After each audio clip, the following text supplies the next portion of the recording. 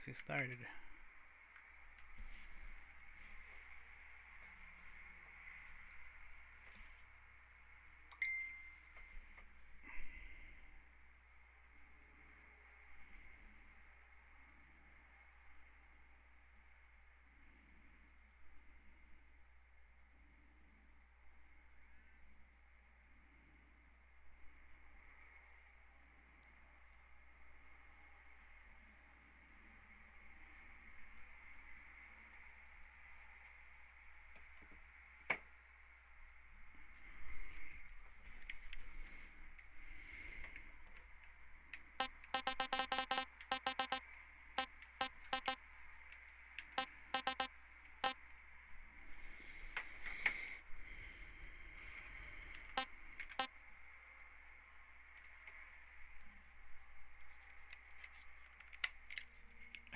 My controller isn't working. I'm playing keyboard and mouse.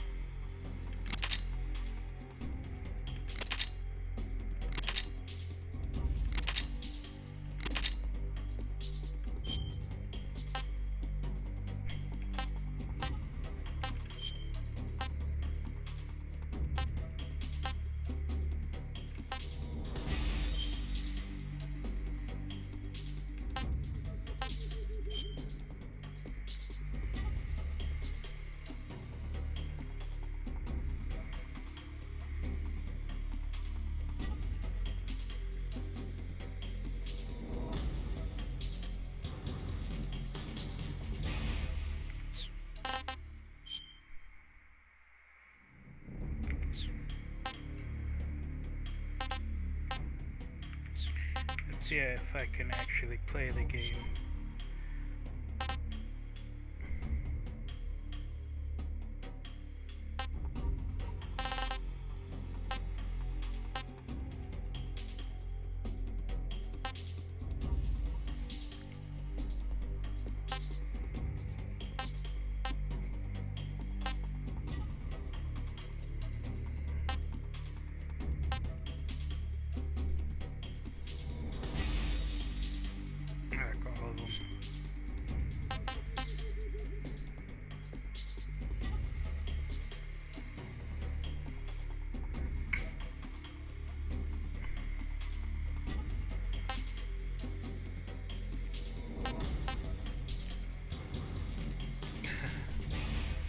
So that's what it was about, huh?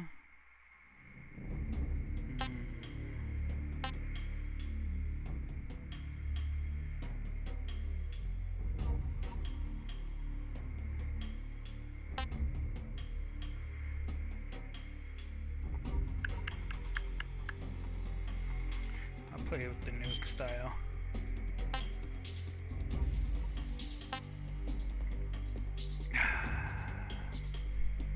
I don't know if I should play the hardest. I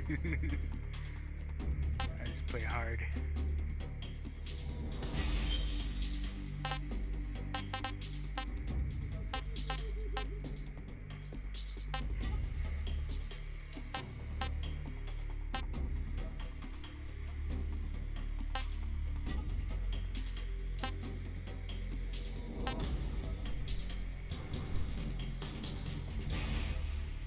Important tips only.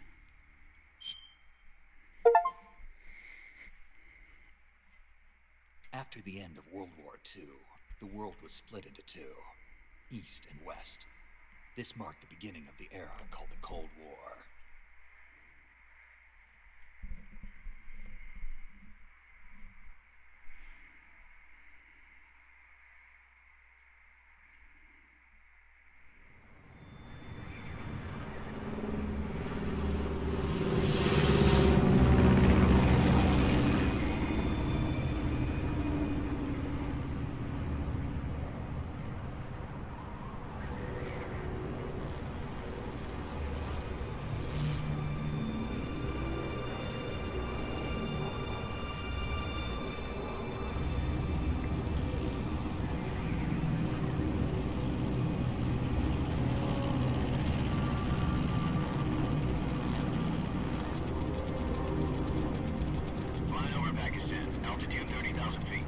Approaching Soviet airspace. 20 minutes to drop off. Commencing internal depressurization. Equipment check. On main parachute. All right. Ready to go. Drop zone still showing a high pressure mass. Cav okay. Good. We've got high visibility.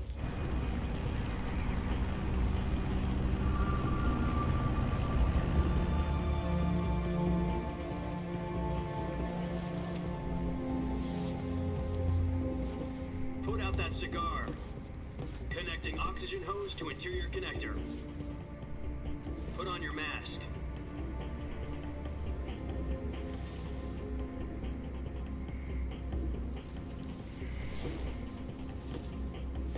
Does this panty waste know what he's doing? Approaching release point. 10 minutes to drop off. Hey, are you deaf? He said put out the cigar and put on your mask.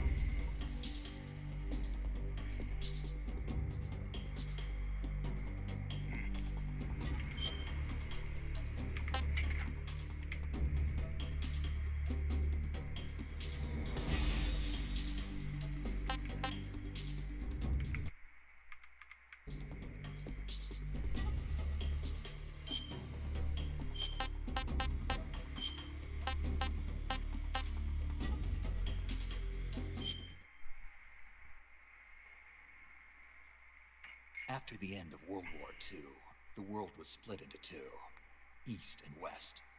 This marked the beginning of the era called the Cold War.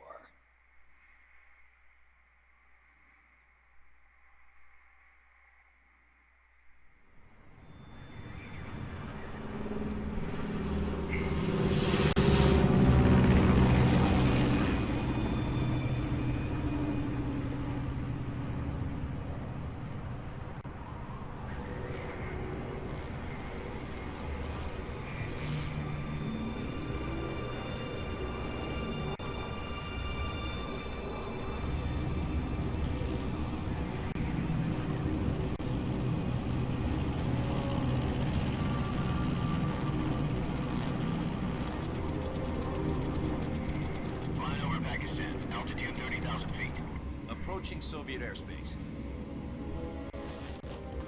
20 minutes to drop off. Commencing internal depressurization. Equipment check. On main parachute. All right. Ready to go. Drop zone still showing a high pressure mass. Cav okay. Good. We've got high visibility.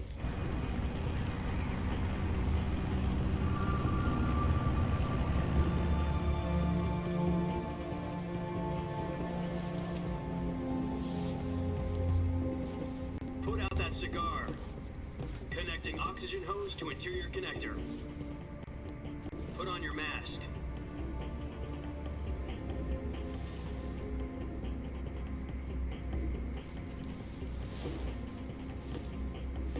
Does this panty waste know what he's doing? Approaching release point. 10 minutes to drop off. Hey, are you deaf? He said put out the cigar and put on your mask.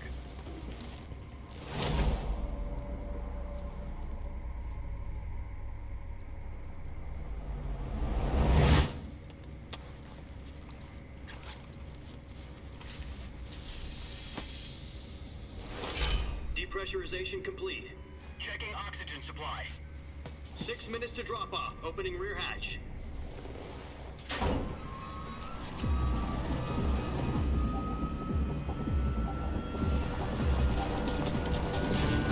Sunrise.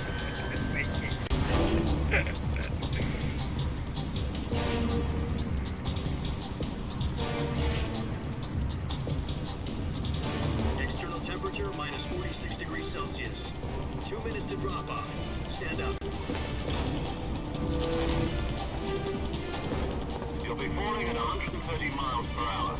Try not to get frostbite from the wind chill. 1 minute to drop off. Move to the rear. Activate the alarm bottle. This is one for the history books. The world's first halo jump. 10 seconds to drop off. Stand by. Status okay. All green. Prepare for drop-off. Countdown. 5, 4, 3, 2, 1. Spread your wings. And fly. God be with you.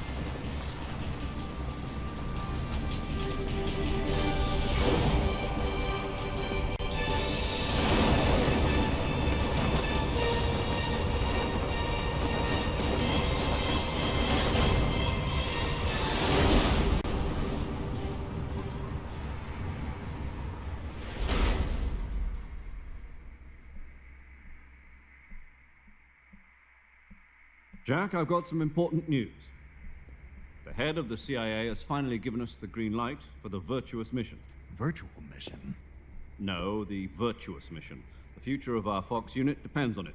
If it succeeds, we'll be officially organized into a unit. Virtuous mission? Sounds like some kind of initiation ritual. You know, don't get cocky. This isn't a training op. Right. So what exactly is this wonderful mission? Well, about 2 years ago, a certain Soviet scientist requested asylum in the West through one of our moles. His name is Nikolai Stepanovich Sokolov. He's head of the OKB 754 Design Bureau, one of the Soviets' top-secret weapon research facilities, and the East's foremost expert on weapons development. Sokolov? Isn't he that famous rocket scientist? The very same. On April the 12th, 1961, the Soviets achieved the first manned spaceflight in history. The Earth was blue, but there was no God. Well spoken. The rocket that carried Yuri Gagarin to orbit was the A-1, known as the Vostok rocket. Sokolov is said to be the man most responsible for the multi-engine cluster used in that rocket. After Gagarin's flight, Sokolov left rocket development to become the head of the newly established Design Bureau. From a lowly technician to head of a design bureau, that's quite a success story. So why do you want to defect? It seems he'd become afraid of his own creations. Afraid? Call it a crisis of conscience. And for that, he left his country and his family behind and went over the fence? Not exactly. One of his conditions was that his family was also to be taken safely to the west. He used a mole to get the family out first and succeeded in sneaking Sokolov over the Berlin Wall shortly afterwards. His cut is just so I long. was the one who conducted the operation. The security on the eastern side was still full of holes back then. Then what? We got Sokolov over in one piece, but the whole ordeal had left him exhausted, and we checked him into a hospital in West Berlin. It took him 2 weeks and more than 600 miles to get from the research facility in the Soviet Union to Berlin. He was in no condition to say anything coherent. And it was only a week later that we had something much bigger on our hands. The Cuban Missile Crisis. October the 16th, 1962, President Kennedy received word that the Soviets were in the process of deploying intermediate-range ballistic missiles in Cuba. The President demanded that the Soviets dismantle and remove the missiles.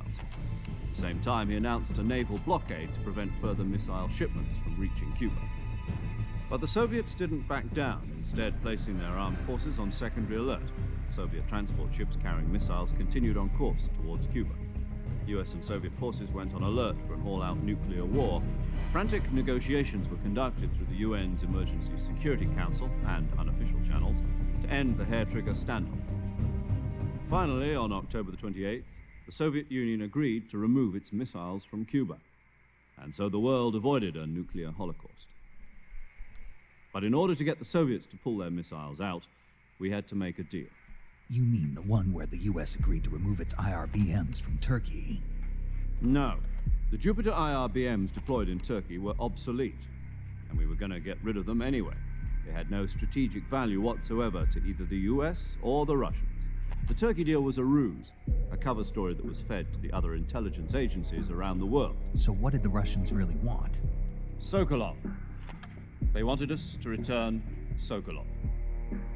You mean the Soviets pulled out of Cuba just to get their hands on Sokolov? That's right. What the hell was he working on? At the time, we had no idea. We were running out of time. It was either give up Sokolov or risk full-scale nuclear war. In the end, we had no choice. President Kennedy gave in to Khrushchev's demand. The next day, I got Sokolov out of the hospital, handing him over to agents on the eastern side. Sokolov kept on screaming, "Save me," until he disappeared from my sight. Then a month ago, we received some new information from one of our moles. About Sokolov? Yes. He was taken back to the research facility and forced to continue working on the weapon in question under KGB supervision. What's more, it's on the verge of completion. So what kind of weapon is it? Something to do with space rockets? No, missiles. Same technology. I guess you're right. We don't know the details, but it appears to be a new kind of nuclear device. For half a year now, the Soviets have been conducting frequent nuclear tests at Semipalatinsk. Something to do with the weapon, I assume. We're talking about a secret weapon so big that Khrushchev was ready to pull out of Cuba to get it back. Is Sokolov still in the facility? No. According to our intelligence, he's in Selino-Yarsk, a place in the mountains about 3 miles to the west that's known as the Virgin Cliffs. The Virgin Cliffs.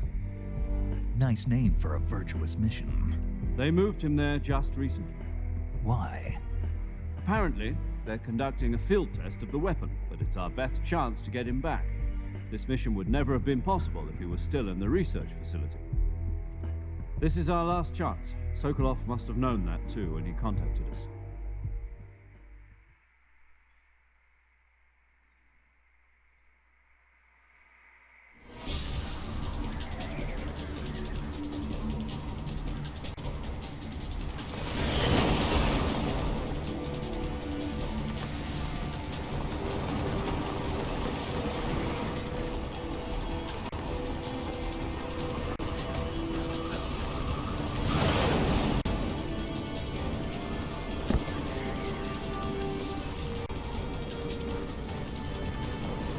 Listen up, Jack. Your mission is to infiltrate Selino-Yarsk in the Soviet mountains, ensure the safety of Sokolov, and bring it back to the West.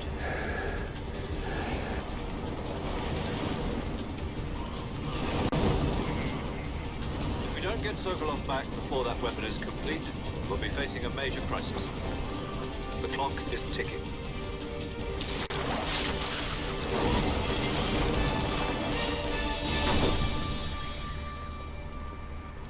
Once we've confirmed the rescue of Sokolov, stand by at the recovery point. A recovery balloon will be dropped at that point. Helium will be pumped into the balloon to inflate it. The process takes about 20 minutes. Once it's complete, the gunship's arm will latch onto the balloon and pull it up. The Fulton surface-to-air recovery system. I'm familiar with the theory. Take it easy. It's been combat-proven. Do you think Sokolov is up to it? The shock will be less than during a parachute jump, and the arm can handle up to 500 pounds. So you're planning on going over the border in a single combat Talon? She's equipped with two 6-barrel 20mm Vulcan cannons, as well as two 40mm machine guns. Sounds like she could hold her own against a battalion of tanks. Even with the fuel in the reserve tank, we're facing a 4-hour time limit. If all goes well, it shouldn't take more than a few hours. Home in time for dinner. But if anything goes wrong, you'll be eating dinner, breakfast, and all the rest of your meals in the jungle.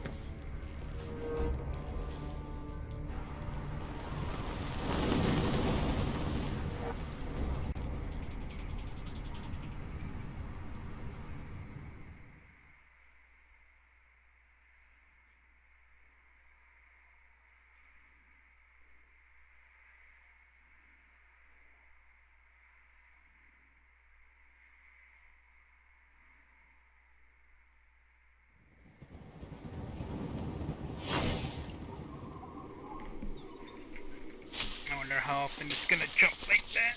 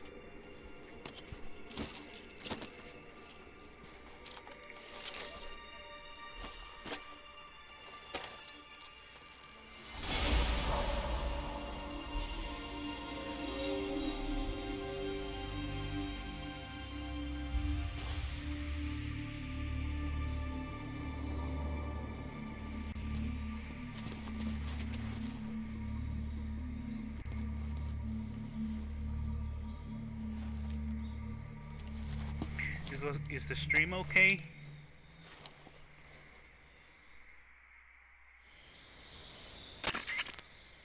Do you copy? You're already in enemy territory, and somebody might be listening in. From here on out, we'll be using code names to refer to each other. Your code name for this mission will be Naked Snake. I'll be referring to you as Snake from now on. You're not to mention your real name. Snake? Oh, you don't like snakes? What do you mean? Well, you've eaten one before, haven't you? In survival training. I'm glad to hear that. I don't know if I'd ever order one in a restaurant, but... Be careful, you might not have a choice. What about you, Major? What should I call you? Let's see. I'll be Tom. Call me Major Tom. This will be a sneaking mission. You must not be seen by the enemy. You must leave no trace of your presence. Is that clear? This kind of infiltration is the Fox unit's speciality. In other words, weapons and equipment are procured on site. That goes for food as well. You're completely naked, just as your name implies. Great. Now I see why you asked me if I like snakes. I suppose calling me Snake was your idea of a joke, too. No, there's a good reason for that. I'll tell you later when the time is right. Gotcha. Getting back to the subject, how exactly am I supposed to feed myself? You've been issued a knife and a tranquilizer gun. Use them to hunt for food. You'll also find some medical supplies in your backpack.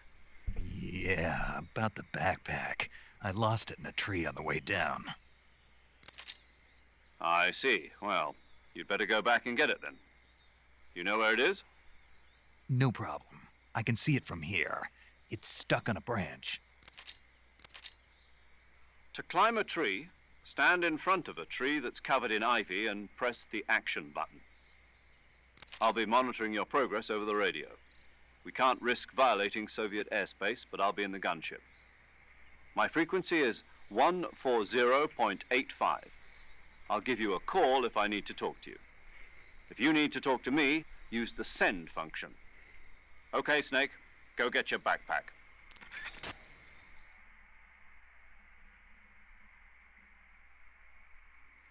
Let's see how well gameplay is. Ooh, it's jumping. Ooh.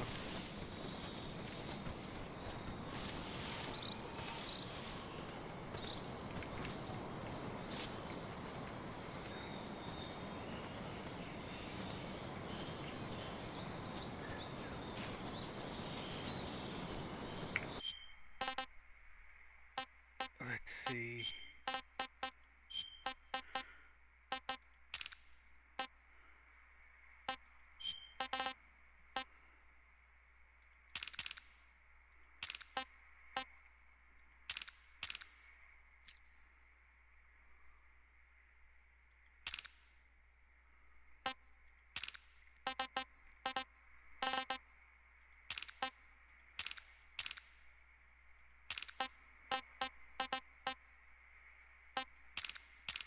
Turn off motion blur.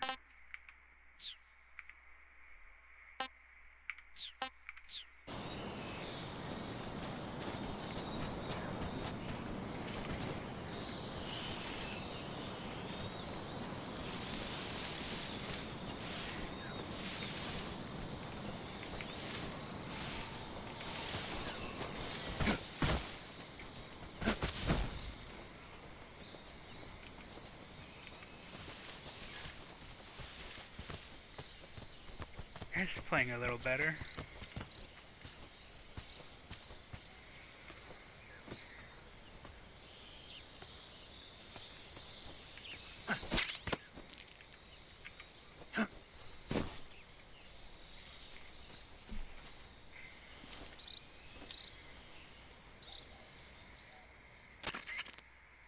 I see you've retrieved your backpack, Snake. To equip a weapon, it's necessary to take it out of your backpack. In the survival viewer, choose Weapon from the backpack. Your available weapons will be displayed in a list on the screen. From that list, choose the weapon you want to equip and press the Enter button. For other equipped items, just do the same thing from Item. Got it. Use the survival viewer backpack. Yep, that's right. Survival is fundamental to this mission. After you've been out in the field for a while, your stamina will start to drop. If your stamina gets too low, it'll affect your performance. You won't be able to shoot accurately, for example, and your wounds won't heal as smoothly. Keep an eye on your stamina so you don't run out. To recover lost stamina, you can hunt for local flora and fauna. You can use either your tranquilizer gun or your knife to hunt. My only weapon is a Mark 22 Hush Puppy tranquilizer gun? That's right. It's been fitted with its own suppressor. However, the suppressor will deteriorate every time you fire. Once its durability reaches 0, the noise suppression effect will be gone. So don't get too trigger-happy with it. The suppressor's durability is shown in the icon. Any weapons and equipment beyond what you're carrying now, you'll have to find as you go. I have to find my own weapons and equipment? Whose crazy idea was this anyway? Hideo Kojima. Solo covert actions are standard Fox operating procedure. You can't leave any traces of your presence. No weapons, equipment, footprints, sweat, or bodily wastes. The same goes for bullets and cartridges, too. Your presence in enemy territory is already a violation of international conventions of warfare.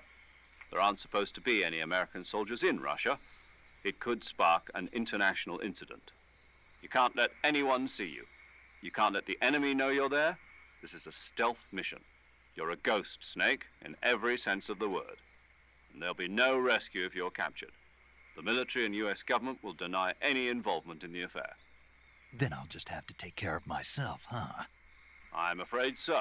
You've been given a fake death pill for that purpose.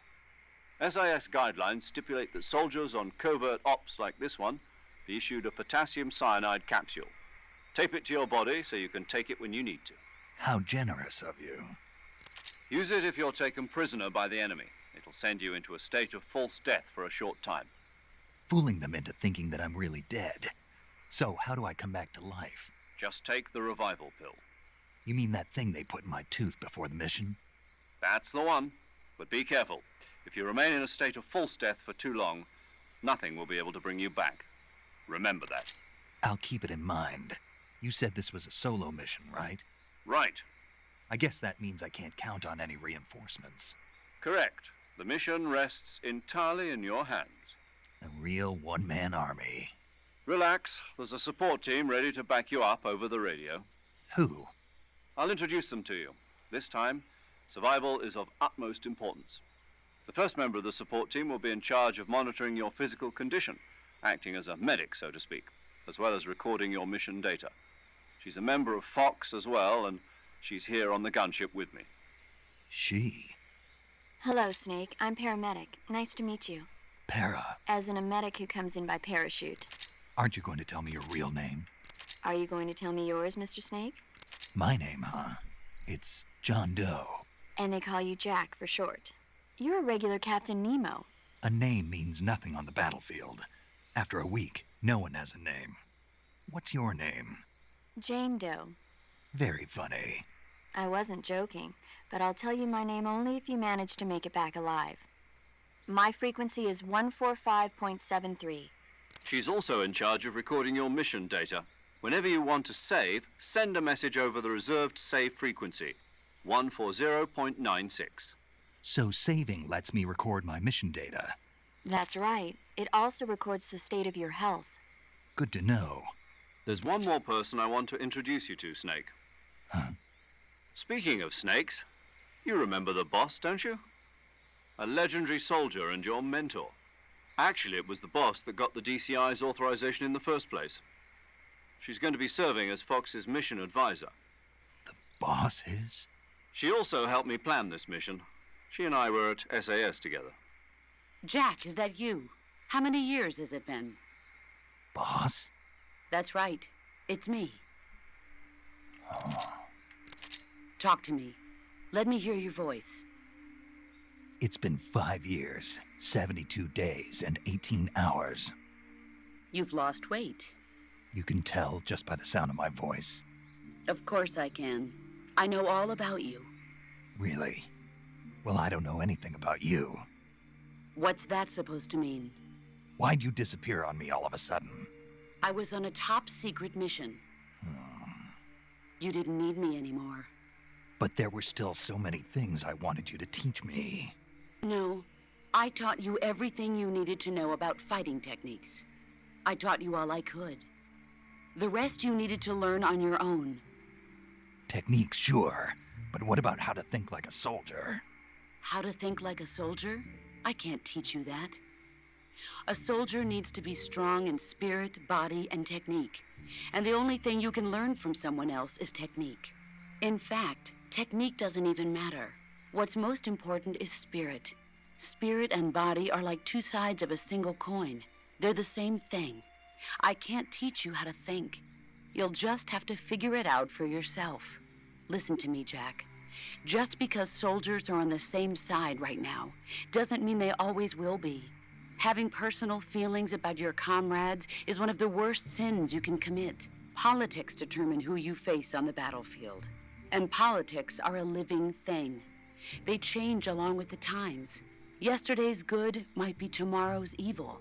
Is that why you abandoned me? No, it had nothing to do with you. I already told you, Jack. I was on a top-secret mission. A soldier has to follow whatever orders he's given. It's not his place to question why. But you're looking for a reason to fight.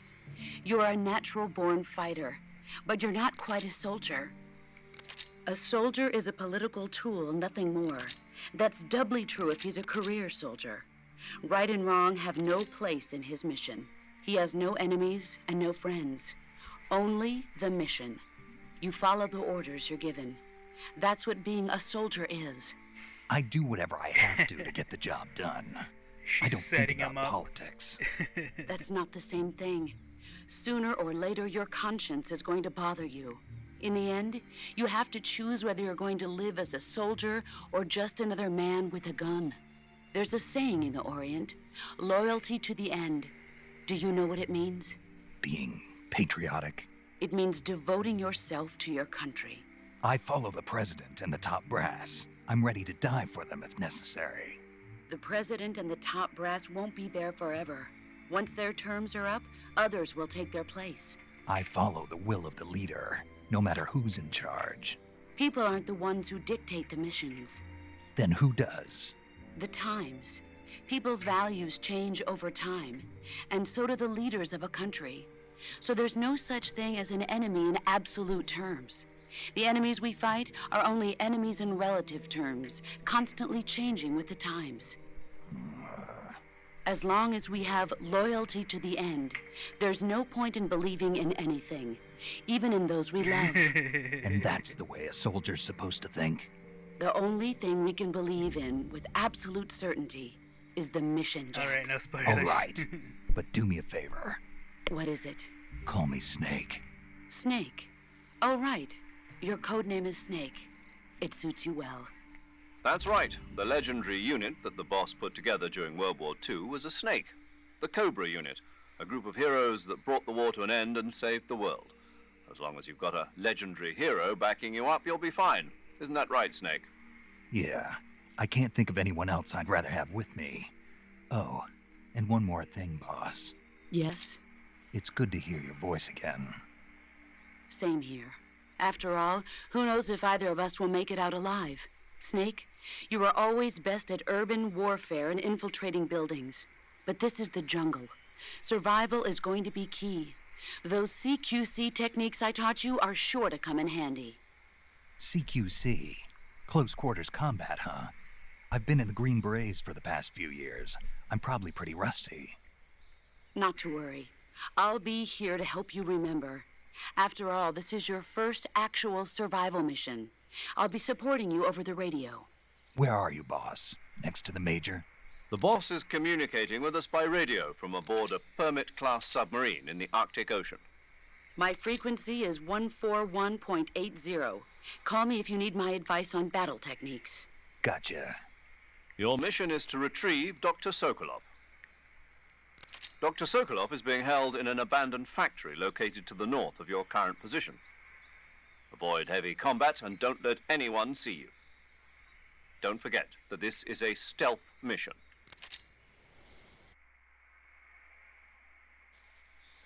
Snake, try to remember some of the basics of CQC.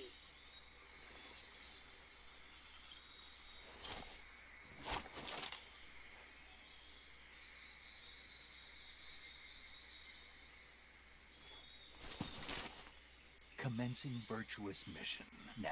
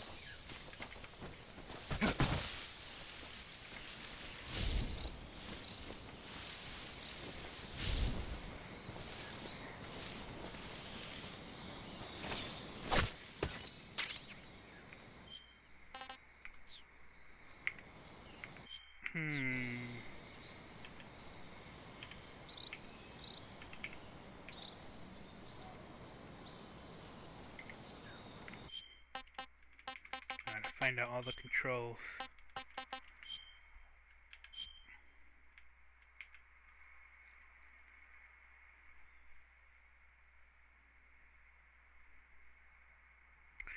2.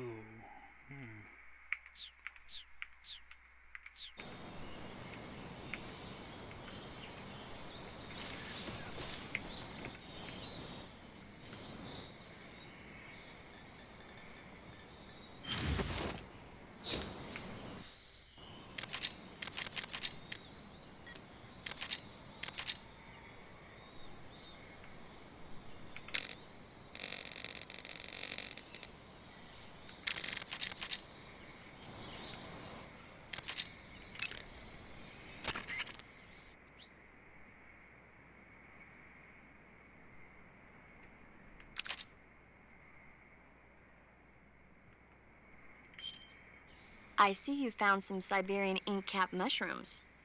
The Siberian ink cap is a mushroom from the ink cap family. Its life cycle is transitory. As soon as the spores mature, the cap starts to turn black, liquefy, and melt away. And that's why they call it an ink cap? That's right. It doesn't really turn to liquid, but you get the idea.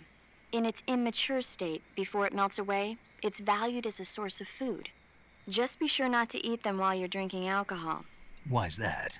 Ink caps contain coprin, which inhibits the function of aldehyde dehydrogenase.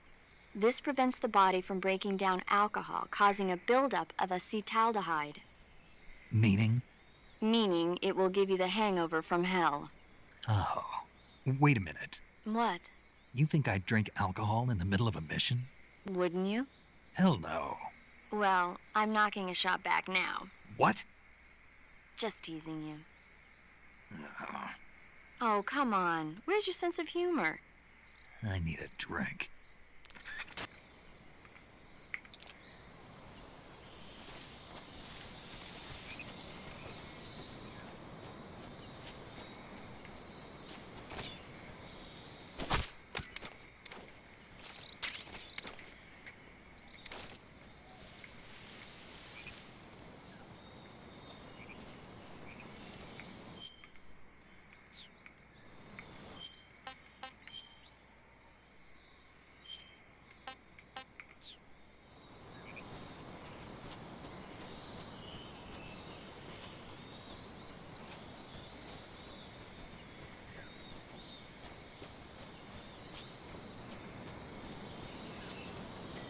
There they are.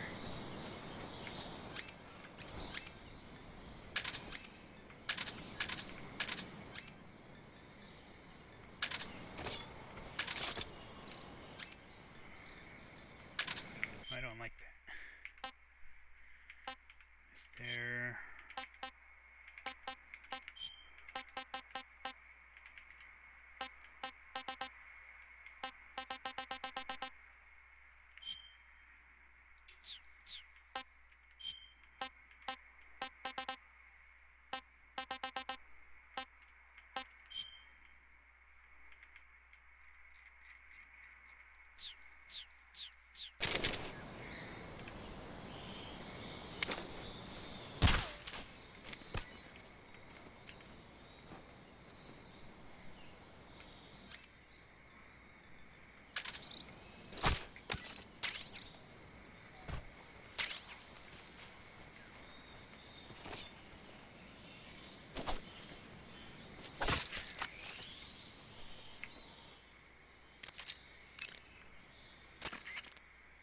I see you found some Russian oyster mushrooms.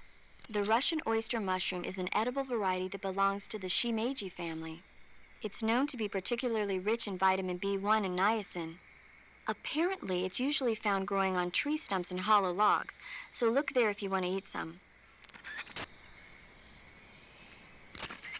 I see you found a Russian false mango.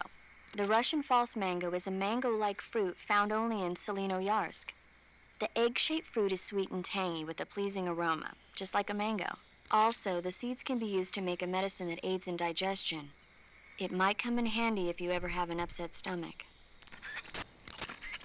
Check your stamina gauge to see how much stamina you have remaining. It shows, as the name suggests, your remaining stamina. As you consume stamina, your natural life regeneration is slowed and your hands shake more. Your O2 gauge and grip gauge also become shorter. Excessively low stamina can often impede your mission objectives. Make sure you replenish stamina before that occurs.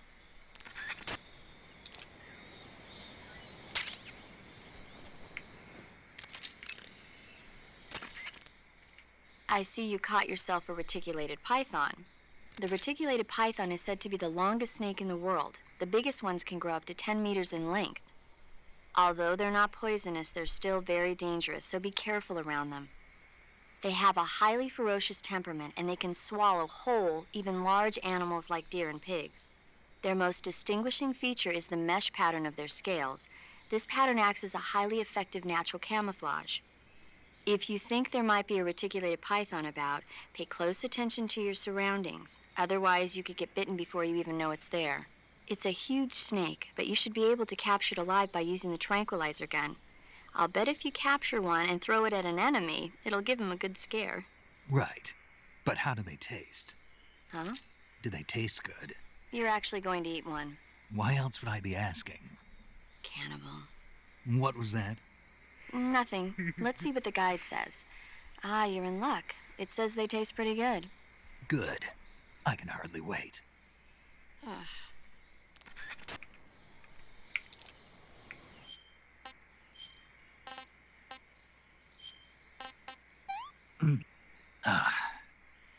Tasty.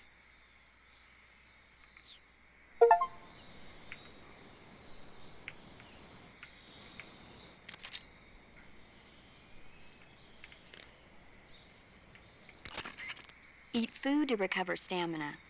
Capture plants and animals to get food.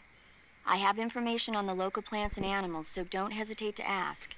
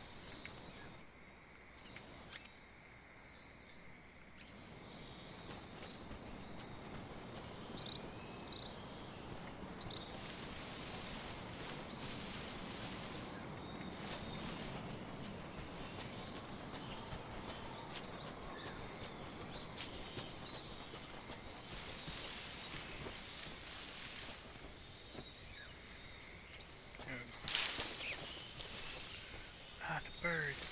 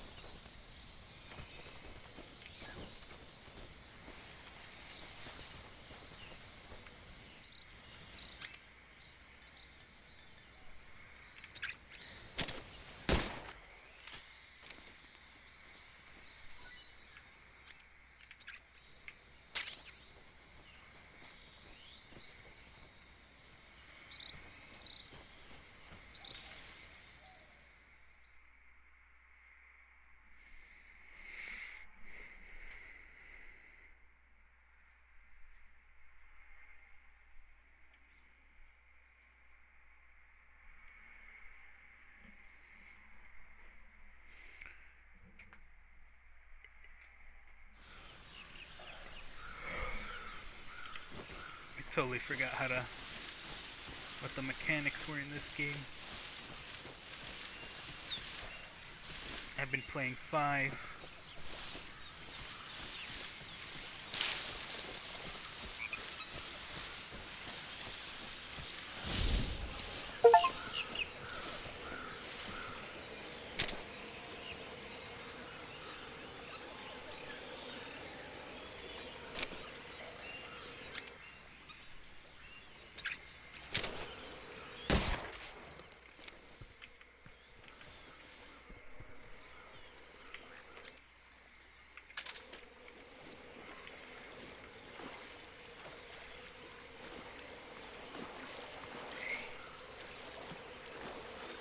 Crocodile.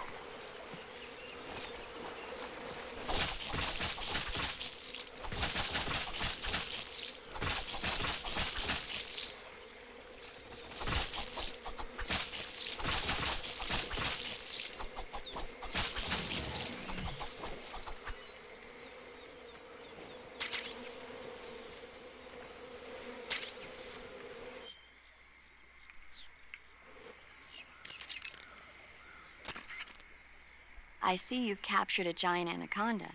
The giant anaconda is believed to be the largest snake in the world in terms of weight and diameter.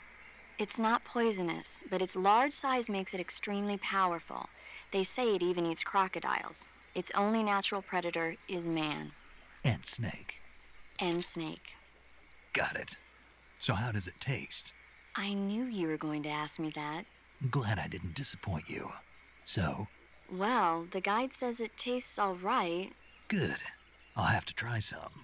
Ugh. I see you've captured an Indian gavial. The Indian gavial is a crocodile that originally lived in freshwater regions in India and Nepal. Why are Indian crocodiles way out here? They're captive crocodiles that were brought here for research purposes but escaped and became wild again. Indian gavials are large creatures.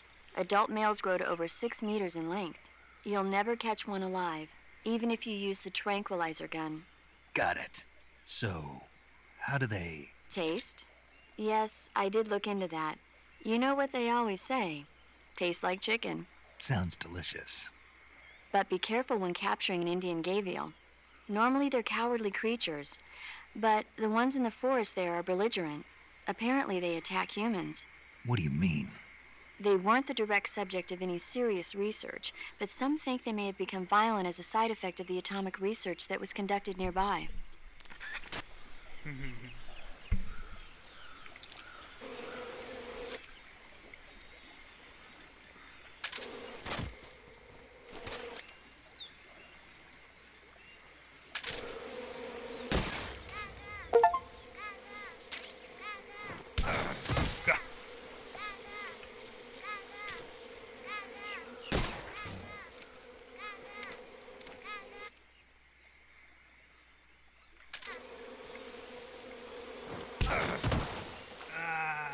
You weren't asleep.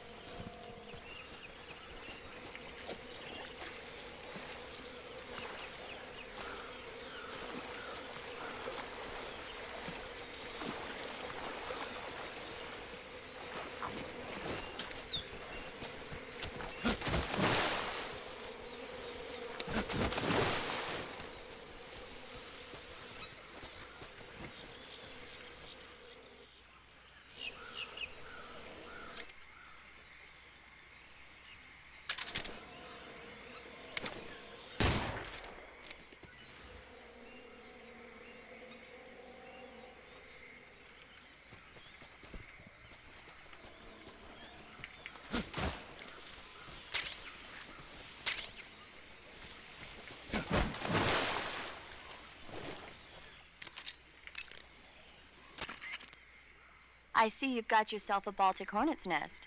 Baltic hornets are a variety of hornets that inhabit that area. The difference between them and other hornets is that they produce honey in their nests. Inside the nests are larvae, pupa, and adults. You can eat them all.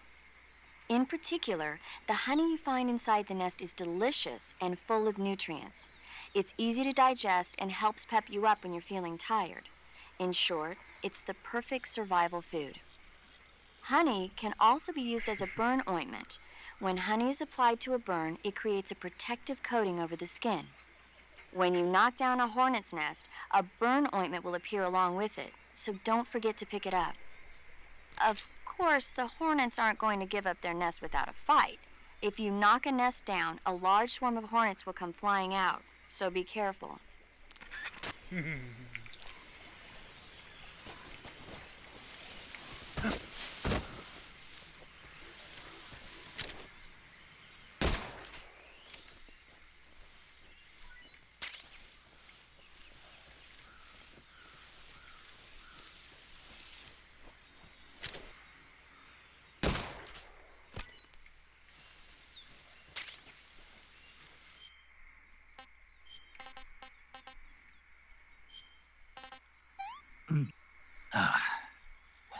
Not too bad.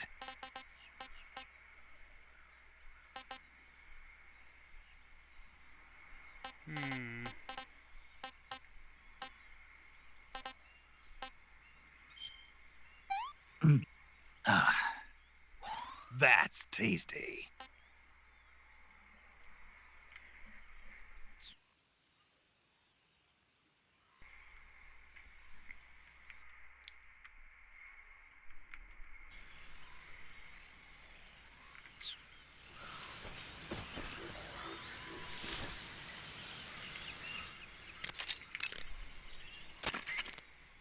Looks like you found a Golova.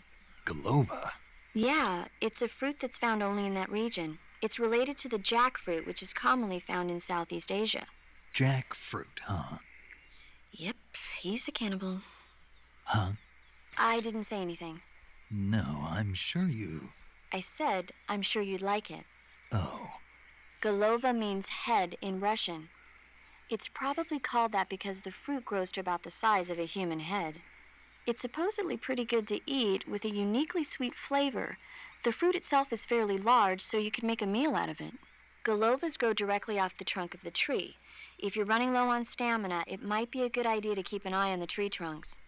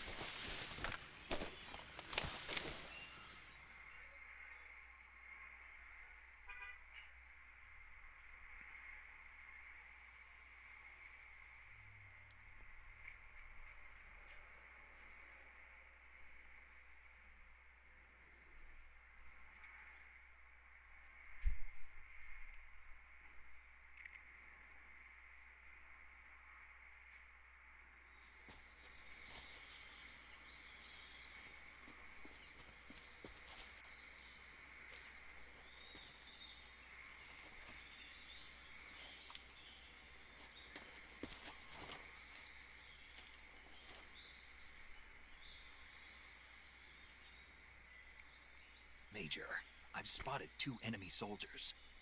They're probably KGB troops sent to guard Sokolov.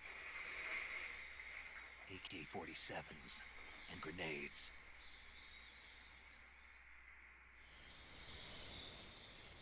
Snake, your presence in Soviet territory is already a violation of international law. We can't let the Kremlin find out that the CIA and the American government are involved. Contact with the enemy is strictly prohibited. Don't engage them in battle either. This is a stealth mission. Got that? The Major is right. The point of this mission is to sneak through the jungle without being seen. The success of the mission depends on how well you use your camouflage. Change your camouflage by selecting Camouflage from the Survival Viewer.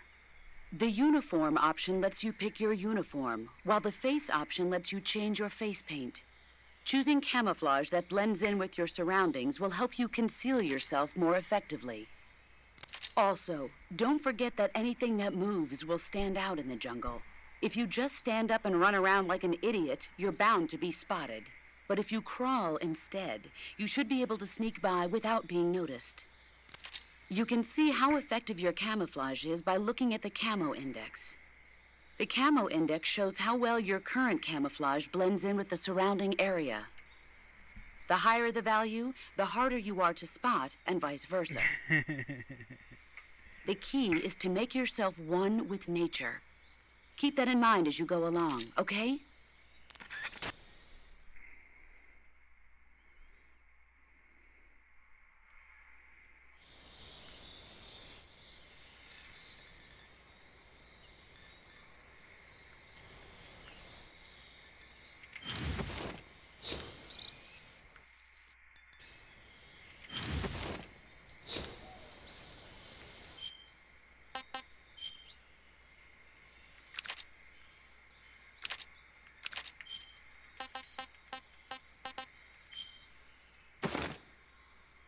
What the fuck?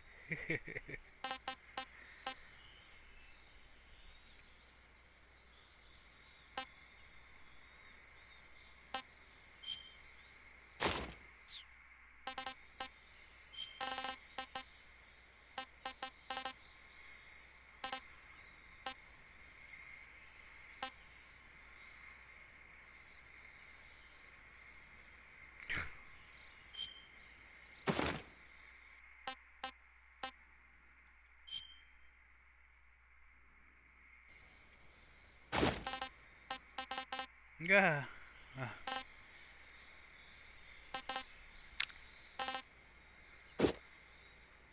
Hey, look, it's riding.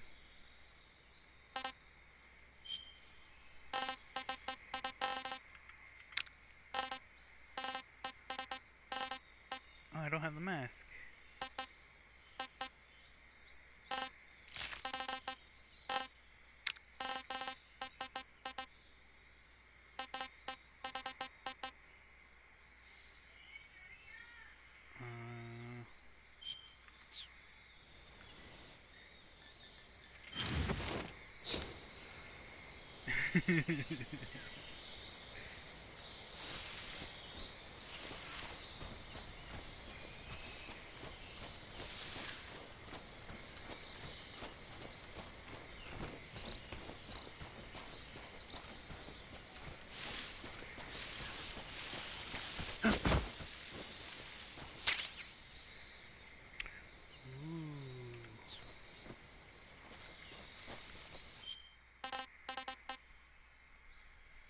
What if I just kill everyone?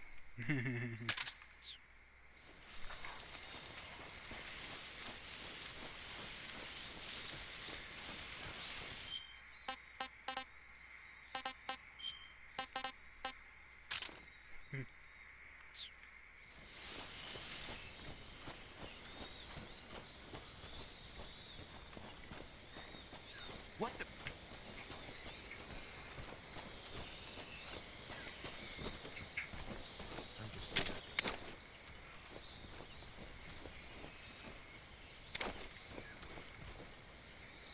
Oh, it uses this as well.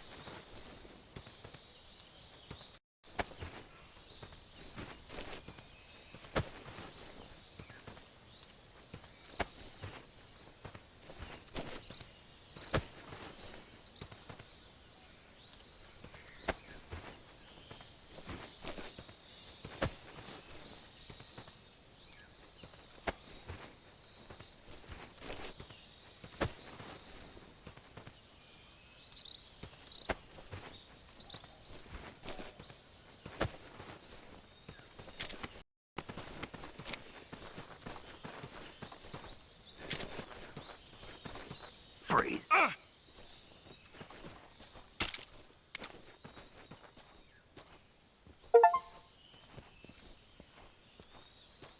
No, wait!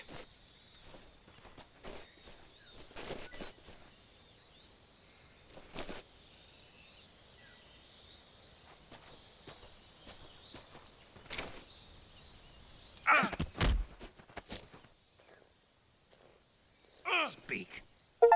We won't hand over Sokolov. Speak. Let go of me! Oh! Oh!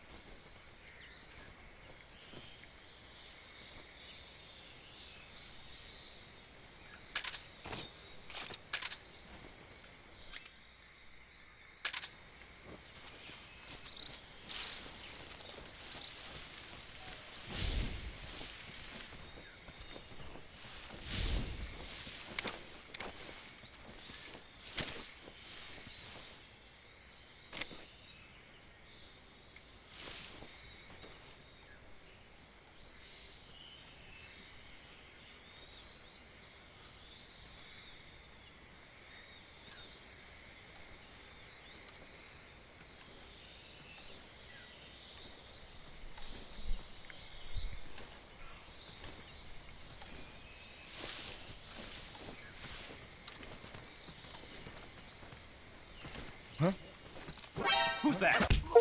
Oh.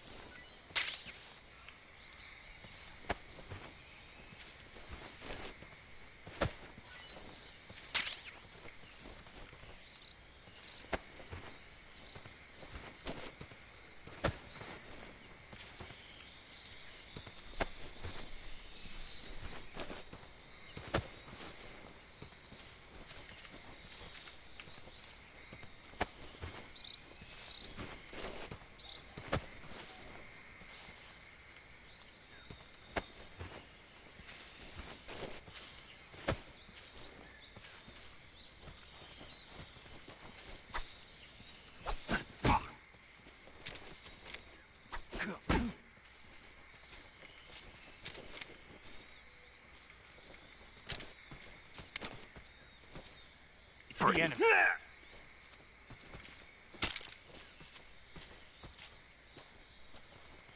Please don't.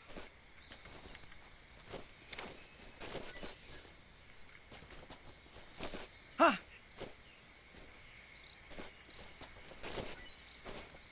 Ah!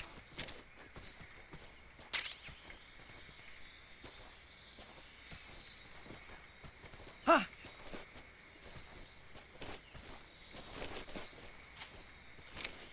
Ah! Speak. If you climb trees, there's fruit. Ah! Speak. Inside fallen trees. Speak. Bastard.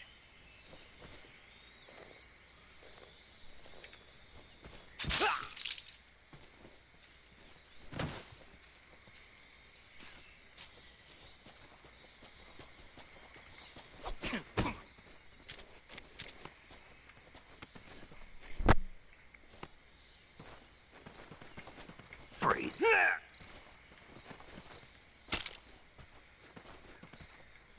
Please don't.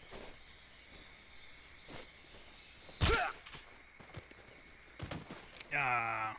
Oh well.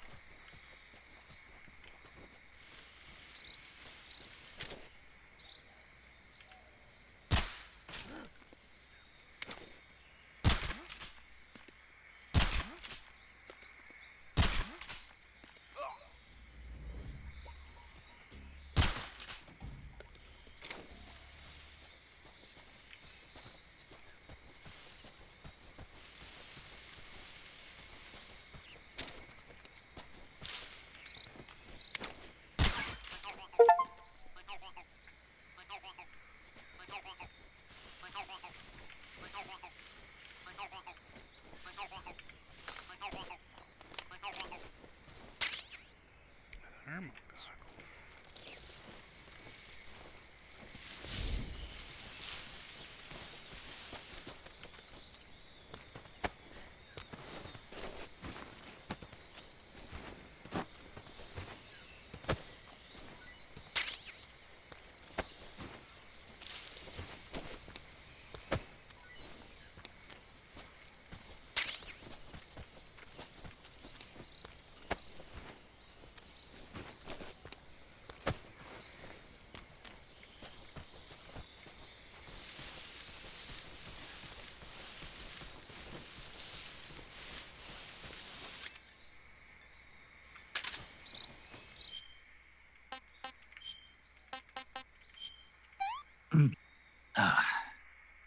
Disgusting.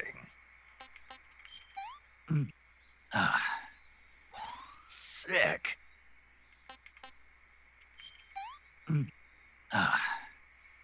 Pretty tasty. Can't eat anymore. I wonder, does he still? How do you?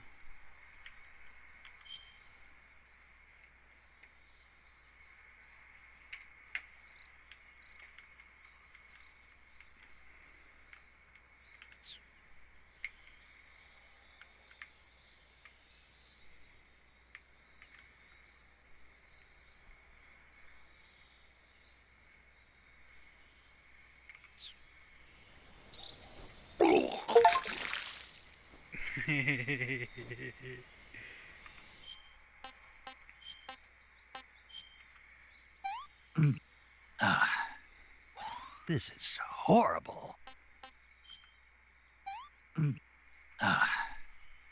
What can I say?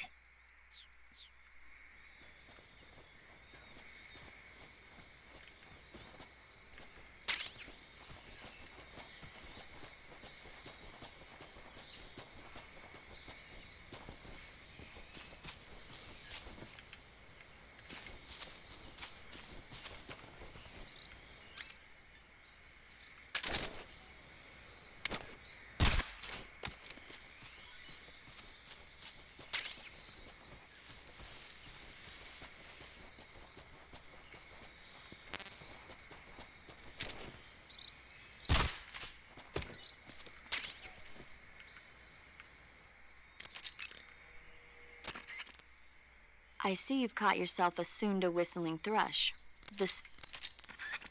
Oh no. I see you found a Yabloko Maloko. Diablo, what now? Yabloko Maloko. It's a Russian name that roughly translates as milk apple. It's a type of star apple. The juice is thick and sweet, like milk, hence the name. And if you cut one in half lengthwise, you'll see a star-shaped ring radiating out from the center. Hence the star apple. Right. The star-shaped part has a gelatinous texture and is said to be especially tasty. Sounds useful. You're welcome. For once. Did you say something? No, back to the mission. Ah, I skipped that one.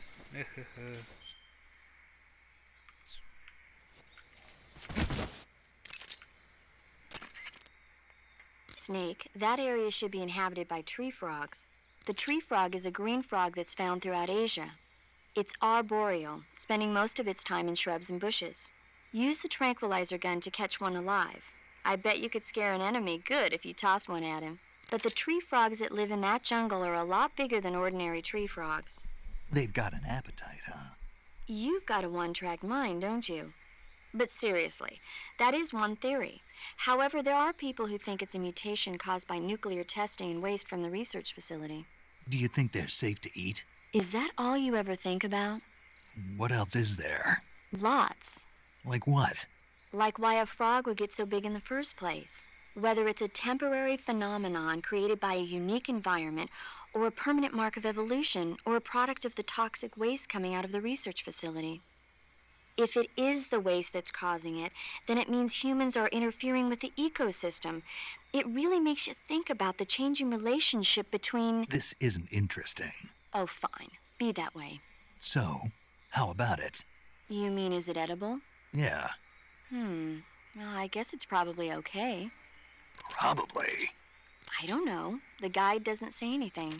Pretty useless guide, if you ask me. Well, try one for dinner and you can help improve it.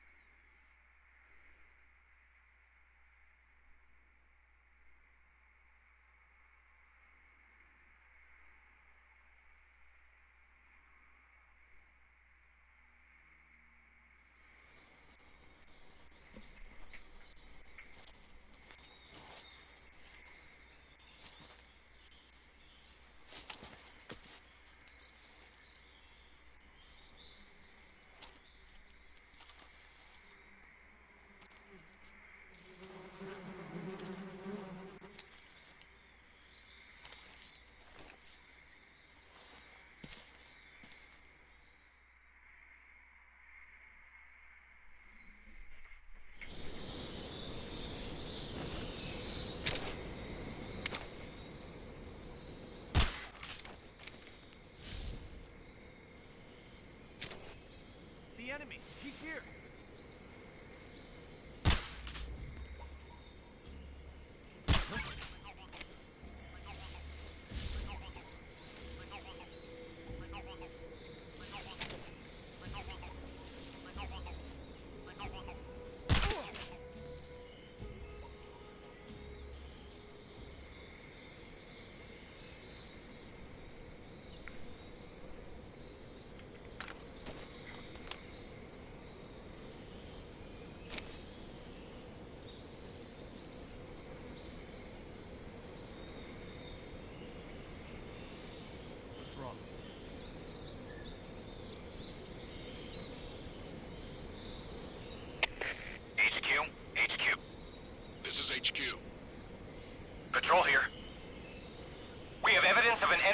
Order. Commence alert formation. Acknowledged. Sending reinforcements. Use extra caution.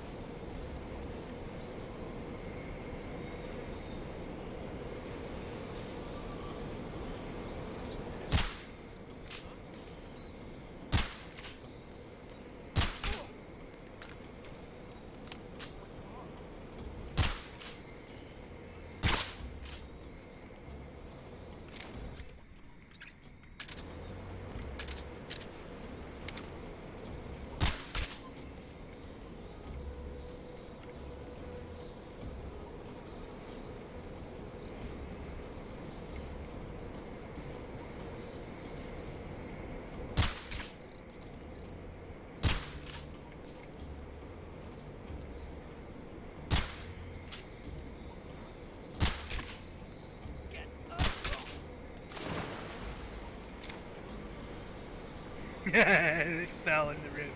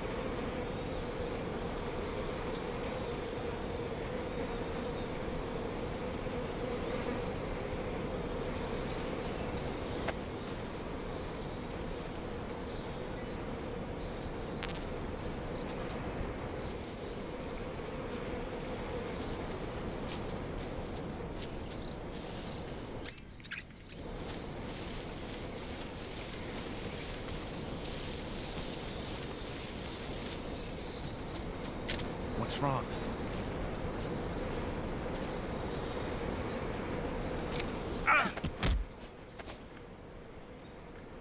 Answer me. Watch out for hornets around here. Speak. I shot down a hornet's nest and got stuck. Speak. Let go of me. Oh. Oh.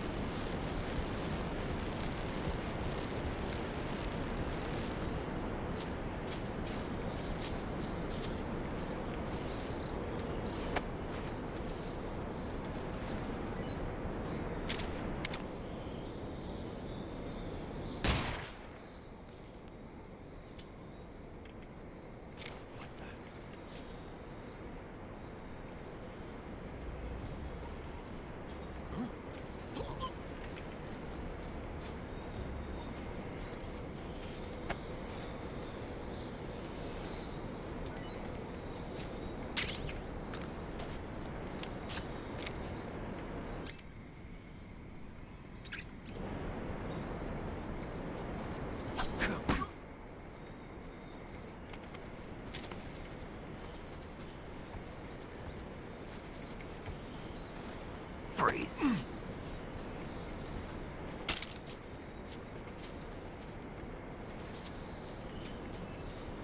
Just try and pull the trigger.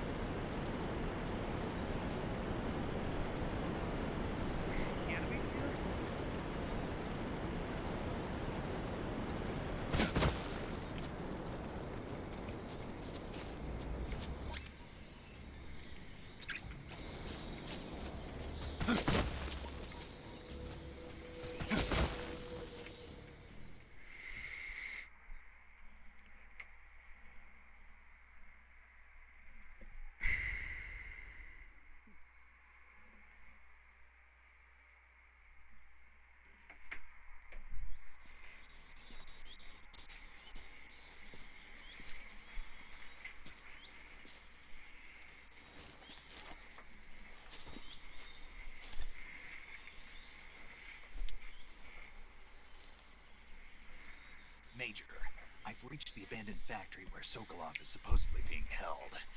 This place is a dump.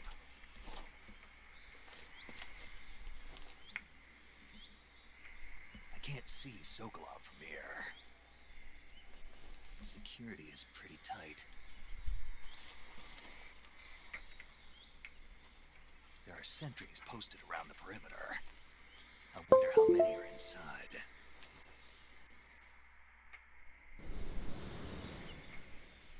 Your objective, Sokolov, is inside the factory. They should be holding him in a room in the northeast section. Northeast section. Got it. Be careful. Your mission is to bring Sokolov back alive. He must not be exposed to any kind of danger. Do not approach Sokolov while in the alert phase.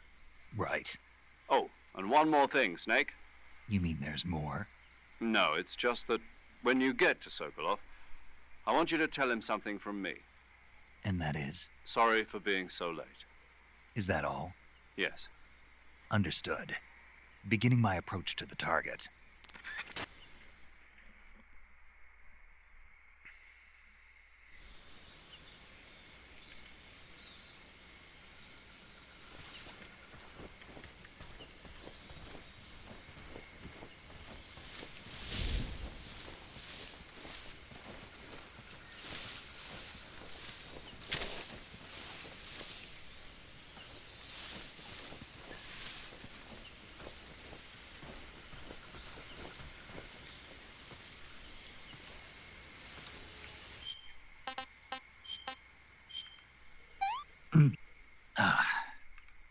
Can't complain.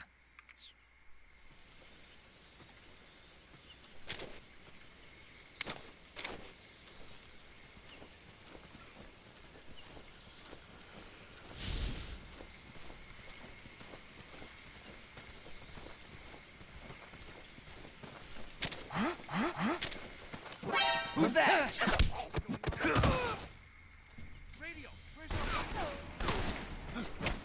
HQ, please respond.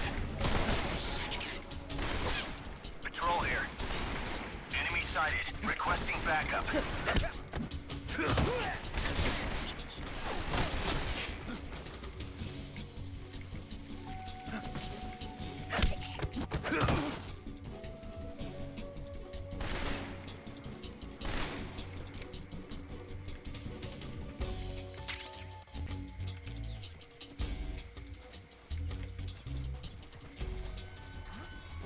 I see him.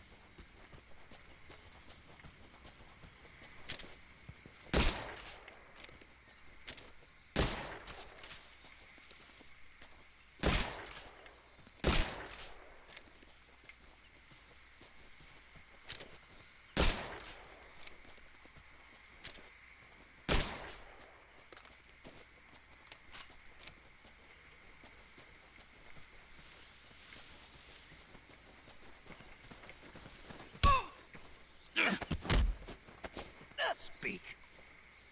I don't know anything. Speak. You lousy!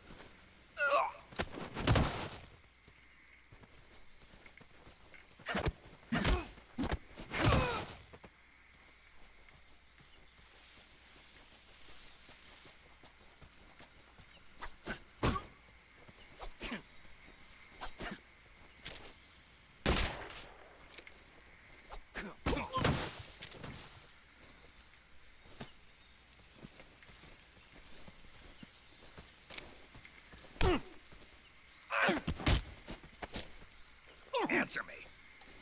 Shoot the bird before it flies away. Speak. Let me go.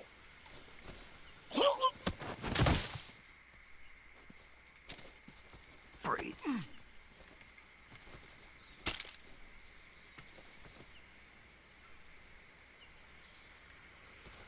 Just try and pull the trigger.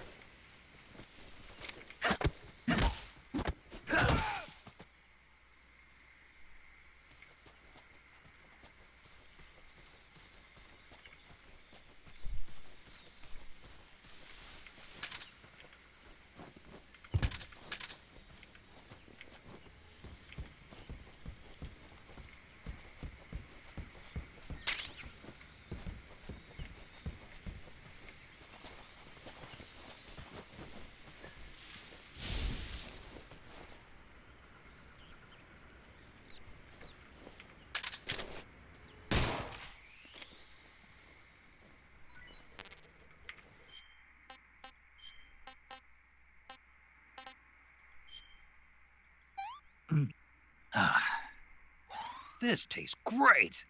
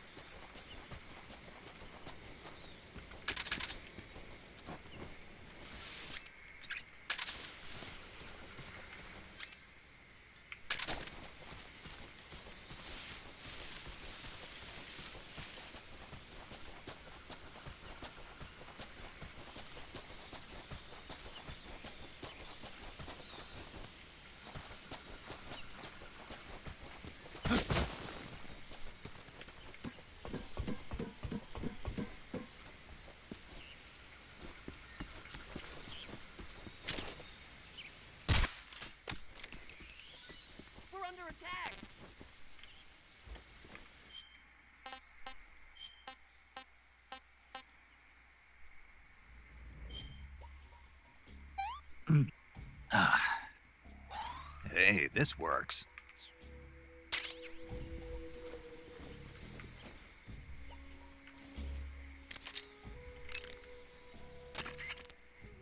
I see you caught yourself a rat. The rats in that area are the descendants of wild Norway rats that were domesticated by humans as pets and lab animals. They're not poisonous, and I don't think they'll attack you, but they're quick little creatures, so you might have a hard time catching one. Uh-huh. So how do they taste? Snake. What? They're rats. I know what they are. Do they taste okay? The guide says they're not that bad. Good enough for me. Ugh.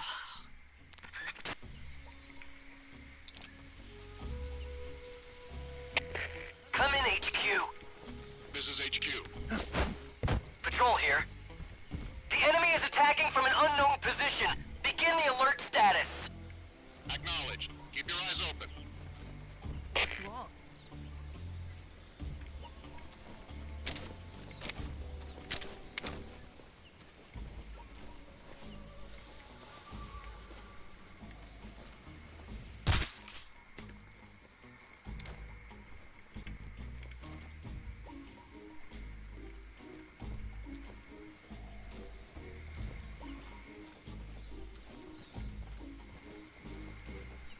Damn it.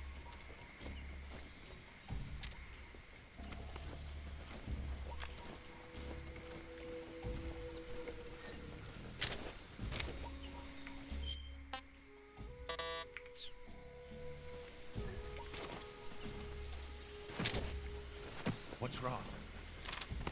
What's wrong?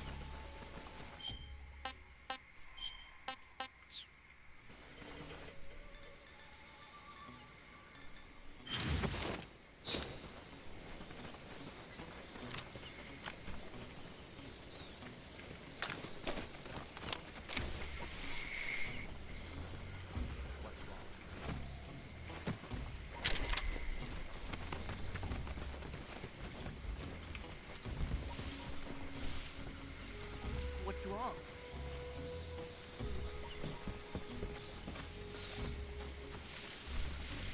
What's wrong?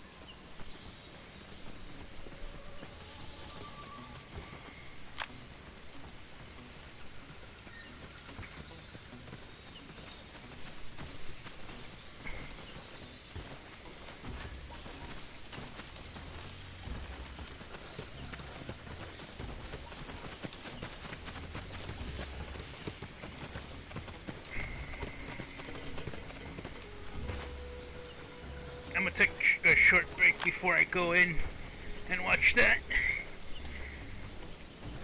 cutscene.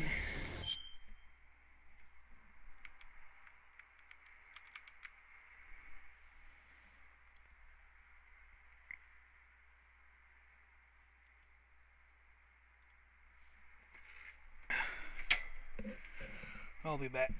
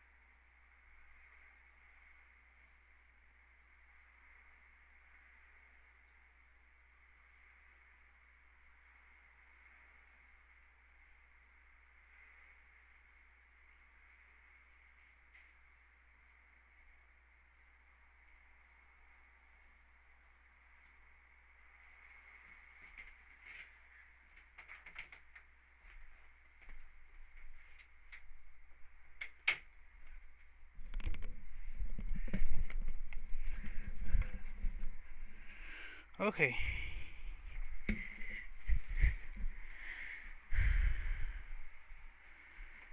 I'm back.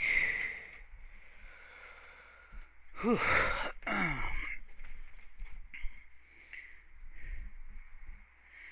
Alright, let's get watching that.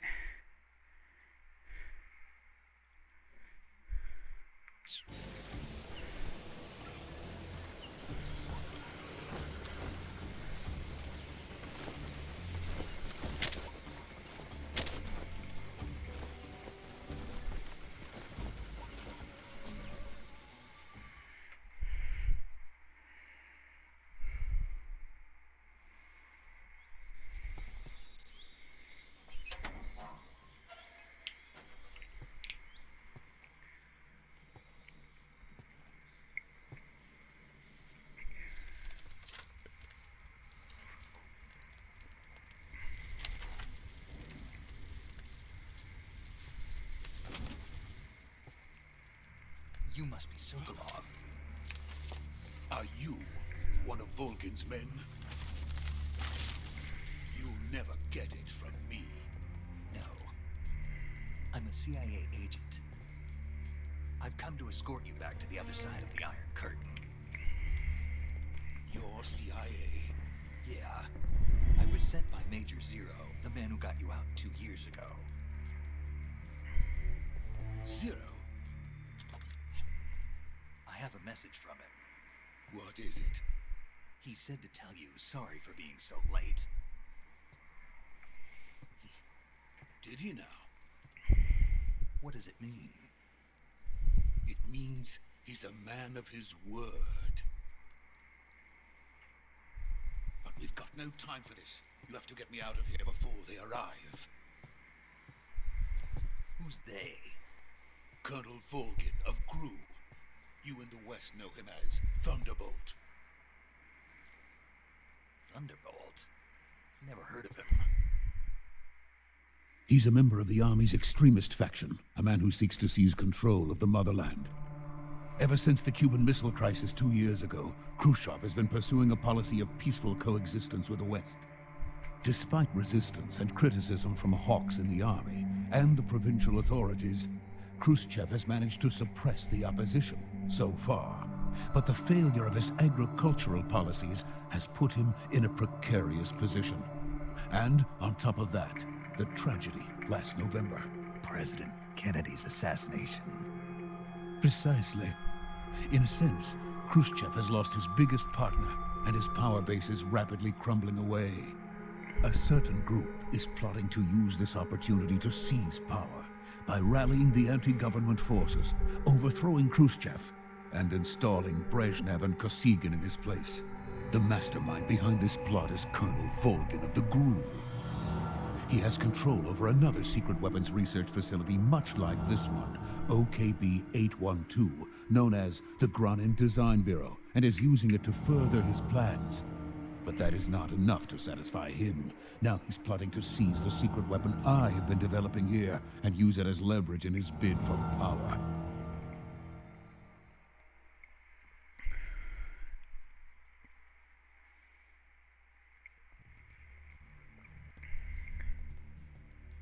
The intelligence says that they are going to make their move during the test. Then, the soldiers outside.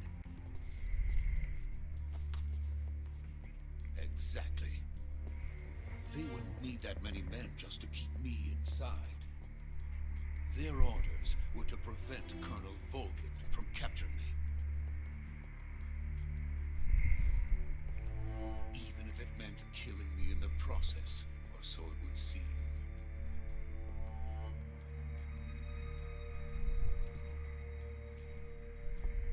Volgin will come. I'm sure of it. You must get me out of here before then. Leave it to me. By the way, your Russian is superb.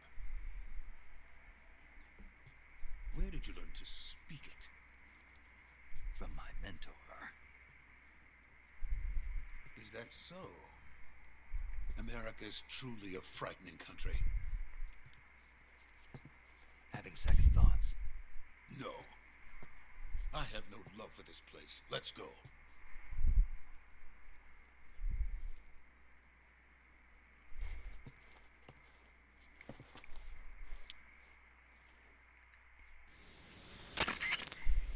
Major, this is Snake. Sokolov is safe with me. He's doing fine. No injuries. Good work, Snake. Now hurry up and get Sokolov to the recovery point. We'll rendezvous with you there. Roger. What about the sentries? I had to kill them. There was no other way. But no one will know we were involved. I see. What about the boss? We lost contact with the boss some time ago. What happened? It's probably just a weak signal. Just hurry and get Sokolov out of there.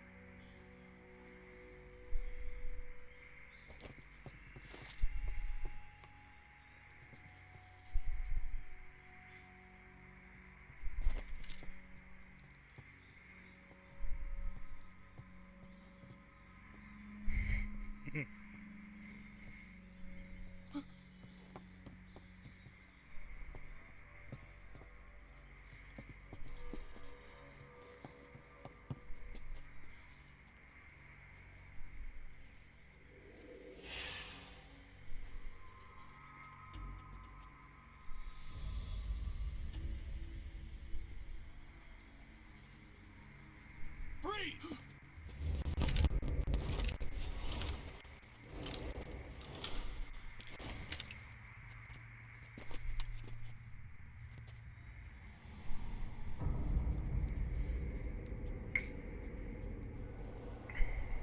So this is the legendary boss. Huh?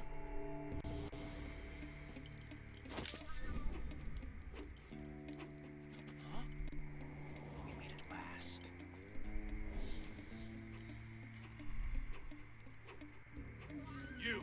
You're from the Ocelot unit of Spetsnaz. Huh. What's a crew soldier doing here? Soldier?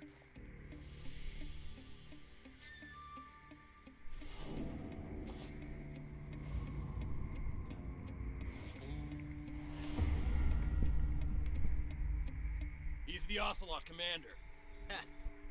That's Major Ocelot to you. Don't you forget it.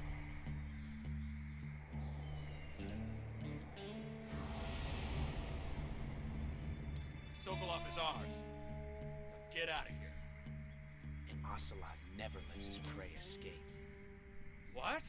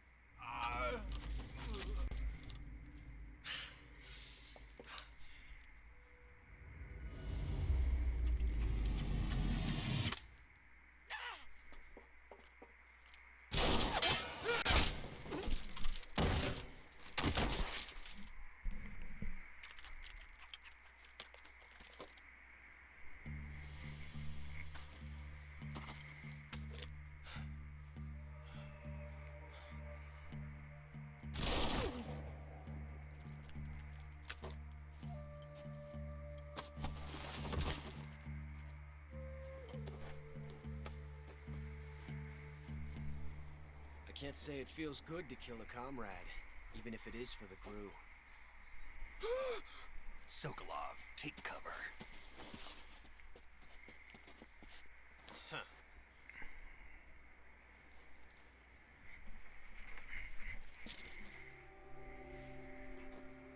Huh.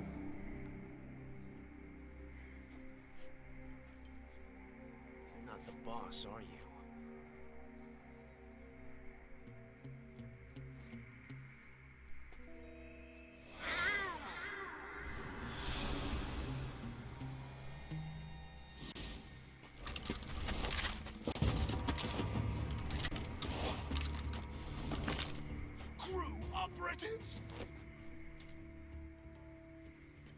What is that stance?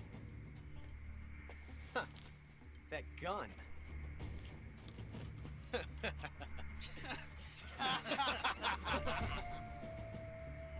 If you're not the boss, then die.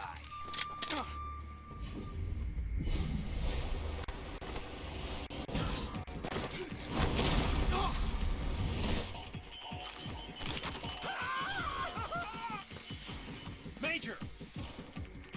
Leave it! Shoot the other one!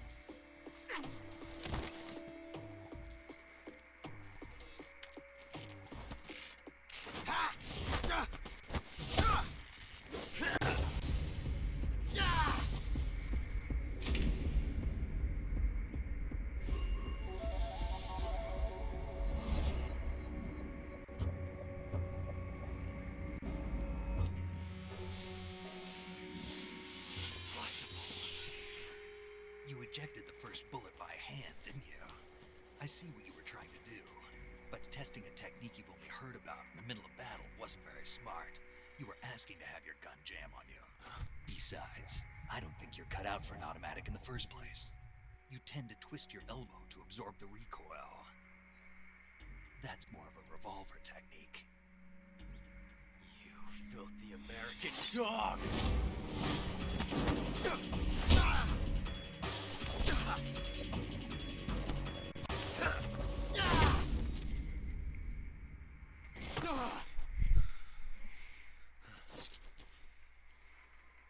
But that was some fancy shooting. You're pretty good. Pretty good.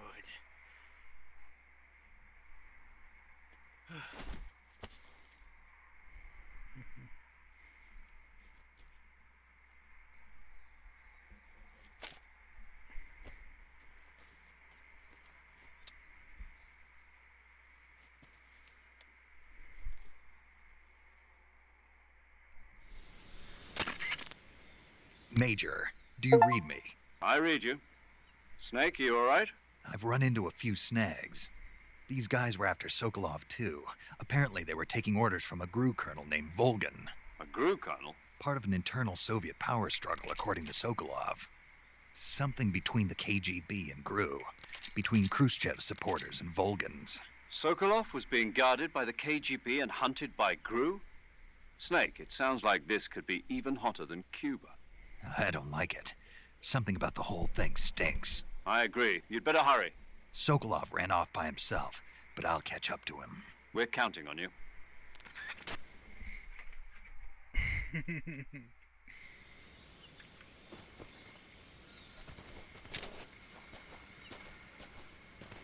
I want to kill Ocelot just so I could get the paradox.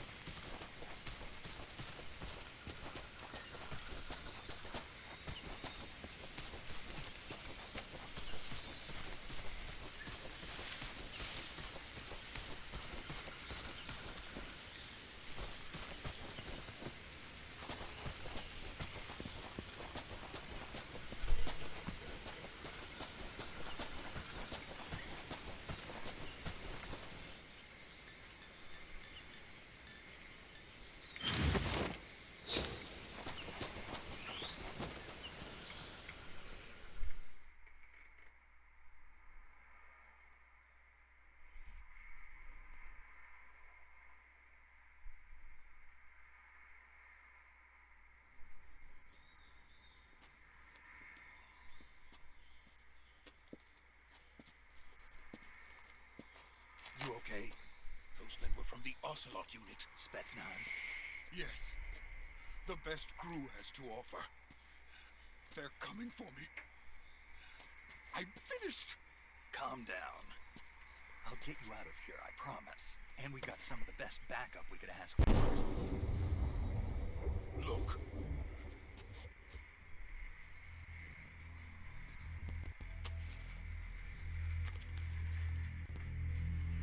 That's what they were making you build. Yes. The Shagohod. The treading behemoth. A tank capable of launching nuclear IRBM. It can launch nuclear missiles from that kind of terrain? Oh, yes. And without support from friendly units. A nuclear-equipped tank capable of operating solo.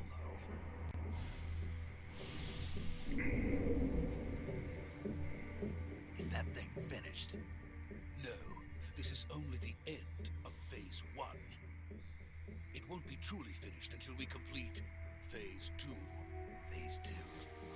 The weapon's true form. If it is completed and the Colonel gets his hands on it, it will mean the end of the Cold War. The end of the Cold War? Yes. And then the Age of Fear will truly begin. A world war? I had no choice but to cooperate. I didn't want to die. I wanted to see my wife and child again in America. Please, take me to America, quickly. They cannot complete it without my help. Got it. Let's go.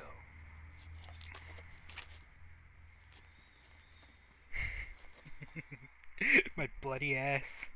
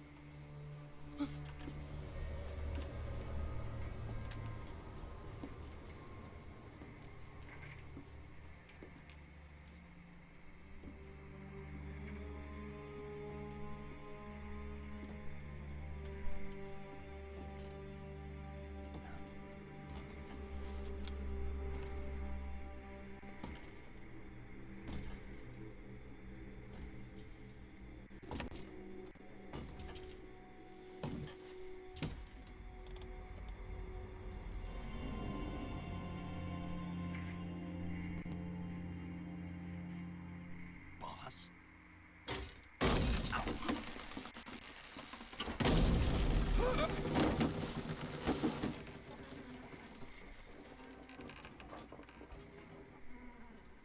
Good work, Jack.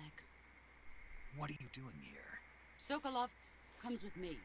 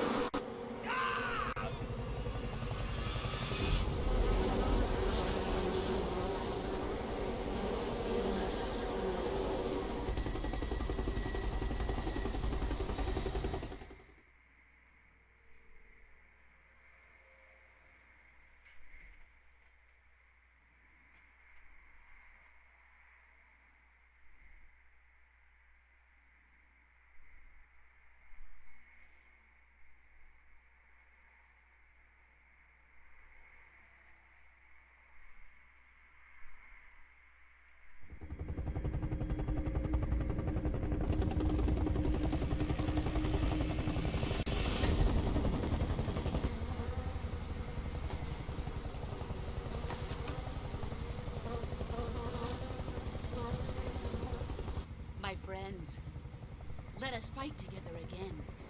I have waited long for this day. We will fight with you once more.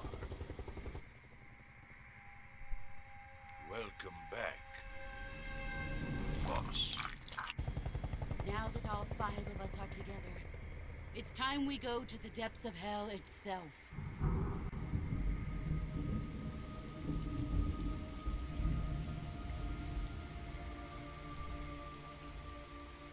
It's raining blood. Is he crying?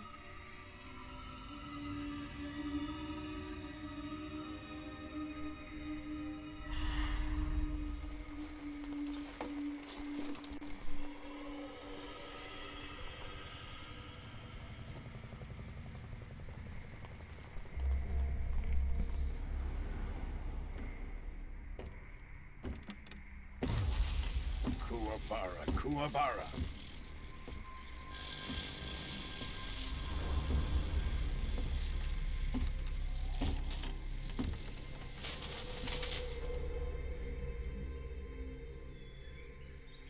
Ah, what a joyful scene. Colonel Vogan. Welcome to my country. And to my unit.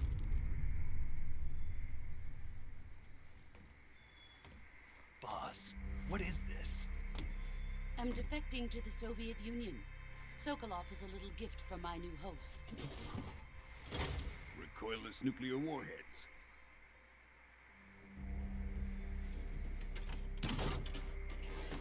These will make a fine gift for me. This can't be happening. Who is he? Another one of your disciples? Are we taking him with us? No, this one is still just a child. Too pure for us Cobras. He has not yet found an emotion to carry into battle. What are you talking about? Think you can pull the trigger?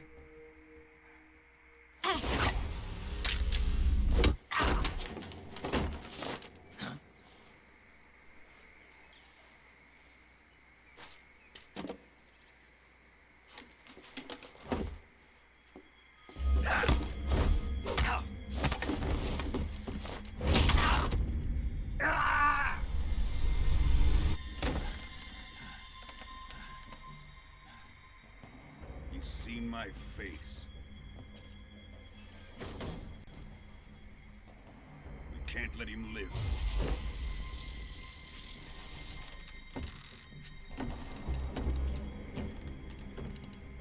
If Khrushchev finds out about this, we're finished.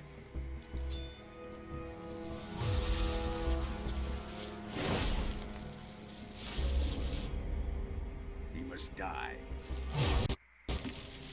Wait. He's my apprentice. I'll take care of him.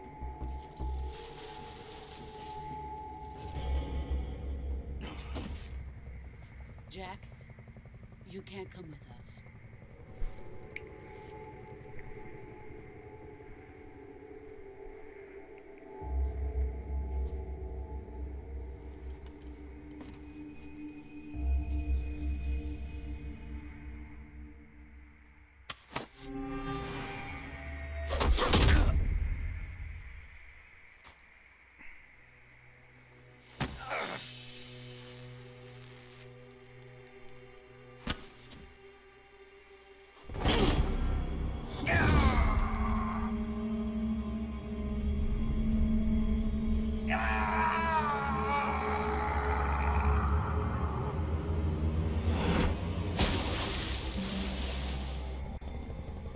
The new blood has been rejected.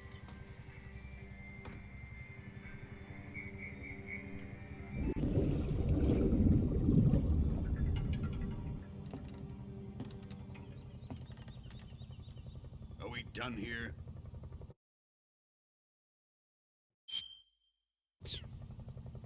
Now, onto Sokolov's research facility. Shagohod is ours.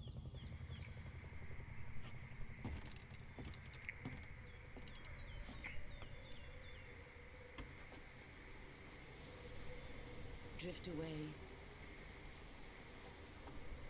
My place is with them now.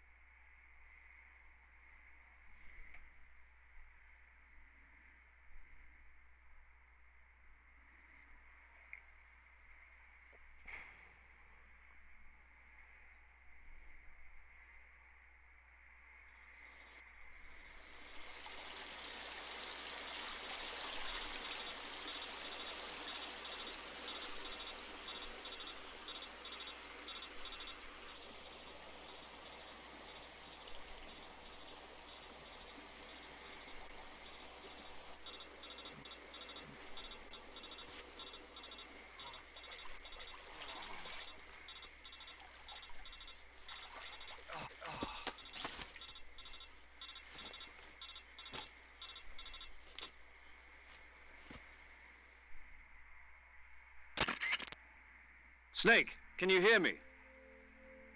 Yeah. Just barely. Snake, listen to me. You need emergency medical treatment. Can you move? You've got to get those wounds treated. Hang in there. All right, let's get you fixed up. Paramedic? Okay, Snake. Just relax and it'll all be over before you know it. Stay with me. I've seen people in worse shape before. Think you can handle it? Major. The boss. She's defected. We'll talk about that later. First, we've got to get you patched up. Okay, here we go. First, open the Survival Viewer with the Survival Viewer button. If you select Cure, you can start the treatment. Healing is divided into 2 types of treatment: medicine and surgical procedures. Your injuries include a fractured left elbow and rib bone, and lacerations on your upper arms, right elbow, and abdomen. They need to be fixed using surgical treatment. Move the healing cursor with the movement stick to the affected part of your body, and press the enter button. Once you've selected the affected area, use the movement stick to select the medical item, and then press the enter button. With this method, you can use items to help your recovery process. To treat a bone fracture, first secure the affected area with a fastener and then wrap it in bandages. That should do it. For lacerations, you'll need disinfectant to clean the wound, sutures to stitch it up, styptic to slow the flow of blood, and bandages to wrap the wound. If you do everything I mentioned, the wound should heal completely. Understood? Yeah. Stay with me. Go into the Survival Viewer and treat those wounds.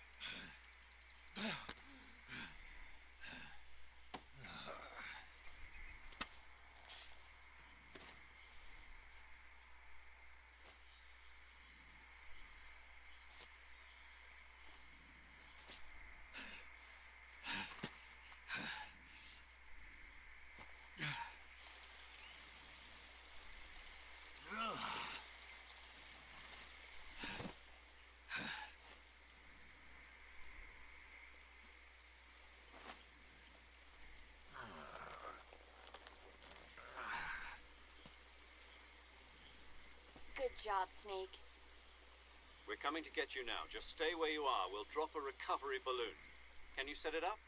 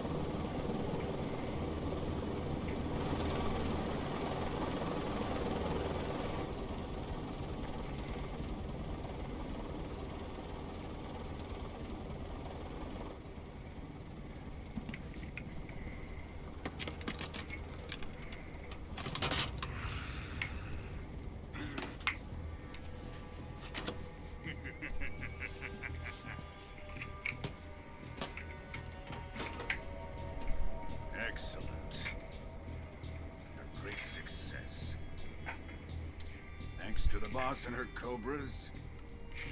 I have both Sokolov and the Shagohod.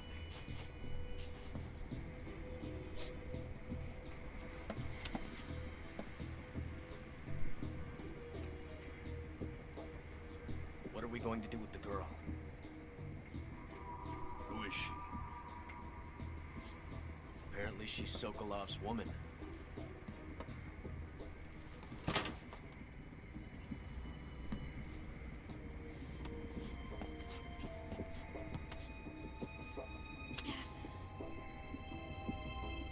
She's a nice catch. I'll take her. Not so fast, my dear.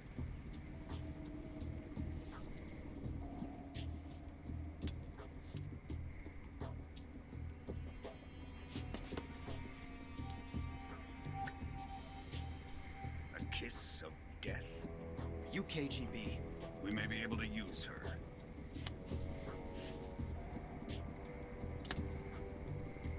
She has spunk.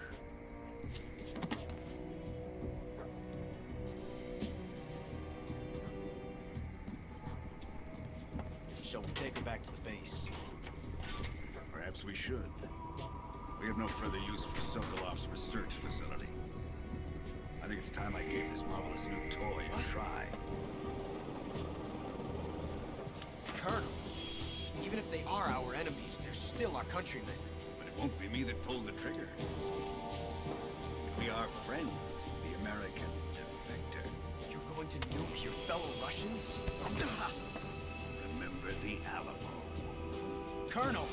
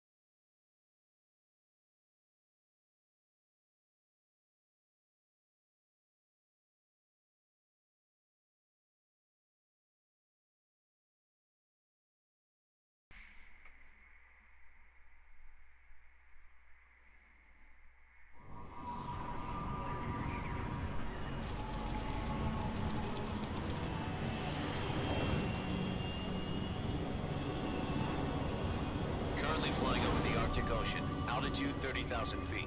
Approaching Soviet airspace. Arriving at the designated drone launch point. Drone oil pressure and voltage are nominal.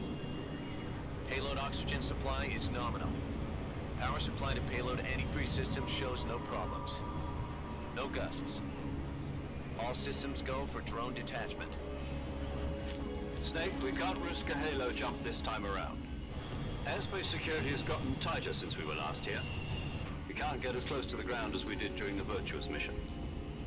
So instead, we'll be using one of our newest weapons. Snake, you're being given an honor on par with Alan Shepard. This is our last chance. Show your patriotism. If you fail, you'll be back in a hospital bed again, waiting for the firing squad.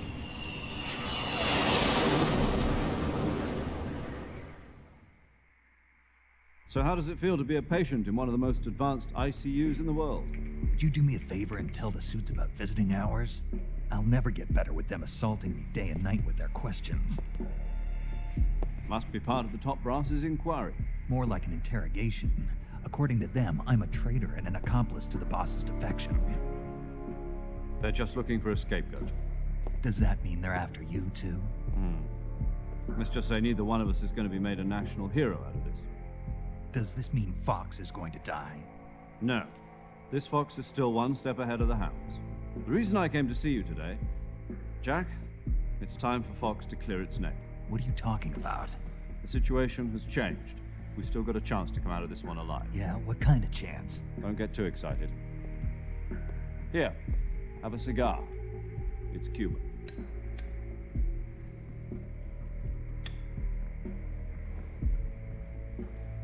This morning, I had a meeting with the CIA. They decided when they're going to execute us? No. Something even bigger. Yesterday, the White House received an unexpected call. President Johnson? Yes, I hear you, Mr. Chairman. It was a hotline call from Khrushchev to President Johnson. From the head of the Soviet Union? That's right. A few days ago, one of our country's main design bureaus, OKB 754, was destroyed in a nuclear explosion. At about the same time, our anti-aircraft radar picked up a signature that appeared to come from one of your military aircraft. Does any of this sound familiar to you? In retaliation, I have placed our armed forces on secondary alert. Depending on your response, I may be left with no choice but to order the military to maximum alert and unleash Armageddon. With the help of your predecessor, I was able to survive the Cuban incident. But my power is not as great as it once was. If I am to survive this crisis, I must have your full cooperation. I should have contacted you myself. Did you know that one of our soldiers defected to your country a week ago? No. So you haven't heard then? The man who arranged the defection was a GRU colonel by the name of Yevgeny Borosovich Volgin. Volgin? Of the Brezhnev faction. Go on. Who is the soldier? Her name is the Boss. She's a living legend. During World War II, she was the one who led us to victory in that war. In Russia, you know her as Voyevoda. You mean the Boss? The mother of your special forces? Yes, that's the one. And she took 2 miniature nuclear shells along with her. The Boss took 2 miniature nuclear shells? I'm afraid so. I believe they were a gift for her new hosts. The Davy Crockett Atomic Battle Group delivery system was completed 2 years ago. Serious problems were found with the launcher's range and precision. Although they were mass-produced, they've never been deployed in battle. But Sokolov's research facility was completely wiped out. The whole area is polluted. I can only offer you my deepest condolences over this terrible tragedy. So, the boss, with Colonel Volgin's help, stole 2 experimental nuclear shells and took them with her as gift when she defected.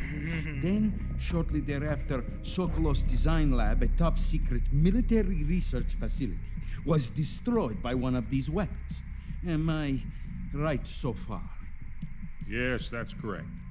And the American government denies any involvement in the affair. Is that right as well? That's correct. We were not involved in any way. Then what was a U.S. military aircraft doing on our radar screen? It was clearly in violation of our airspace. And yet you say it was not acting under your orders. That's correct. You expect me to believe that this was all the work of a single soldier? I don't know what else to tell you. The army insists that this is all a ploy on your part.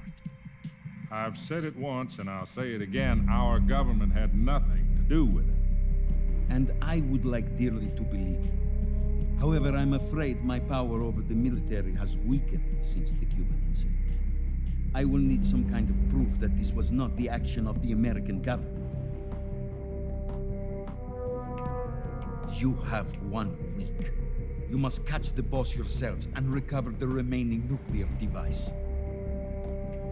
Then, you must find some way to prove your innocence. Prove our innocence? Yes, preferably something painful. Prove to me that this is not merely another one of your tricks. The boss should be close to Colonel Volgin. How about a little co-action?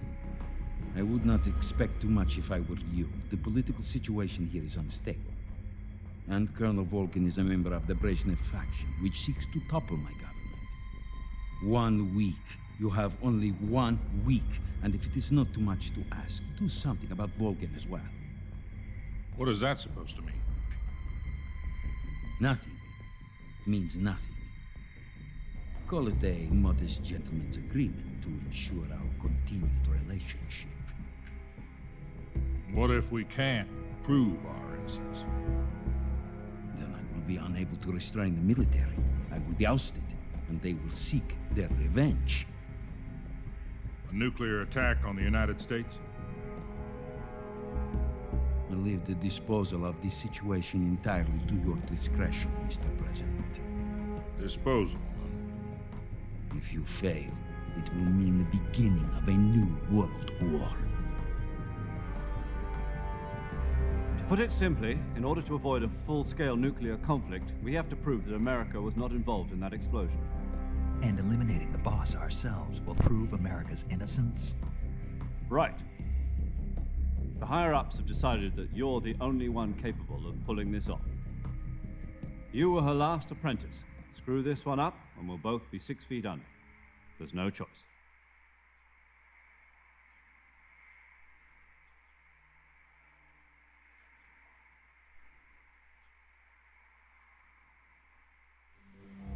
Are the Russians going to be helping us? The KGB has promised to lend us one of their communications satellites so that you and I can talk to each other. That's it? They've also put us in touch with a couple of insiders. What the fuck? There was a defection in September 1960. Do you remember it? You mean the 2 NSA codebreakers who went over to the Soviet Union? Precisely. Since then, they've apparently been training with the KGB for exactly this kind of situation. Their code names are Adam and Eva. I've been told that Adam has infiltrated Volgin's ranks. We've also arranged for him to provide you with an escape route. You'll need to rendezvous with him when you get there.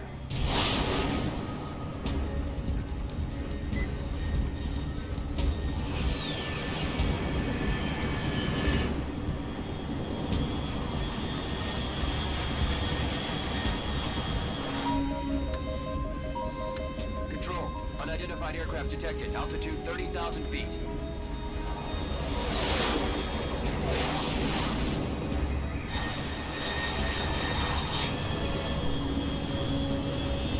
It's fast. Estimated airspeed exceeding Mach 3. Bearing south. I'm about to lose it.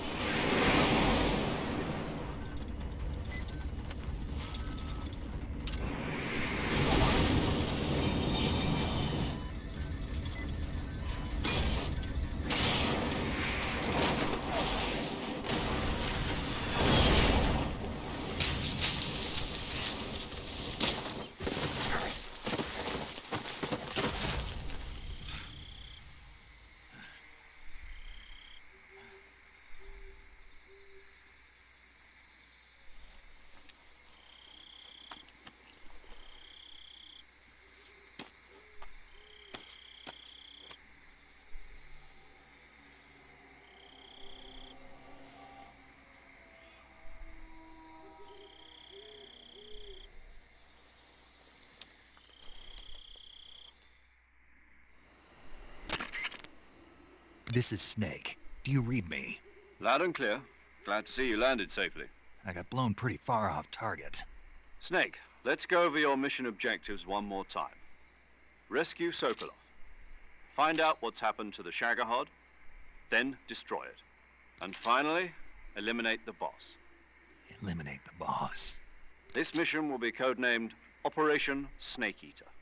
Because I'll be taking on the boss in our Cobra unit, right? Don't forget about Colonel Volgin. I'm not a hired killer. I know, but that was the Kremlin's demand. Demand? You mean it wasn't just a request?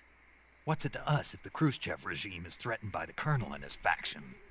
If supporting the current regime helps us avoid a nuclear exchange, then that's what we'll do. And what are the CIA's demands? Our priorities are the rescue of Sokolov and the destruction of the Shagohod. Roger that, Major Tom. Hold on, Snake. What now? I'm changing my codename. It turns out Tom wasn't the most auspicious choice. What do you mean? Well, the truth is, when I chose my codename, I picked the wrong one. The wrong one? Did you ever see the movie The Great Escape? It came out last year. Oh, must have missed that one. Anyway, it's based on a true story about prisoners who escaped from a POW camp in Nazi Germany. The prisoners dig 3 tunnels as part of their plan, but the Nazis find 2 of the tunnels before they're finished. The prisoners succeed in escaping by using the last remaining tunnel. The names of those 3 tunnels were Dick, Harry, and Tom. I get it. You used the name of the tunnel they escaped in as your code name because you thought it would bring you good luck. Yes, that's exactly right. At least, that was the plan. But I got the name wrong. The one they escaped in was Harry. Tom was one of the unlucky tunnels. It was discovered by the Nazis before it was finished. I watched the movie again just to make sure. In fact, I even ordered the actual film from the movie company. yeah, it doesn't sound like the greatest name to use. So what should I call you? You know, let's just use Zero, like we've been doing all along. All right then. Major Zero it is. We'll start over from square one. From square 0. My frequency is 140.85. Oh, I almost forgot. Paramedic is with us again on this mission. Is this her last chance too? If we fail, she'll have her medical license revoked. It's more or less the same kind of fate. Her frequency is the same as during the Virtuous mission, 145.73. She'll be recording your mission data as well, just like the last time. That frequency is also the same, 140.96. And there's one more person on your support team. His name is Mr. Sigint. He's an expert on the latest in weapons and equipment technology. You'll be going up against some of the world's most advanced weaponry when you infiltrate the research facility. If you have any questions, just ask him. His frequency is 148.41. Mr. Sigint. Got it. Adam, your KGB contact, is waiting for you at the abandoned factory up ahead. The same factory Sokolov was being held in last week. Yes, meet up with Adam first. He's cleared the way for you to rescue Sokolov. How will I know this Adam guy when I see him? You'll know once you reach the factory. The whole area's been polluted by the fallout from that nuclear blast. No one else would dare come close. The password is, "Who are the Patriots?" and "Lali Lule Lo." Lali Lule Lo. Gotcha. You've been equipped with a 45 for this mission. Be careful, it's noisy. I thought standard Fox procedure was procure on-site weapons acquisition. The circumstances are different this time. You're now on an official mission for the United States government. It would be necessary to make your presence known to a certain extent, to the Khrushchev regime at the very least. But remember, this is still a sneaking mission. Snake, if you fail this mission, it will mean an all-out nuclear war. Keep that in mind and proceed with extreme caution. Understood. Commencing Operation Snake Eater.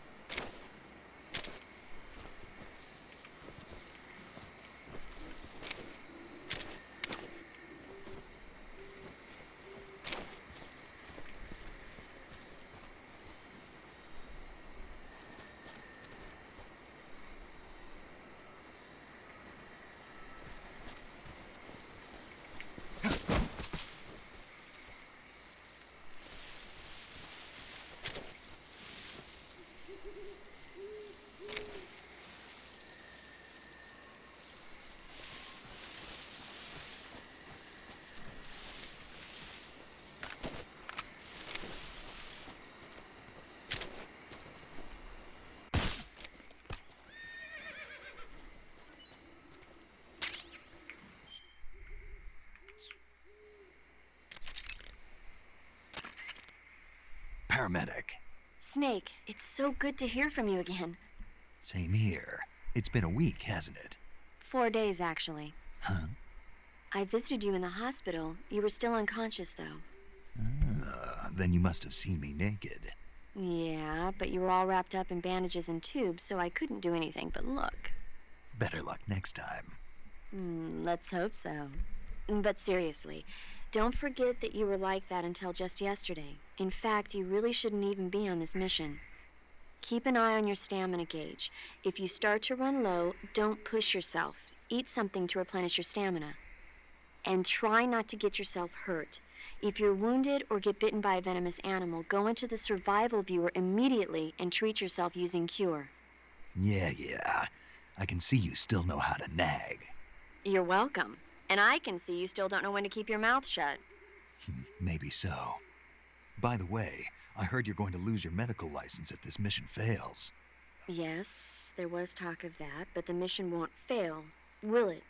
Of course not. Good. I believe in you. But you know what? I really don't care about my medical license. Didn't they use that to force you to participate in this operation?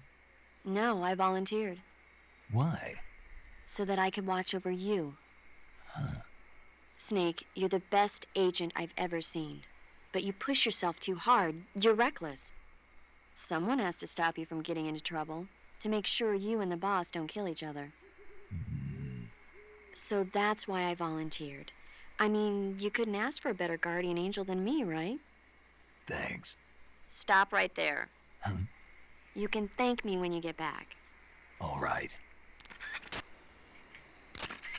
Snake, unlike the Virtuous mission, this is a night operation. You'll be encountering nocturnal animals that you didn't encounter your last mission. Some of them are venomous, like the king cobra, so be careful. If you get bitten by a venomous animal, the poison will spread through your body and rapidly drain your life gauge.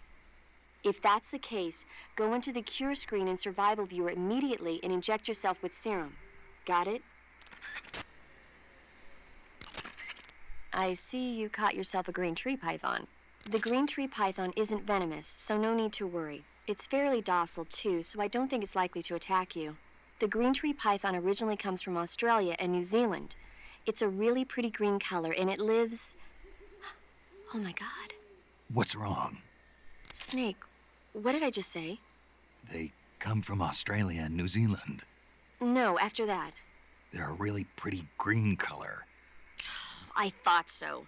What was I thinking? Seeing a snake and calling it pretty? What's wrong with that? Everything. When a normal woman sees a snake, she's supposed to scream or get sick or something like that. And you think you're normal? What was that? Nothing. Oh, it's all your fault. Jeez, I'm sorry. But enough of that. What do you mean, enough of that? This is serious. No, I just wanted you to tell me how it tastes. How should I know? Ugh. It was awfully pretty, though.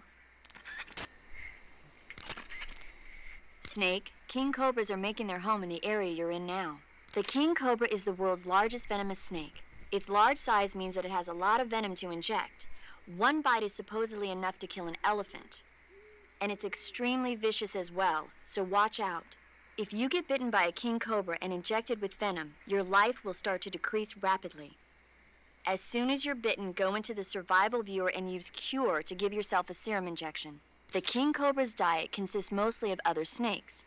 Be careful, or you might end up as its next meal. Got it. So... What? How does it taste? Yep. Ugh.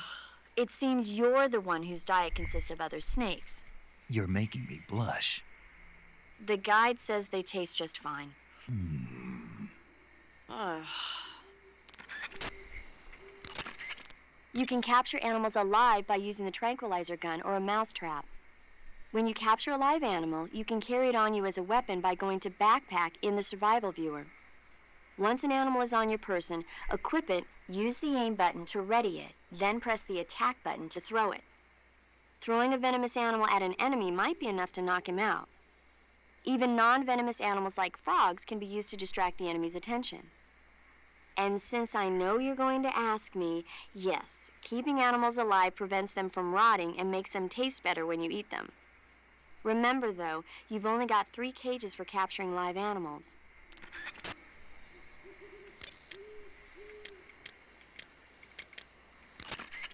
You just heard a horse? Yeah. You sure it wasn't something else? I know a horse when I hear one. Paramedic, are there any wild horses in Selino-Yask? Do you really expect me to say yes? No. So what should I do?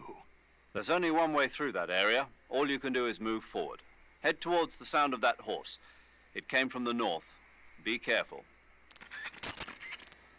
Snake, your first task is to meet up with Adam, the contact provided by the KGB. The rendezvous point is the abandoned factory to the north of your current position. Head north. The abandoned factory. That's where I met Sokolov during the Virtuous mission. Correct, but we can't afford to have the same thing happen this time. I know. Yo! You're Snake, aren't you? And you're Sigint? None other. I heard that you're an expert on weapons, equipment, and cutting-edge technology. Close. Huh? I am the expert on weapons, equipment, and cutting-edge technology. Ah. I'm the guy that designed your trank gun, active sonar, and motion detector. If you want to know anything about weapons or equipment you find in the field, just send me a message and ask. Later. Sounds like the Cobra Unit's members' names came from the specific emotions they each carry into battle. Emotions? Yeah. For unbearable torment, the pain. For true oblivion, the end. For infinite rage, the fury. For absolute terror, the fear. And for unsurpassed bliss, the joy. The joy? It's another name for the boss, because of the joy she feels in battle, I suppose. Ah. During the war, she had a partner named the Sorrow. Sorrow and joy. They say there couldn't have been a more perfect pair. The Davy Crockett's that the boss took with her when she defected are mortars that fire nuclear warheads. They're named after Davy Crockett, the hero who died defending the Alamo in the Texan War of Independence. Remember the Alamo. That's right. The warheads are equivalent to between 10 and 20 tons of TNT. Every building within 150 yards of the hypocenter is completely obliterated. But the warheads the boss had with her were some kind of experimental super bomb, so they're actually even more powerful than that. I don't even want to think about what would happen if she used it again. Snake, you know what you have to do. Yeah, I know. Hey, you've got an M1911A1. Yeah, a 45. 50 years since the Army adopted the first model, and they're still using them. It's a real gem of an automatic pistol. But aren't you gonna need more than just one little handgun? Not at all. When you're in a tight spot or fighting in close quarters, sometimes a handgun works better than a rifle. And if I equip a knife at the same time, I can instantaneously switch over to hand-to-hand combat. I see. You're wearing the tiger stripe pattern camouflage, huh? Tiger stripe is a forest camouflage. As you may have guessed by the name, it mimics the stripe pattern on a tiger's coat. It was originally worn by South Vietnamese Marines. Then it caught the attention of an American military advisor, and now they're thinking of introducing it into all kinds of special forces units. It works best in places with lots of trees and grass, but it should blend in with dirt and mud, too. You mean you're not wearing any face paint? You can take off your face paint by selecting No Paint from Face. Just select No Paint when you want to skip wearing any face paint at all.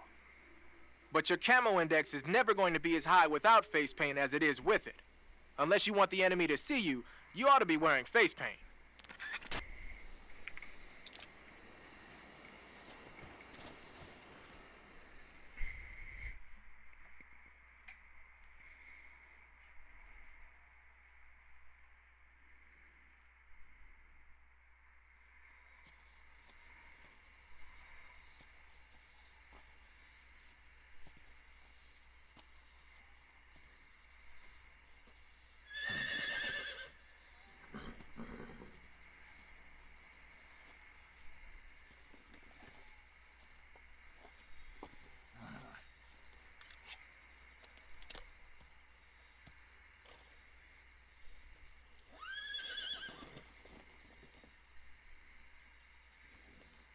Looks like death wasn't ready for you yet.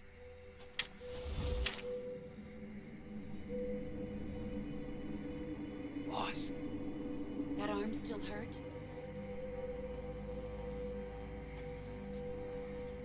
What are you doing here?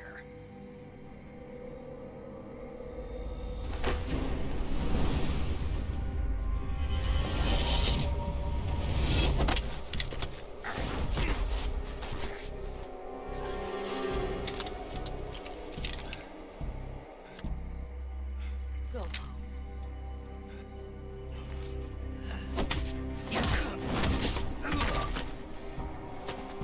Go home.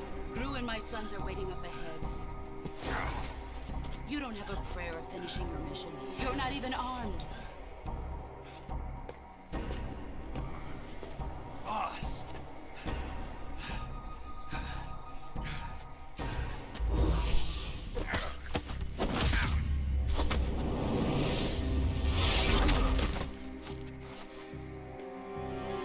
I'm not your boss anymore.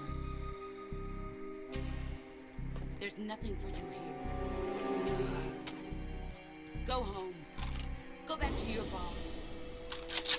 There's no need to prove that you're virtuous here. This isn't America.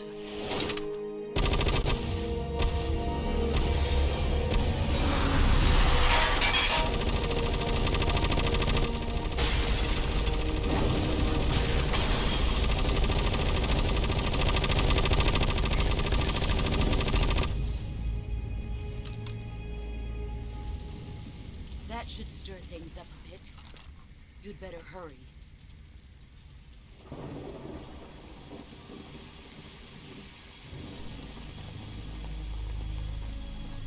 The border is 60 miles south of here. You ought to be able to run that far.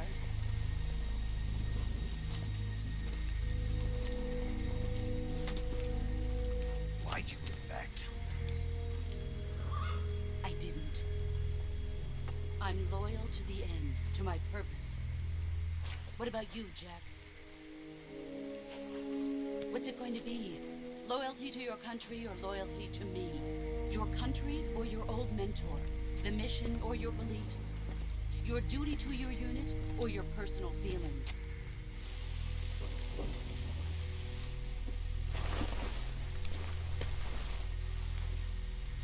You don't know the truth yet. But sooner or later you'll have to choose. I don't expect you to forgive me.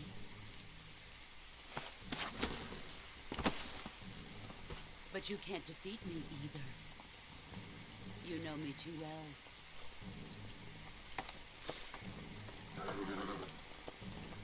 Just look at that bandana. If you can't put the past behind you, you won't survive long.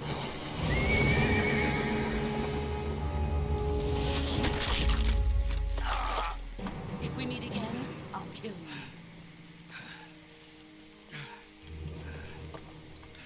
Now, go home.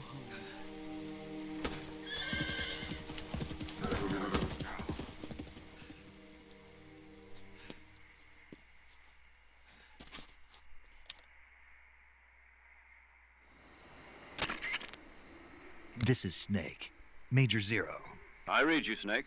I was ambushed by the boss. You were what? The drone's been shot to hell. It's up in flames. That's not good. Enemy scouts are going to come looking for you. Yeah, I know. But what was the boss doing here in the first place? There's got to be a leak somewhere. No, that's impossible. The man the boss is working with, Volgin, isn't exactly on speaking terms with Khrushchev. I lost my gun. The boss destroyed it. Snake, I know how you're feeling. It's hard for me to believe, too, that a legendary hero like the boss would go over to the Russians. That she'd double-cross us like this. But that's how it is, and if you don't accept it, you'll never be able to beat her. That's not the problem. In terms of sheer technique, I'll never be able to beat her. I know that all too well. You've got to do it, Snake. She's your enemy and your objective. Enemy? We were together for 10 years, and now you tell me she's my enemy? Enough. Hurry to the factory where Adam is waiting. Scouts have probably already been sent out to investigate the explosion. You've lost your weapon, right? That means you've got no chance of winning in a battle situation. Whatever you do, don't let them see you.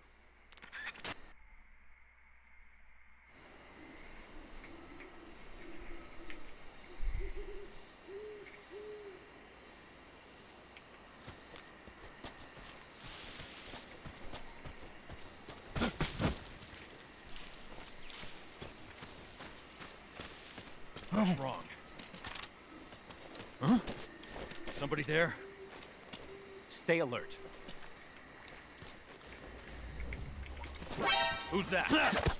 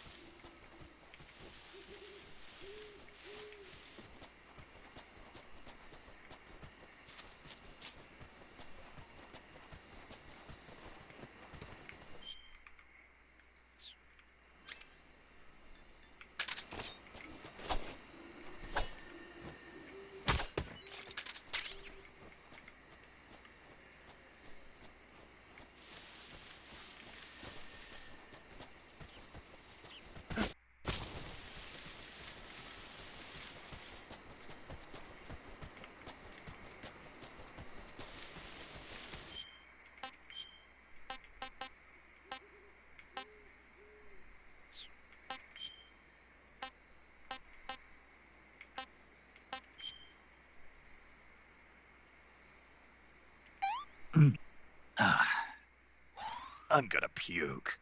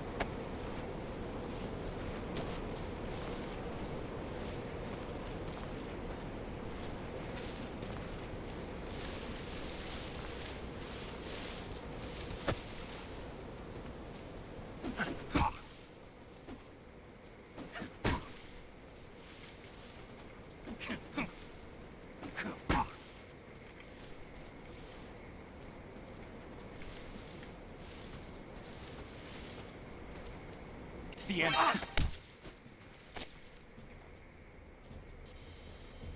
Speak. There are guys who know alert cancellation frequencies. Speak. Bastard. Speak. There are guys who know alert cancellation frequencies.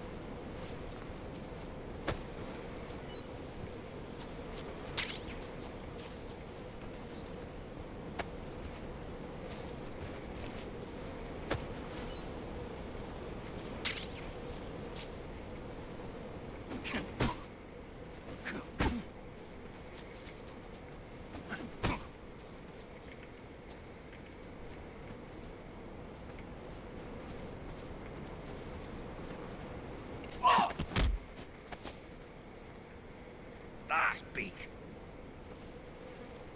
Answer me. There are...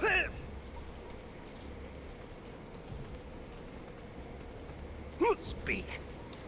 Bastard. Answer me. There are guys who know alert cancellation frequencies. Speak. Bastard.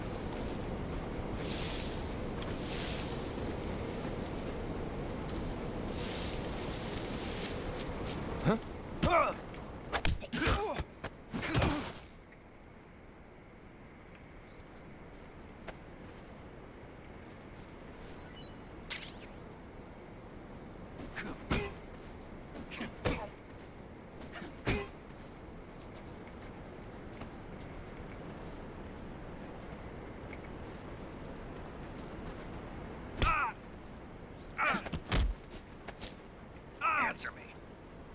Listening to the radio can be relaxing. Speak.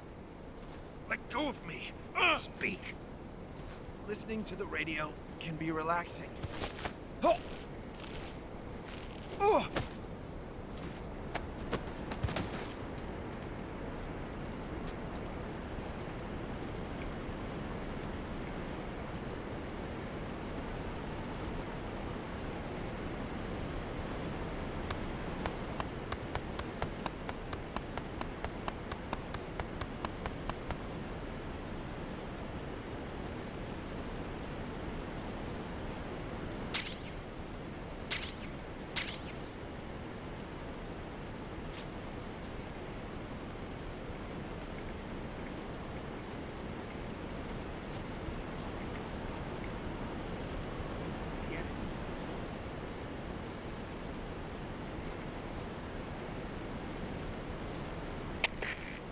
Respond. This is HQ. Patrol here. We're under enemy fire. Enemy's position is unknown. Going into alert formation. Acknowledged. Sending reinforcements. Use extra caution.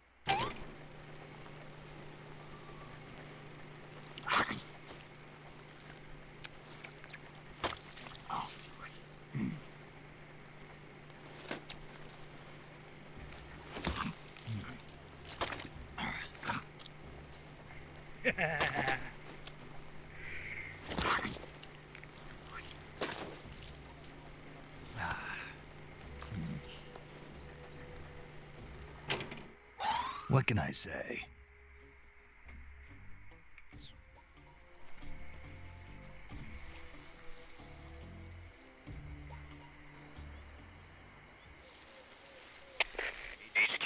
HQ. This is HQ. Patrol here. No problems detected.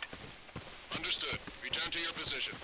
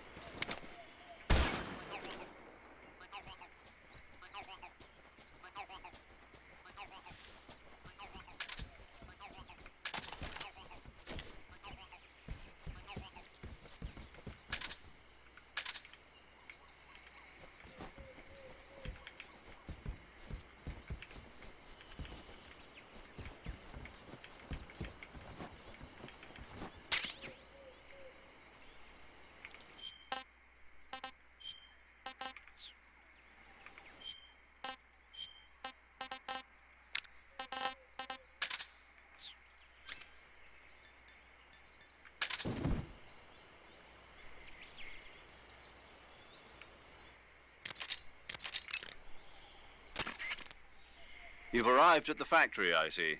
Yeah, now to meet up with this Adam guy. Good. Go to it. So where is he? We weren't given an exact location. How about a time? Nothing was specified. A physical description? I'm not sure. How am I supposed to find him then? You won't need to. Huh? He'll find you. Why don't you try the room to the northeast where you met Sokolov? Adam might be in there.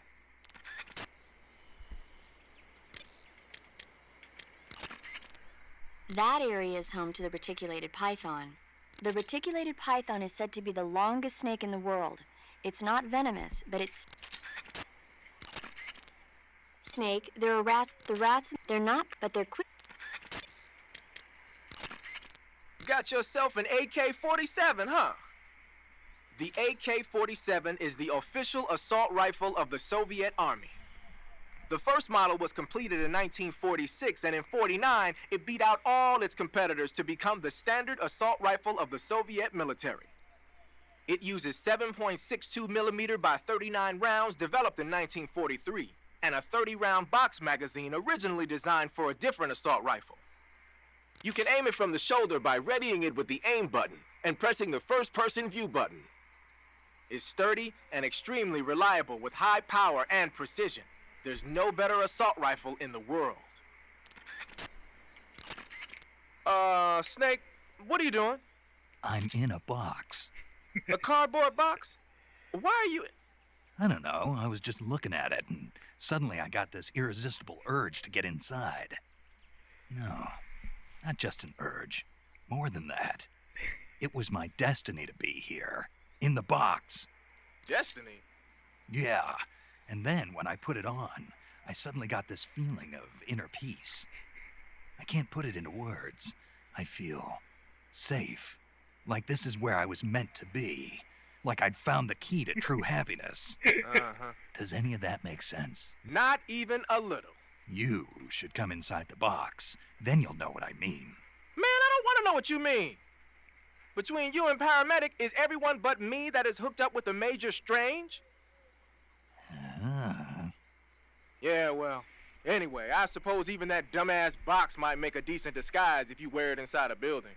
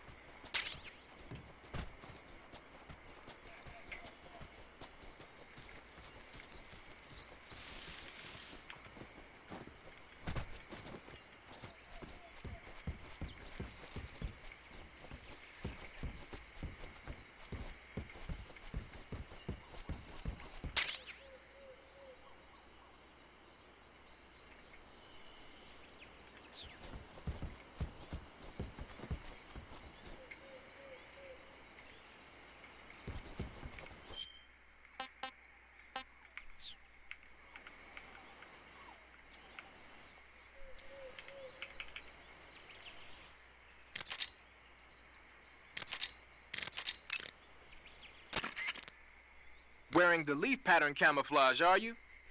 Leaf pattern is a forest camouflage created to provide cover in woodland areas. Now that our involvement in Vietnam looks set to expand, they're thinking about adopting it for official use. It'll help you blend in, especially well when you're hiding in the bushes. So, you're wearing woodland face paint. The woodland paint is most effective in forest environments.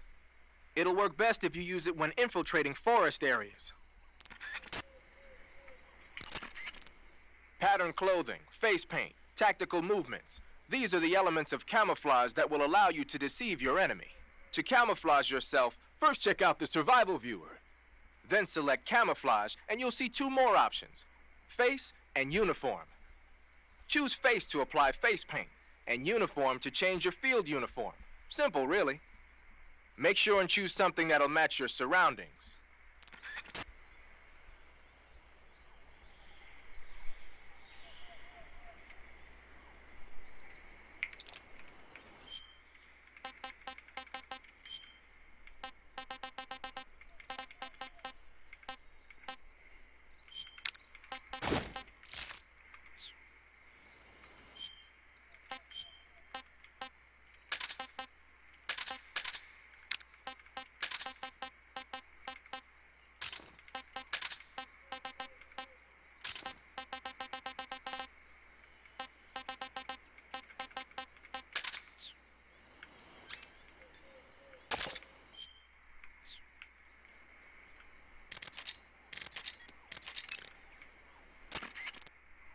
I see you're using the binoculars. Those are high-performance binoculars made especially for the military.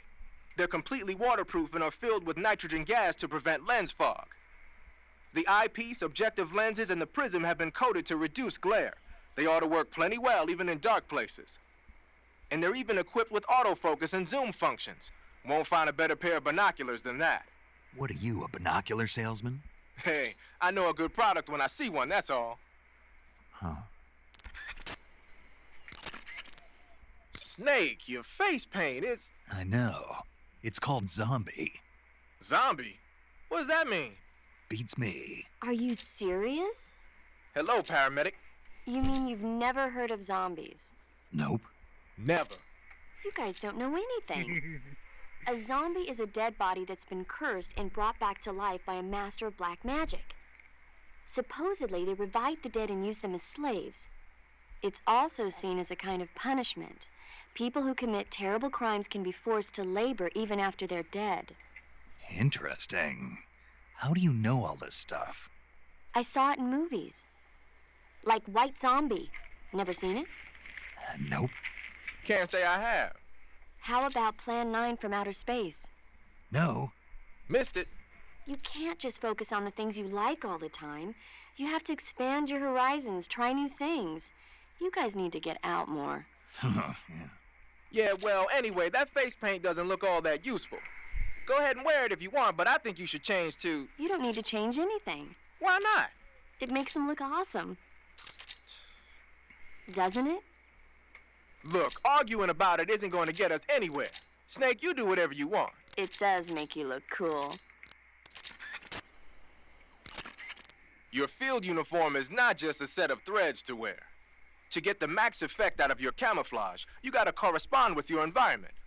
So no matter where you are, make sure to choose a camo pattern that lets you blend in. Covering your body is a good start, but a bare face will kill even the best camouflage. If the situation calls for a high camo index, you better break out the face paint. To apply face paint, select face from the camouflage menu in the survival viewer. Then choose a face paint that blends in with your surroundings.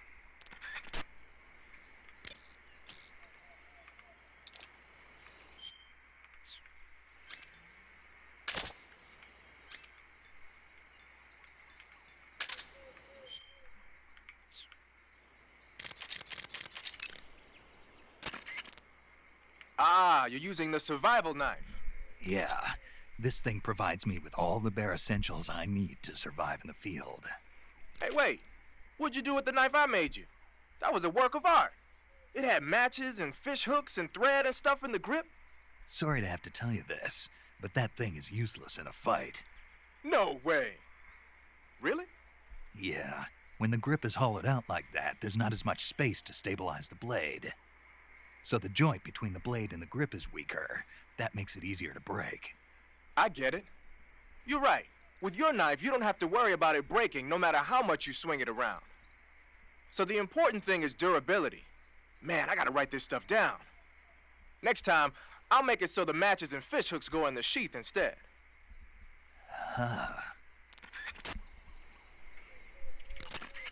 The camo index displayed on the screen tells you if your outfit is getting the job done. The higher the value of this index, the harder it is for the enemy to spot you. Try your best to keep the camo index as high as possible.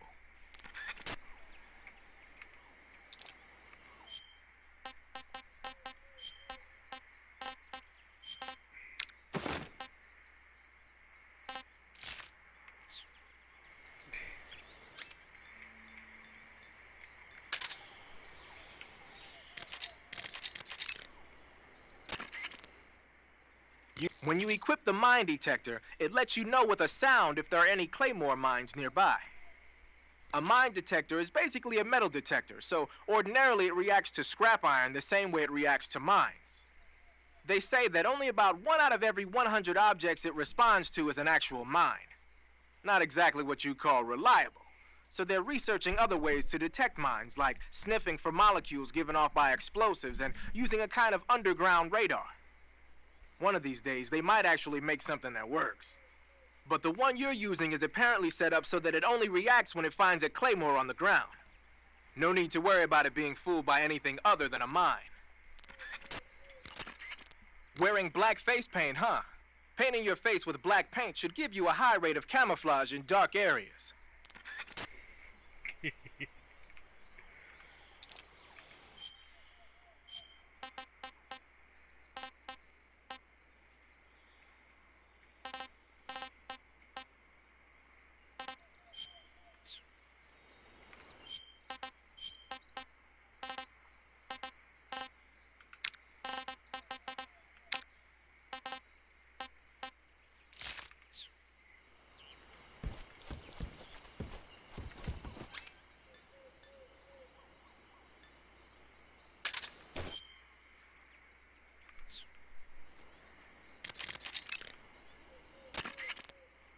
Gonna use a grenade, huh? That's an RGD-5, the standard blast fragmentation grenade of the Soviet Army. The grenade itself is composed of 2 steel-plated casings. Each of those casings has an inner fragment liner that causes it to burst into over 300 shards when the grenade explodes. The grenade will deliver heavy damage to any enemies within its blast area. The safety pin is on the opposite side relative to the M26, so be sure to hold the safety lever down with your finger when you grip it. The safety is released when you actually throw the grenade, and it'll explode about 3 seconds later. So what you're saying is, it won't explode in my hand while I'm holding it? Of course not. Oh. To throw a grenade, first ready it with the aim button, then press and release the attack button. Remember that how far you throw it depends on how long the attack button is pressed. Tap lightly if you want to drop it close to you, and press longer if you want to lob it away. It'll probably be easier to control your throw if you do it in first-person view.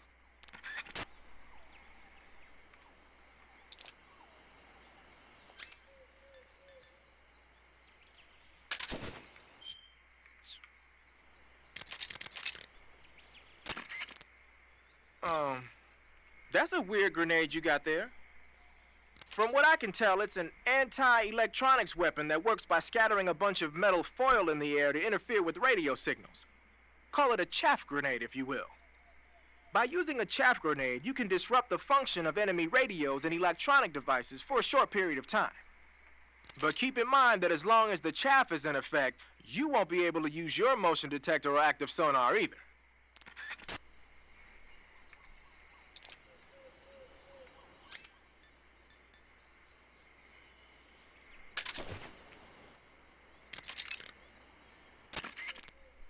Thinking of using a smoke grenade, huh? As you might expect, smoke grenades can be used to create a smoke screen. The combustion agent is a mixture of zinc oxide, ammonium chloride, aluminum, and some other stuff. When it explodes, it releases a thick cloud of grayish-white smoke that resists dispersion. That should provide some nice cover. The smoke will confuse the enemy by blocking their field of vision. That'll help you out when you're trying to make a quick getaway. It also works the other way around. You can use it as cover to sneak up on an enemy position. The smoke screen should work just as well when you're being chased by dogs, too.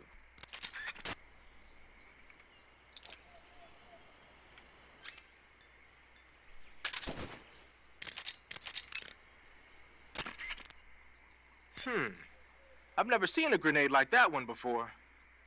There are 2 basic types of grenades. Fragmentation grenades, which use shrapnel to kill or maim the target, and explosive grenades, which use the blast from the explosion as the offensive means. But the grenade you've got there isn't either of those. My best guess is that it's meant to knock the enemy out without hurting them. Most likely, it's an entirely new kind of weapon developed exclusively at Groznygrad. I've heard that the SAS is working on a low-impact grenade for training purposes, but I never thought they'd be used in an actual battle. The flash of light that occurs when the grenade explodes is probably produced by magnesium. It's the same stuff that's used in camera flashes. I'm thinking they cut down on killing power by reducing the amount of explosives and made up for it by making the flash and bang so strong that it overwhelms the enemy's senses. I guess you could call it a stun grenade. If I'm going to be stunned, I'd rather it be by a woman. Snap out of it. Anyone around when that thing goes off will be laid out. It ought to come in handy when you're trying to storm a room or when you don't want to kill the enemy.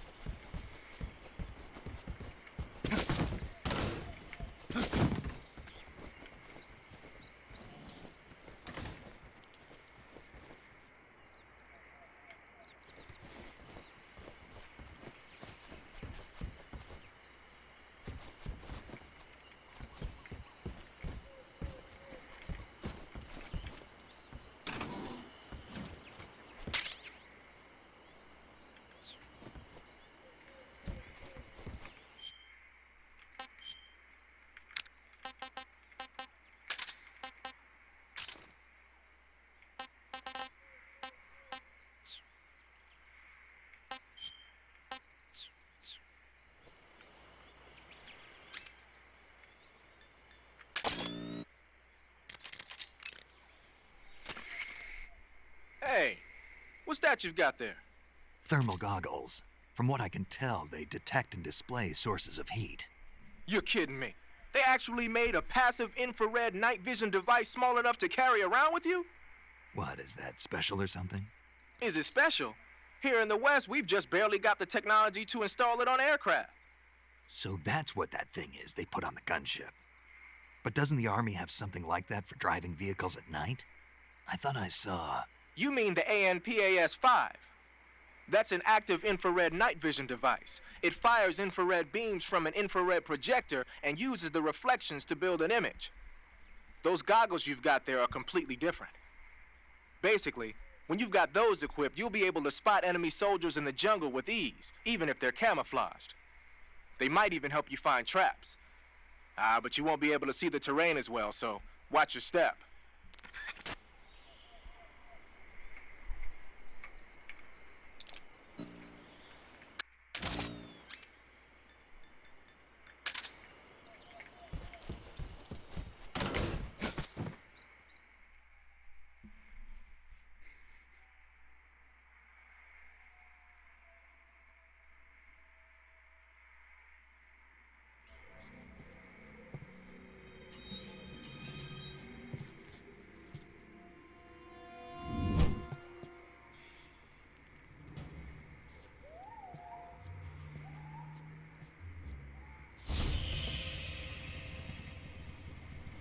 Sorry I'm late. Cut the engine. They'll hear us. Are you the agent they sent? Are you Adam? I thought you were supposed to be a man. Adam couldn't make it. All right, say the password. Who are the Patriots?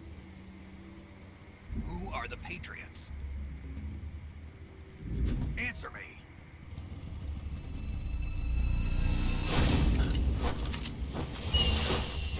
Trapped. Get down!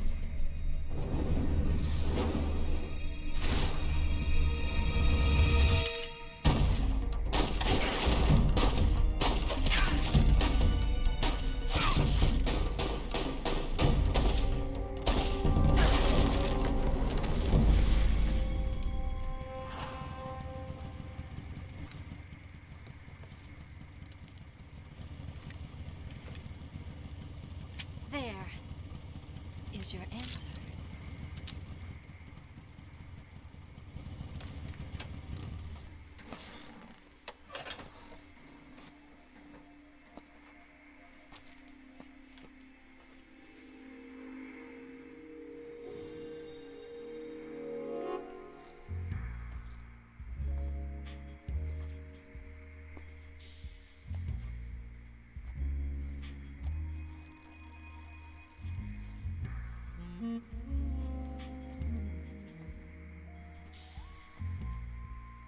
The name's Eva.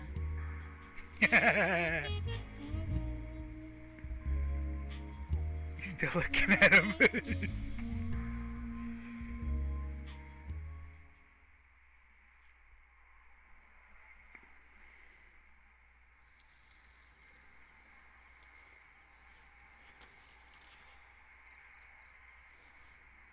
This wasn't part of the plan. What happened to Adam? What's your code name? It's Snake. Snake, huh? Well, I'm Eva. Are you here to tempt me?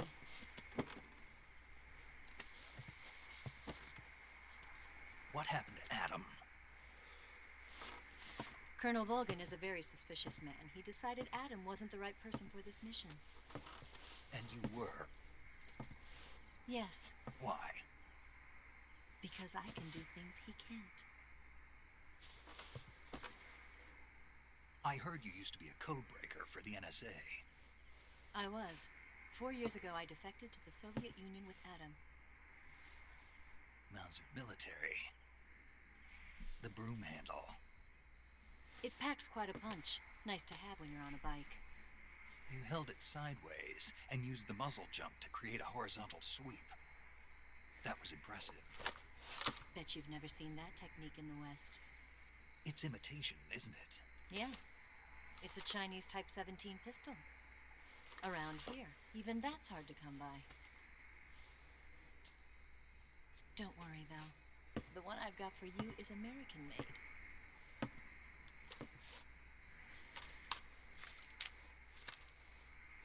.45, huh?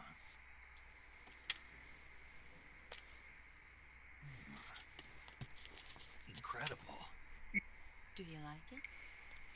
The feeding ramp is polished to a mirror sheen. The slide's been reinforced, and the interlock with the frame is tightened for added precision. The sight system is original too. The thumb safety is extended to make it easier on the finger. A long type trigger with non-slip grooves. A ring hammer. The base of the trigger guard's been filed down for a higher grip. And not only that, nearly every part of this gun has been expertly crafted and customized.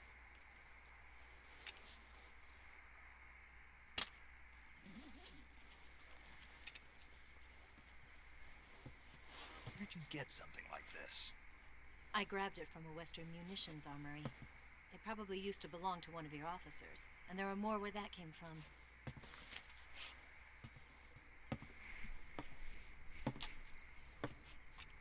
You had this with you, didn't you? Better take this too. What's that? A disguise to make you look like a scientist. A disguise? Yes. You're here to rescue Sokolov, right? Sokolov's still safe then? Yes. He's being forced to continue his work on the Shagohod. Where? At the lab. They've got a whole army of scientists there developing new weapons. Security is tight, but if you disguise yourself as a scientist, you might be able to sneak in. Can we get Sokolov out of there? We'll see, won't we? Tell me how to get to the lab. The safest way in is from the rear. First, you'll need to head north through the jungle. You'll come to a heliport used for shipping materials. Pass the heliport and continue north, and there will be a large crevice. Descend into that area and you'll reach a cave. Move through the cave and you will arrive at a mangrove swamp. After the swamp, there'll be a warehouse. Make your way through the warehouse and you'll come out just south of the lab. Got it. And just what are you doing there? In close-range combat, a knife can sometimes be more useful than a gun. By doing this, I'll be able to hold a knife at the same time and still keep the gun steady. That way, I can instantly switch between a gun battle and a knife fight.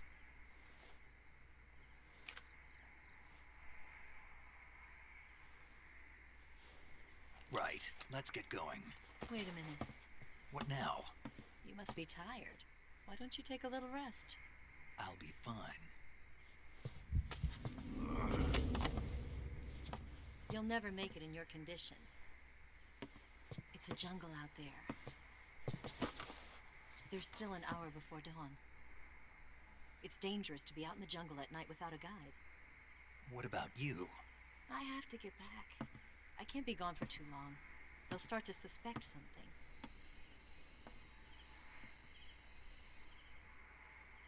Don't worry. I'll keep you updated over the radio. That's it? My orders are to provide you with information, nothing more.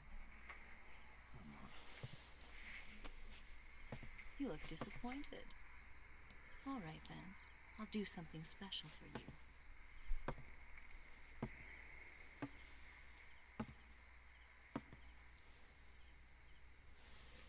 I'll stand watch until dawn. Now be a good boy and lie down.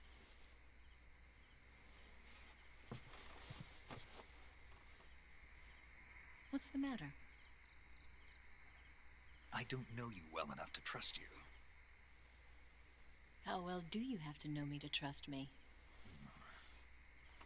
I don't know if I can trust anybody.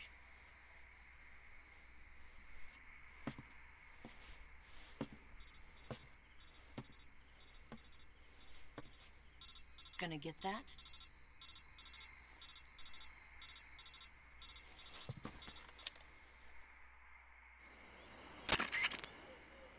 She's right, Snake. You should get some sleep. Although in your condition, you really ought to be back in the ICU. Whenever you save the game and quit, you'll go to sleep. Sleeping allows you to gain back stamina naturally. Depending on how long you sleep, you may also recover naturally from sickness and injury. When you're tired or hurt, the best thing to do is just get some sleep. So do yourself a favor and take a nap. Doctor's orders, okay? Yeah, okay.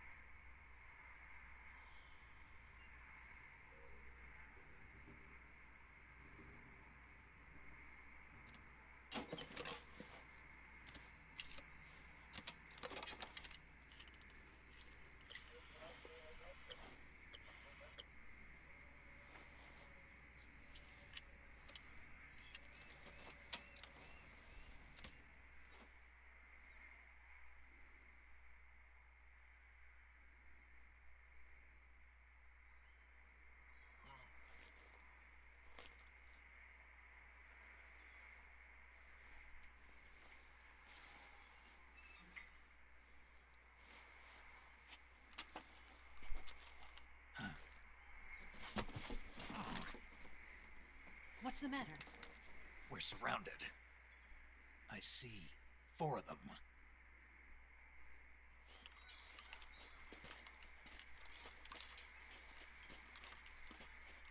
We've got company. It's the Ocelot unit. Let's get out of here. Hurry. Don't forget your gear. Here, give me a hand.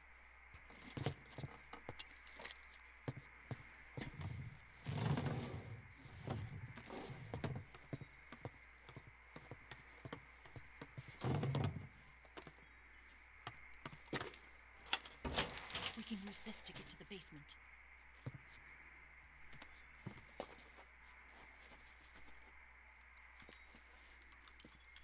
Damn it, Ocelot. I'll get past them on my bike. I'll call you later. Okay, I'll keep them busy. Huh? Don't go dying on me now.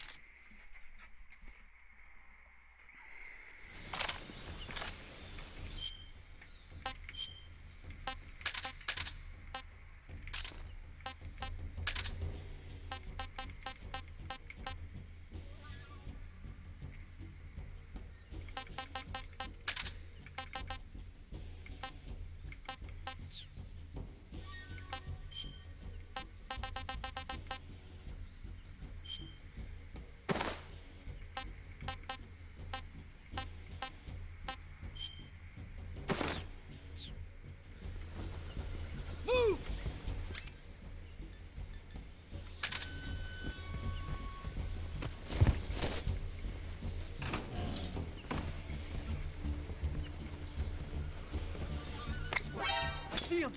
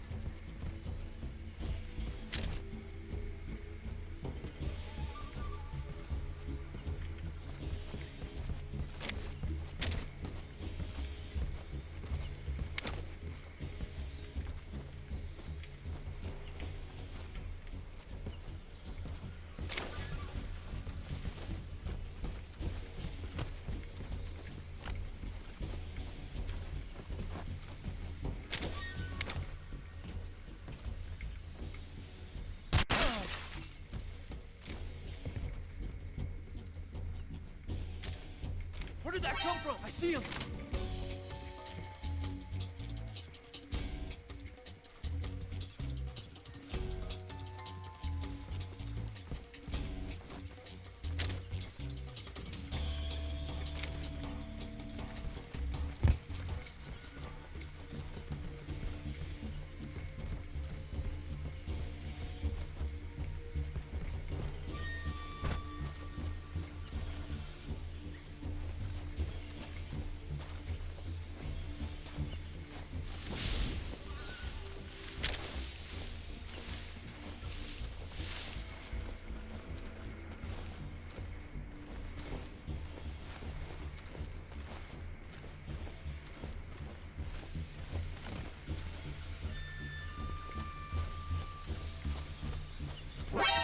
see him!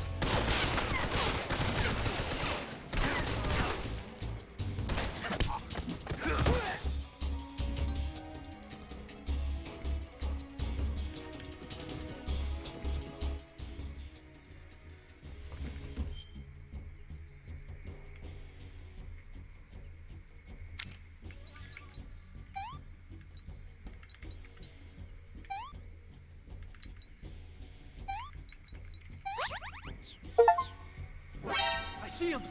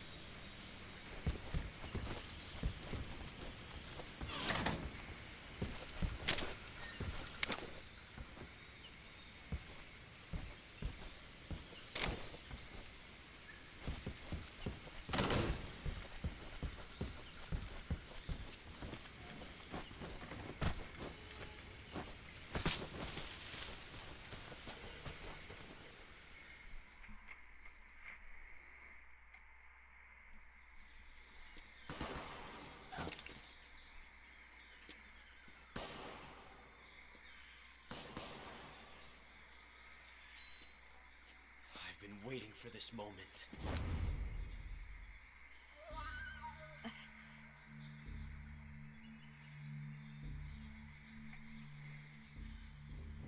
That's it. That's the stance. I don't think so. What? real spy?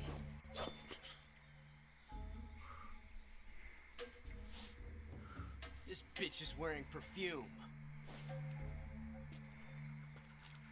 Stay where you are. I've had enough of your judo. I see you've got yourself a single-action army. That's right. There'll be no accidents this time. You call that an accident? Well, it wouldn't have happened if you hadn't been showing off. What did you say? It's a nice gun, I'll give you that. But the engraving gives you no tactical advantage whatsoever. Unless you were planning to auction it off as a collector's item. And you're forgetting one more very basic thing. You don't have what it takes to kill me.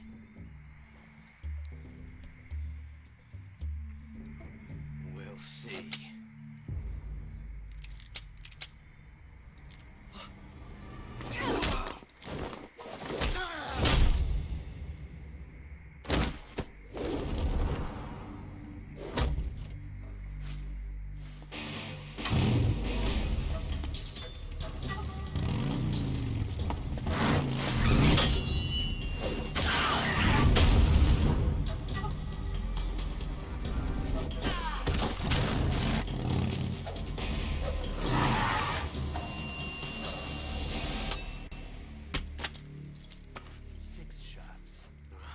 That thing only carries 6 shots. The Makarov carries 8. You have to get a feel for how many you have left.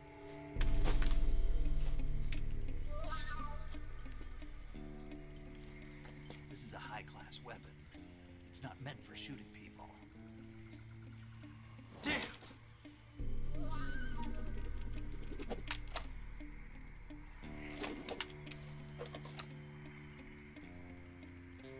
This isn't over yet. Don't. Why? He's still young. You'll regret stopping me. Damn it! I've got to get back before he does.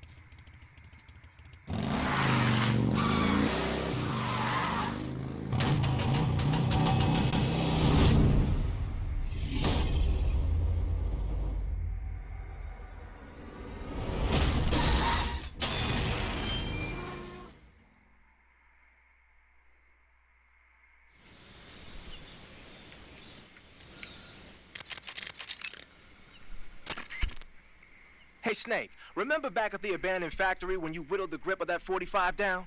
Yeah, I've never heard of a customization like that before. Why the grip? to fit it with a knife. A knife? You're gonna keep the knife and the gun both at the ready? That's the idea. Why would you want to do that? Sometimes a knife works better in close proximity encounters. So I equip both at the same time. That way I can switch back and forth in an instant. Badass. So that's that. CQC.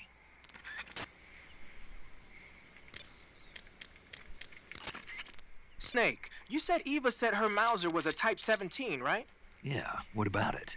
That model was produced in the 1920s in a weapons lab in the Shaanxi province in China. The cartridge part sticks out lower than the original to accommodate 45 caliber rounds. The barrel and chamber are a little bit thicker too. But most telling of all, it's got Chinese characters engraved on both sides of the frame like you saw. And that firing stance Eva was talking about where you hold the gun horizontally, that's a trademark of the Chinese. Just like you were saying, when you're firing in full auto mode, the muzzle jump effect gives you a horizontal strafing motion. They say it's especially deadly in indoor and close-range mop-up actions. The Japanese called it bandit shooting and used to dread it. Makes you wonder where she learned to shoot like that.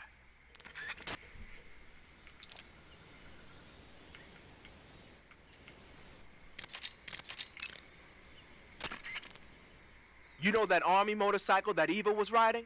That's a replica of a German model. A replica? Yeah. After World War II, the Soviets confiscated an entire assembly line from a German motorcycle factory, machines and all. And then they took it back with them and started producing replicas? Exactly. Originally, that motorcycle was designed to be used with a sidecar attached. That means it's got enough power to drag a 200-plus pound sidecar around. So that's how she could pull off all those crazy stunts. Uh-huh. Of course, it takes a lot of skill to be able to control that much power. That Eva chick is something else. The weapon you've got equipped now is a prototype model of the Mark 22, a suppressor-equipped pistol currently in development by the Navy. It's been modified to act as a tranquilizer gun. The Mark 22 is a heavily modified special ops version of the M39 pistol used as a sidearm by the SEALs. Probably the biggest change from the M39 is that it's got a longer barrel, which allows it to be equipped with a suppressor. And it uses a slide lock mechanism. That makes it a lot quieter, but it also means you have to load a new round into the chamber by hand every time you fire. It's also fitted with tall, adjustable sights, so you can use the front and rear sights to line up your shot, even with a suppressor attached. Looks like they got rid of the magazine safety, too. Good eye. That feature wasn't too popular with guys like you who know their guns. The shear release lever's been taken off as well, meaning the hammer won't fall even with the safety on. So I can just cock and lock. That, and you get the added bonus of not having any mechanical noise from decocking, even with the safety on. The perfect pistol for a sneaking mission, huh? Looks like you're using splitter face paint. Splitter is an indoor face paint. Painting your face with splitter should help you blend in better when you're infiltrating a building. When you get hurt, your body will heal itself naturally over time. However, the speed at which your life recovers depends on how much stamina you have at the time. The more stamina you have, the faster you'll recover. So if you want your wounds to heal quickly, you should eat something and replenish your stamina first.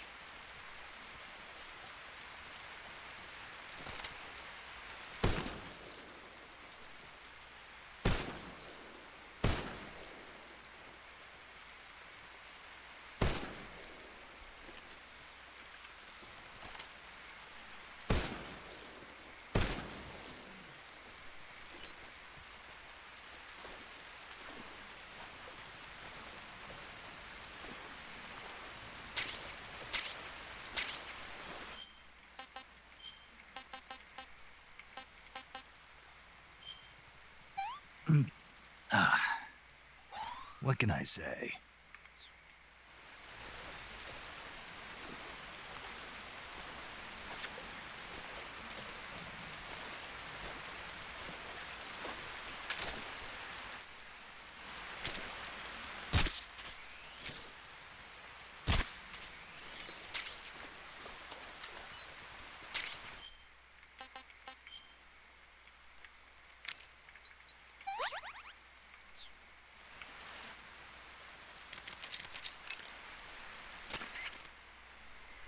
Wow, you caught a coral snake. The coral snake is a venomous snake that originally hails from the Americas. Its venom is a very potent neurotoxin, so don't let it bite you. If you do get bitten, go into the survival viewer right away and use Cure to neutralize the poison with a serum injection. The colorful red and black patterns on the coral snake are a warning sign.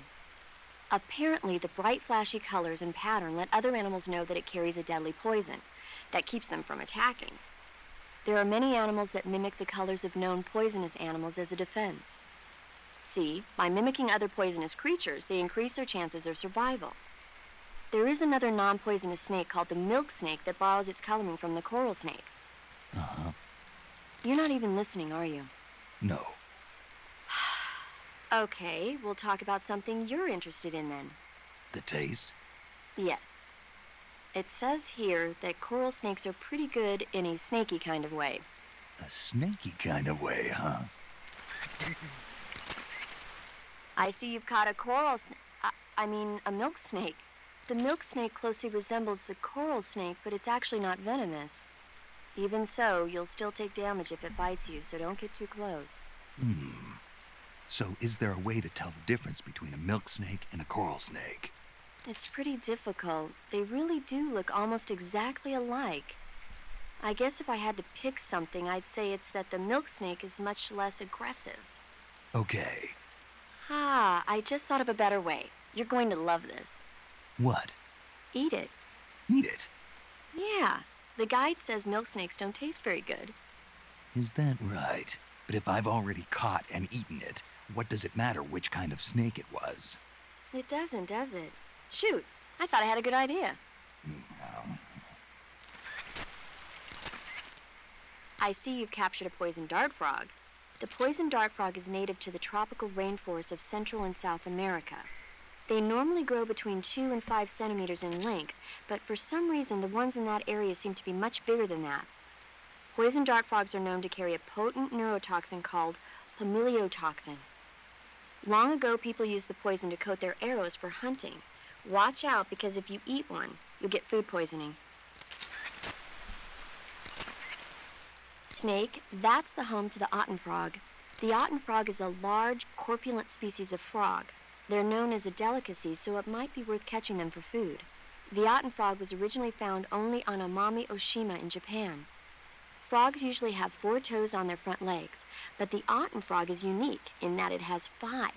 Got it. By the way, you said they were known as a delicacy, right? Right. So that means they must taste pretty good, huh? I guess so. I hear that in Japan, Otten frog sashimi and sukiyaki are popular dishes. Really? Yeah. Japan, huh? That place is starting to sound better and better.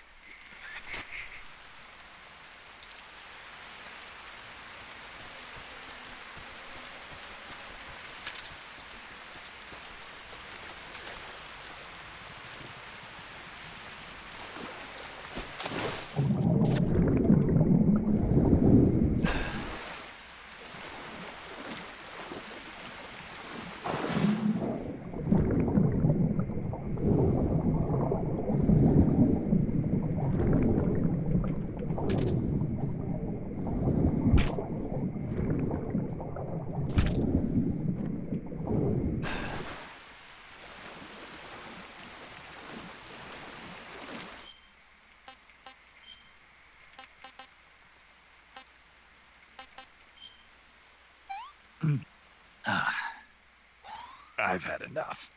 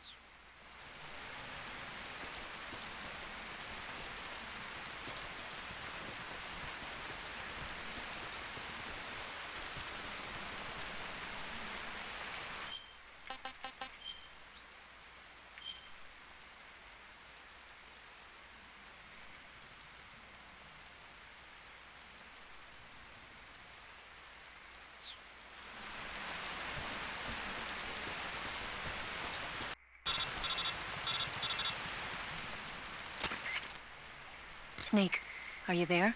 Eva, Did you miss me? did you make it without any trouble? No one saw me. So you're back with Vulcan. In a matter of speaking. What about the boss? Yeah, she's here too. Better be careful. Thanks, I will. The boss and I get along pretty well, though. I guess we traitors have a lot in common. Why would anyone want to defect? Betraying your country like that, I just don't get it. Are you talking about the boss? Why do you do it? Weren't you born and raised in America? Yes, in a small rural town. I never even knew there were other countries, other cultures, other ways of thinking, until I went to work for the NSA. And one day, I'd found I'd lost faith in the things I'd been taking for granted. What did you see? What was it that made you want to change sides? You wouldn't believe me if I told you. Try me. I saw the universe. The universe? Not the actual universe.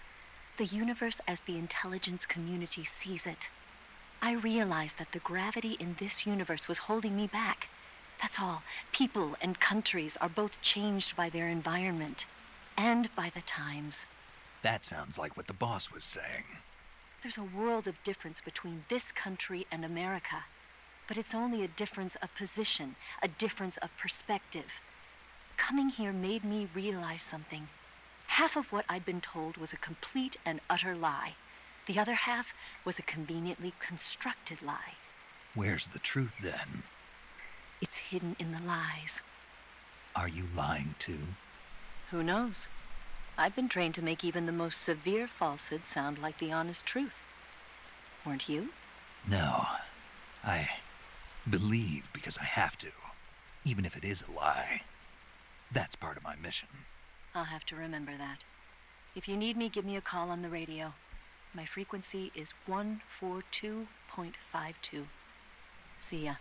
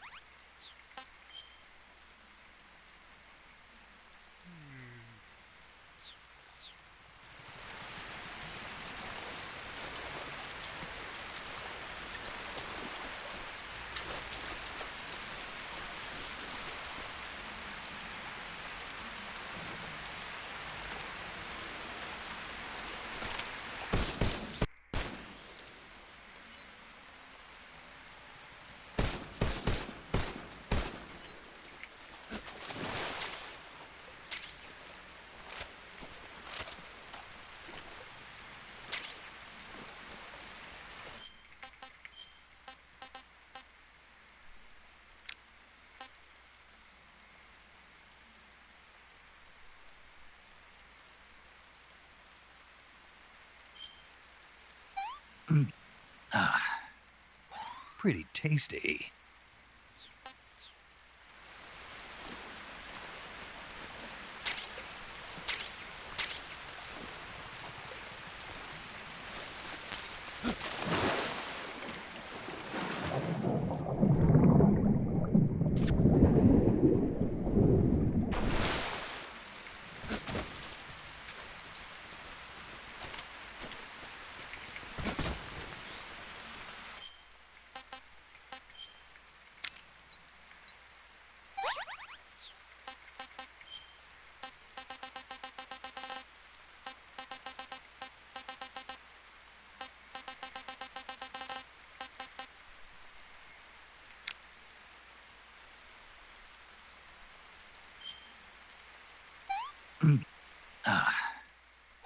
I want some more.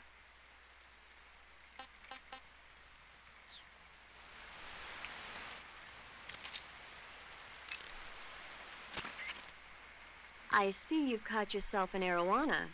The arowana is an ancient fish that lives in tropical freshwater areas. Because of its large size, I don't think you'll be able to capture one alive. Ancient fish like the arowana are living fossils. They've hardly changed their form since the Devonian and Jurassic periods. Other ancient fish besides the arowana include the coelacanth, the starlet, and the knifefish. Almost all organisms on Earth have evolved in various shapes and forms, but these fish have kept the same form for hundreds of millions of years. Baffling, isn't it? Sure. Well, I can see you're not interested. Not at all. I'm fascinated by ancient fish. Why? They're supposed to be huge, aren't they? You're wondering whether they'd make a good meal. Yeah. So, do they? The guide says they taste just fine for a fish. Great.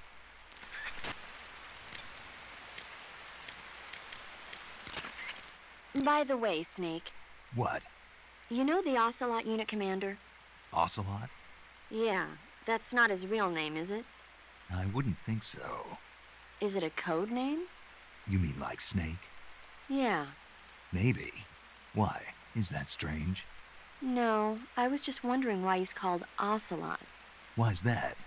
Well, I looked it up, and it turns out the ocelot is a wild cat whose habitat stretches from the southern U.S. down to northern Argentina. They live in a variety of different environments, from tropical rainforests to savannas. The biggest ones can grow up to 1 meter in length. They're normally solitary creatures, and their diet consists mainly of small animals and fish. During the day, they sleep up in the trees, but at night... Yeah, paramedic. Oh, right. So the ocelot is an animal that lives on the American continent.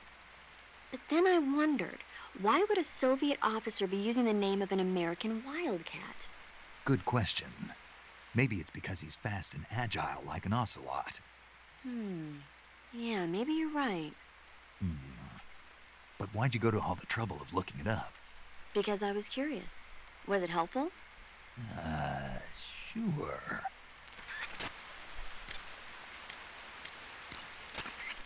It looks like you've got rid of all the ocelots. Yeah. Now proceed with the rescue of Sokolov. According to Eva, you should start by going to the crevice to the north and... Can we trust her? What's that? Eva is with the KGB, isn't she? Can I really believe what she says? How do I know she won't double-cross me? There are no guarantees in espionage, Snake, only calculated guesses. At this point in time, the KGB stands nothing to gain by stabbing us in the back. So you're saying I can trust her? I'm saying the chance that she'll betray you is low. Of course, we checked the route she gave you against our own data. It looks like a pretty solid infiltration route. It makes good use of weak spots in the enemy's defenses. You shouldn't have any problems. Follow the route Eva showed you and proceed with the mission. Roger. First, enter the cave through the crevice. Eva said it was to the north, so head that way.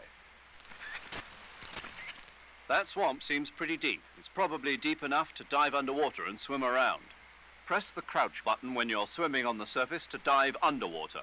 The controls when you're underwater differ somewhat from when you're on land. The movement stick controls the direction you move in. Simply move the movement stick to move in that direction. Press the action button repeatedly to swim faster. This is useful when you're in a hurry. You can also press and hold the evade button to surface in an emergency. If you want to change the direction you're facing, you can use the camera stick to control the camera. Snake, you'll be helpless if a crocodile attacks you in the water. You can't see behind you when you're swimming, so if you're in a crocodile-infested swamp, keep an eye on your 6. Also, by using your sensors, you should be able to detect crocodiles before they get too close. Eva was right when she said that operating in an unknown jungle at night is extremely dangerous. In my former outfit, the SAS, we'd always be sure to set up camp before sunset and wait until daybreak before setting out again. Being able to stay in that abandoned factory made things a lot easier for you. You ought to be thanking Eva. Major, what's this temptation Eva was talking about? In the Old Testament of the Bible, Eve was seduced by a snake into tasting the fruit of knowledge. By eating the forbidden fruit, Adam and Eve disobeyed God's command and were cast out from the Garden of Eden. Thus, it was the snake who led mankind into original sin. Come to think of it, I did break a rib in the Virtuous mission. Maybe that's where Eva came from. But the one who tempted Adam into eating the forbidden fruit was Eve. You may be working together, but she's still a KGB operative. Don't let your guard down. I don't intend to. Snake, your number one priority in this mission is rescuing Sokolov. Eva said he is in the lab, so head over there. Right. Do you remember how to get to the lab? You mean what Eva told me? Yes. Of course I do. All right, repeat it for me. Major, do you think I'd forget something like that? Let's hear it then. First I head north. And then I'll come to a crevice. And then? And then... All right, let's go over this one more time. First, head north through the jungle. Enter the cave through the crevice to the north. Follow the cave to the end and you'll come out in an aqueduct surrounded by mangrove. Follow the aqueduct to the north and you should arrive at a warehouse. Climb out of the water and enter the warehouse. After you've infiltrated the warehouse, pass through it to the north. Then you'll emerge in the woods again. The lab will be directly to the north. Are we clear now? Yeah. Snake. I got it. Basically, I just head north, right?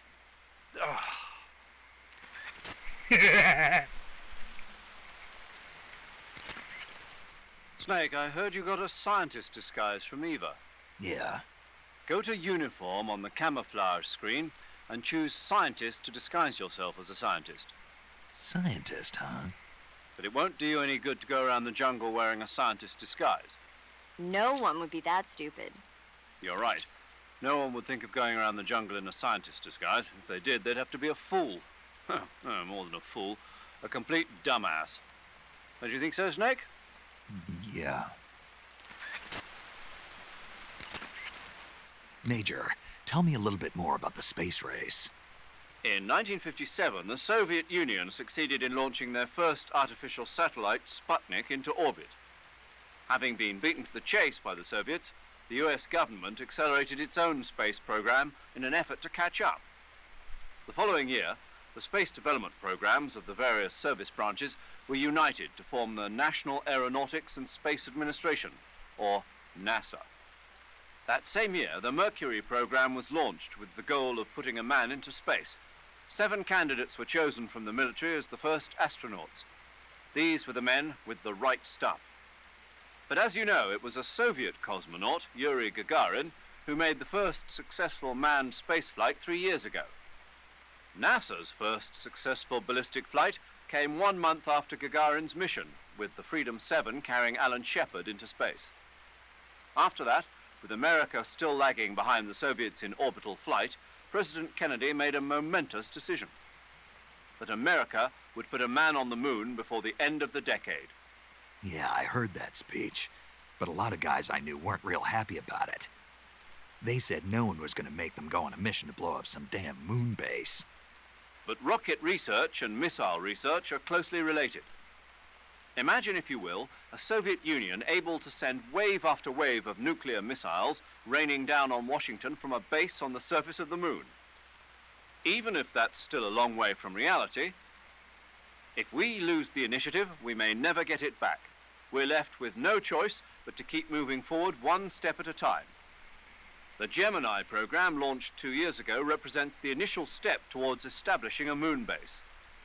And yet, I don't want to call President Kennedy a liar, but I simply can't imagine that in 6 years man will have reached the moon. I don't know. I never even thought we'd make it up into space. I guess it all depends on whether you have the will to make it happen.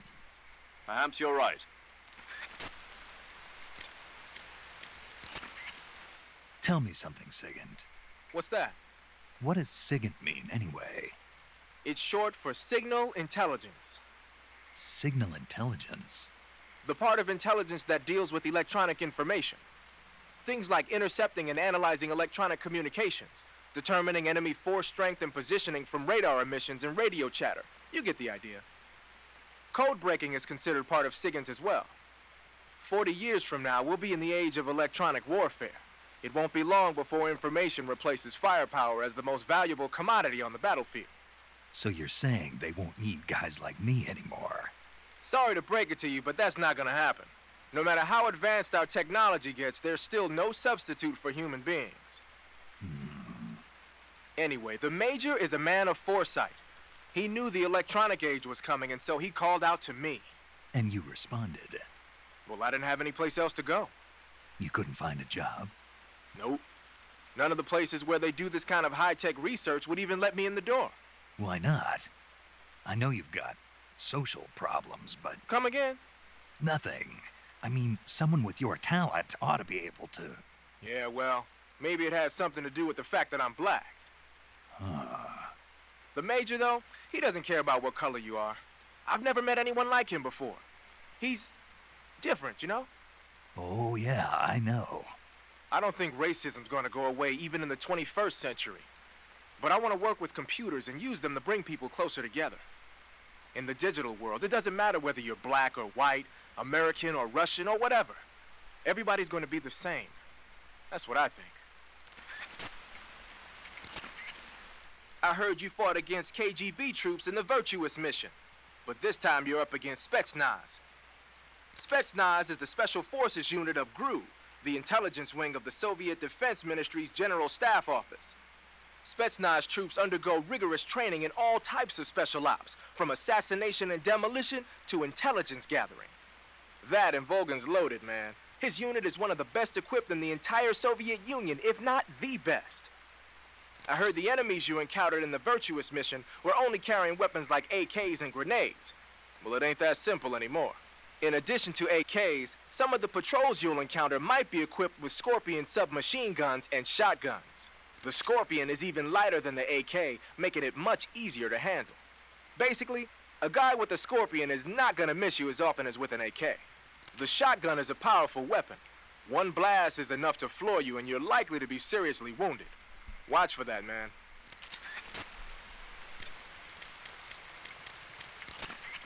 Snake, be careful. I might not have told you this yet, but that swamp is rigged with traps. The traps in that area are set to go off when a rope stretched along the ground is disturbed. Keep a close eye on the ground and make sure you don't trip over a rope. The traps in that area are set to go off when a rope stretched along the ground is disturbed. Keep a close eye on the ground and make sure you don't trip over a rope.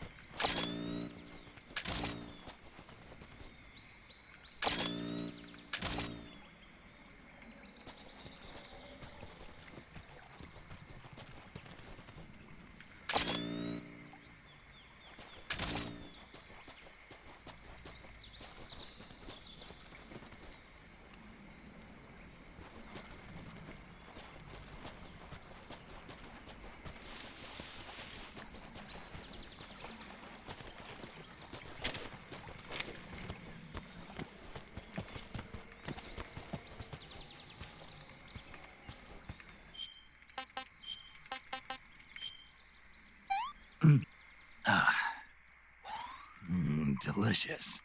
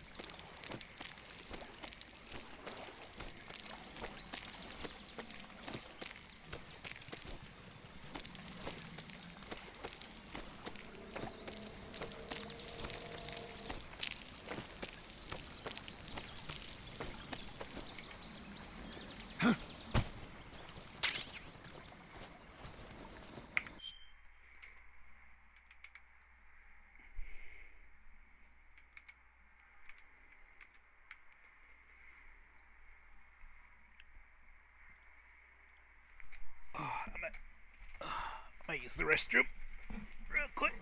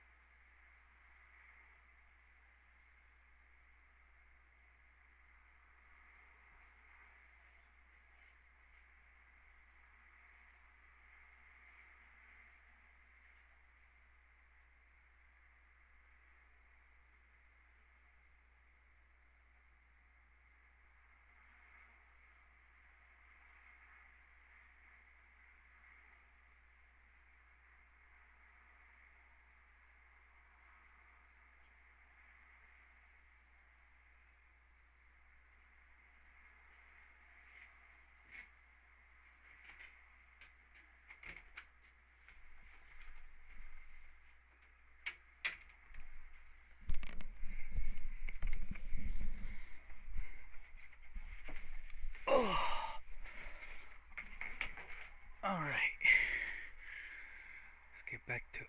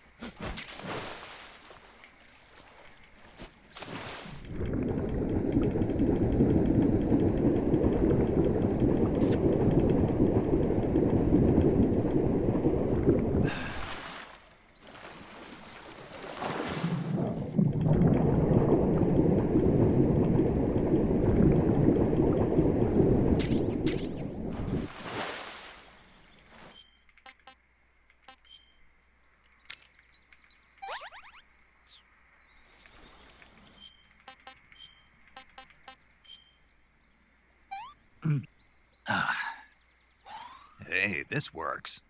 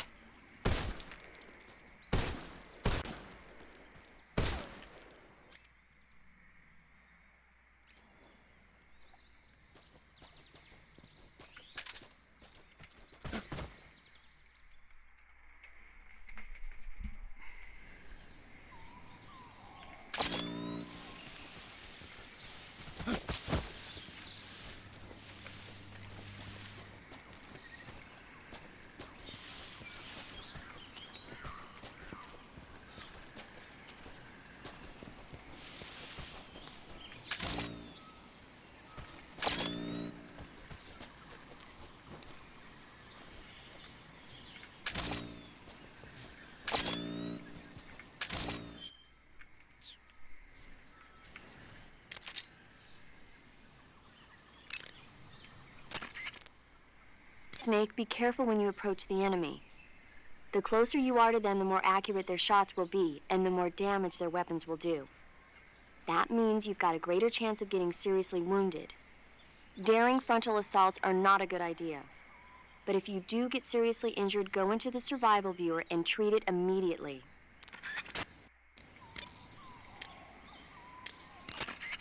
So you've got your uniform and your face paint, but that alone isn't enough to make for good camouflage.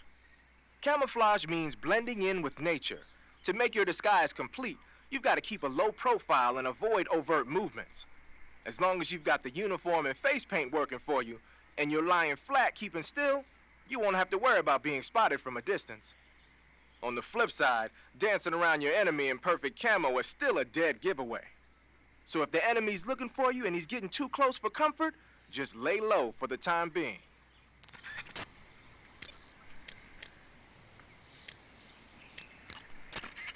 First, enter the cave through the crevice.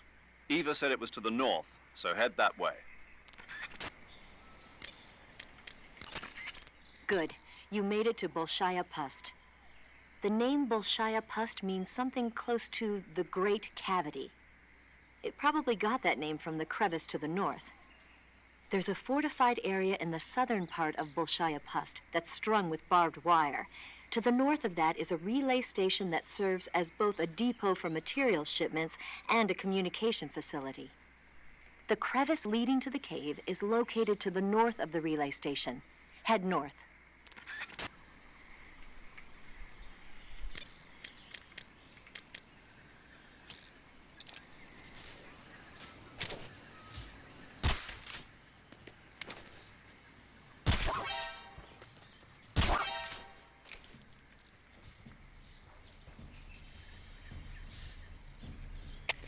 HQ, please respond.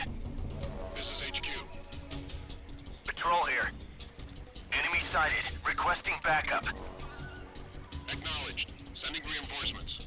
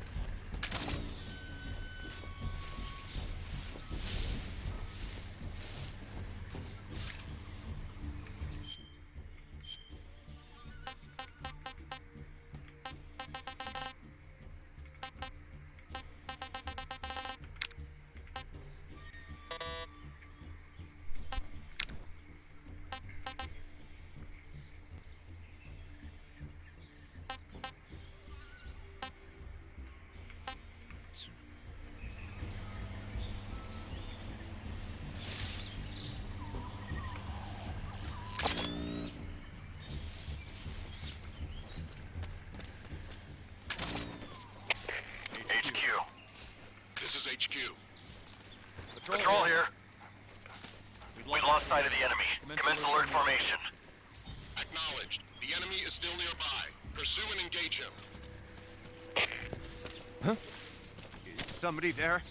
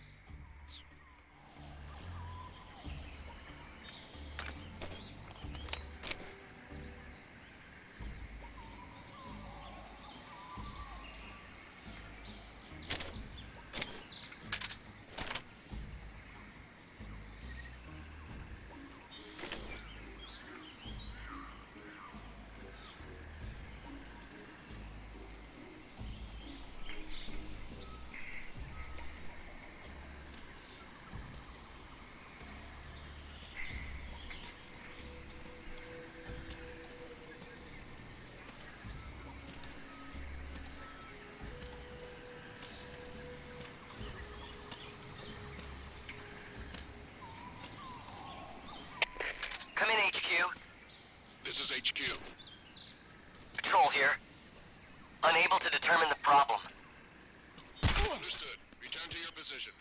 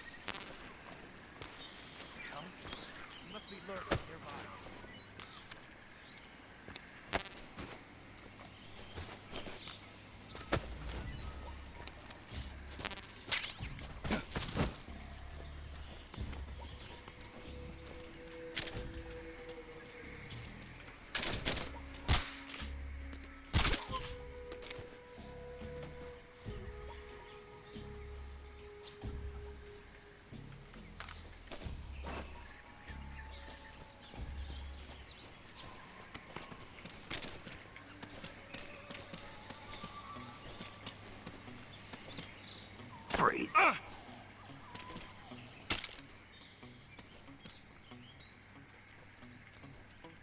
No, wait.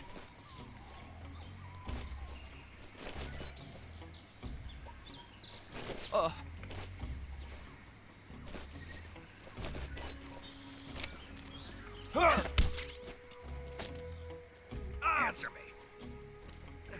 There are lots of traps around here. Answer me. What dogs really like is animal meat.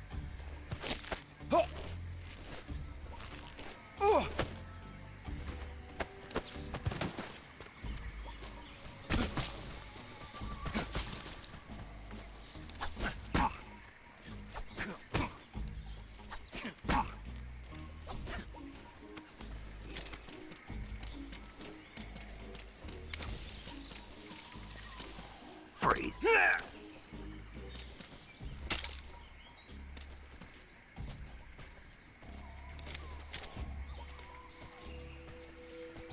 Please don't.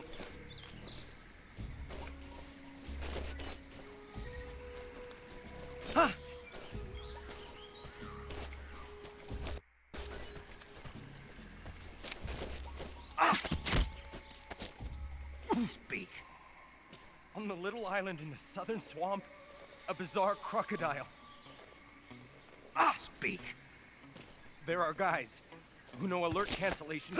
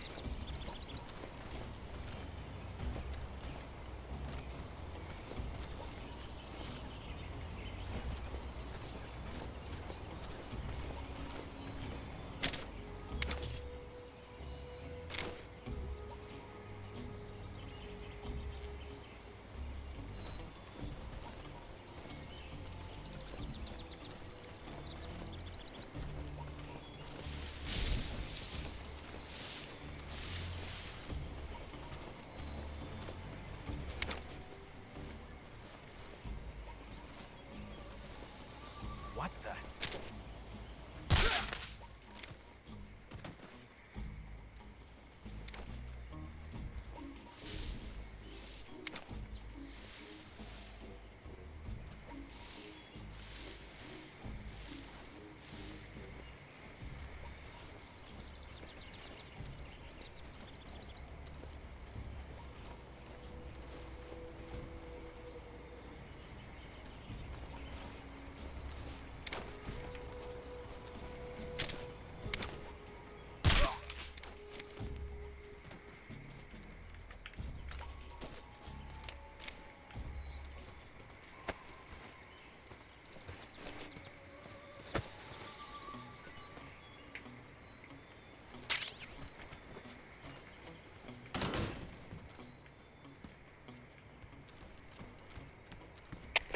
HQ.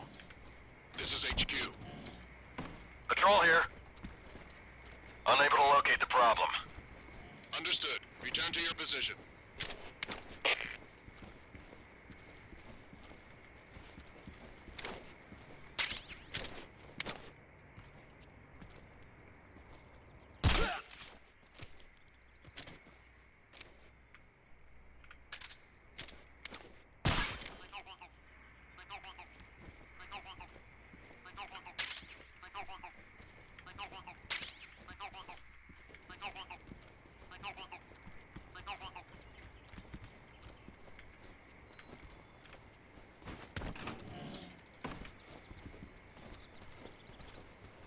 What's wrong?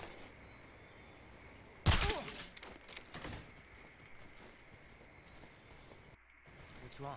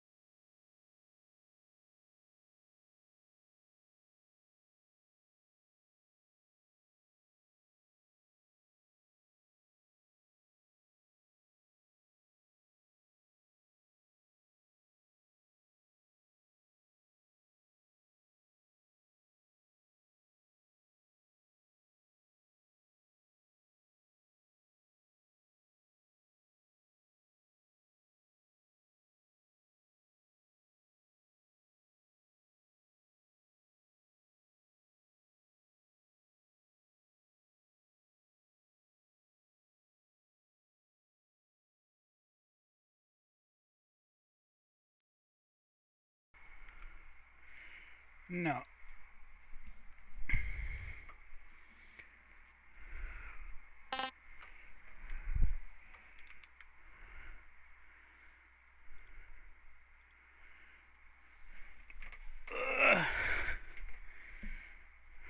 Alright, I'm back. What's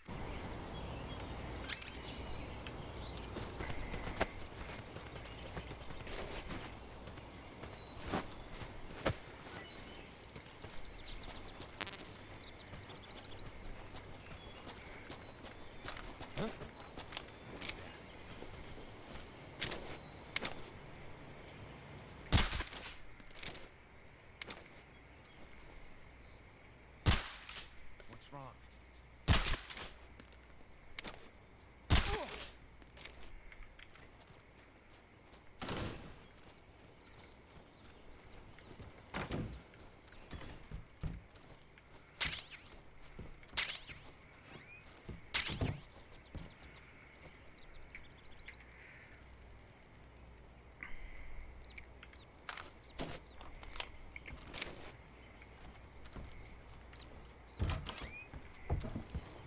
What's wrong?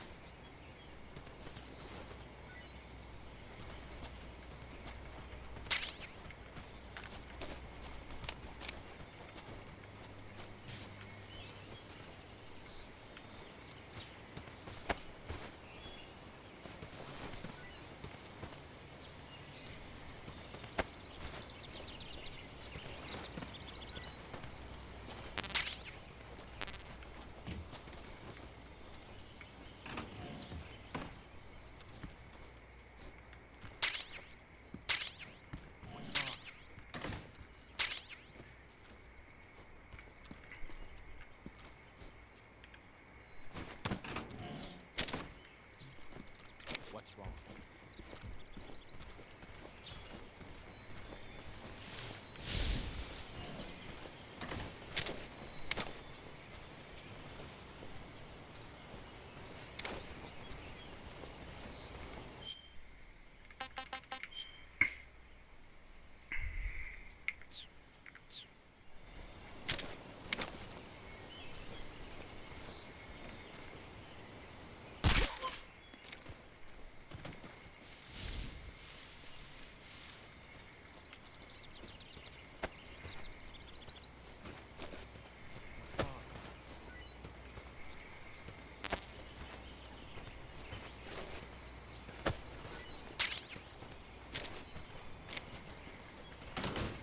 HQ, please respond.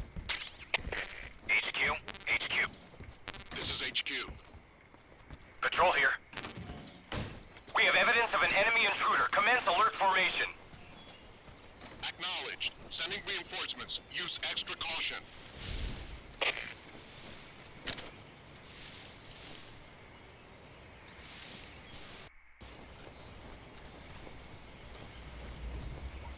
What's wrong?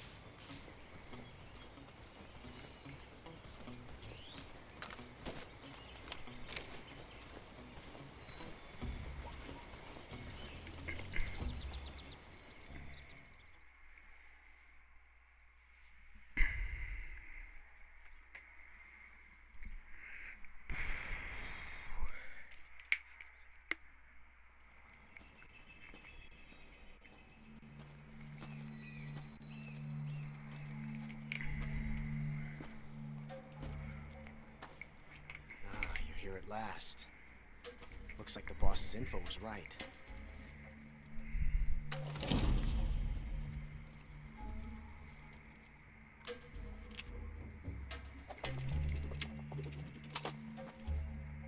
Twice now you've made me taste bitter defeat.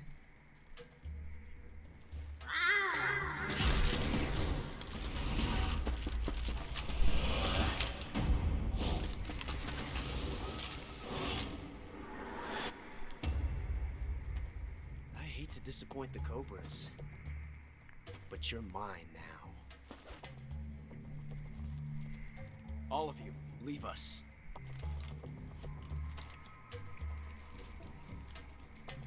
It's just you and me. No one to get in our way. Ocelots are proud creatures. They prefer to hunt alone.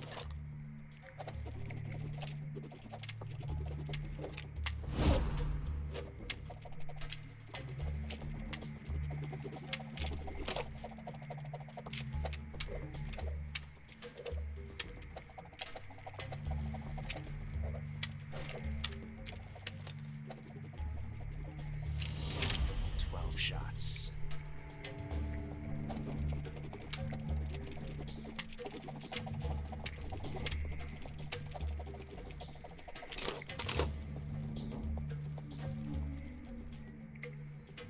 This time I've got 12 shots.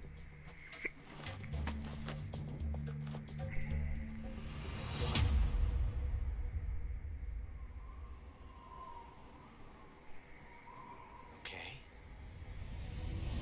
Draw.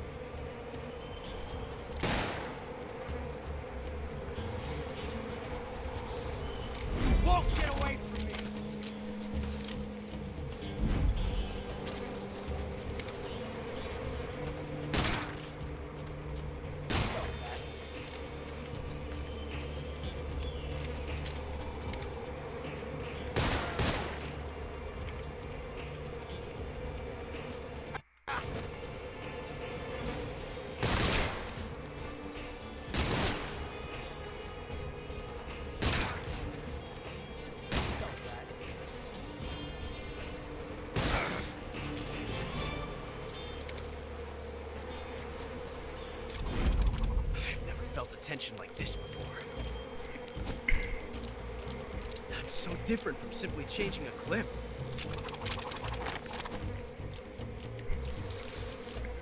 Fucking tumble. Fucking reload time is exhilarating.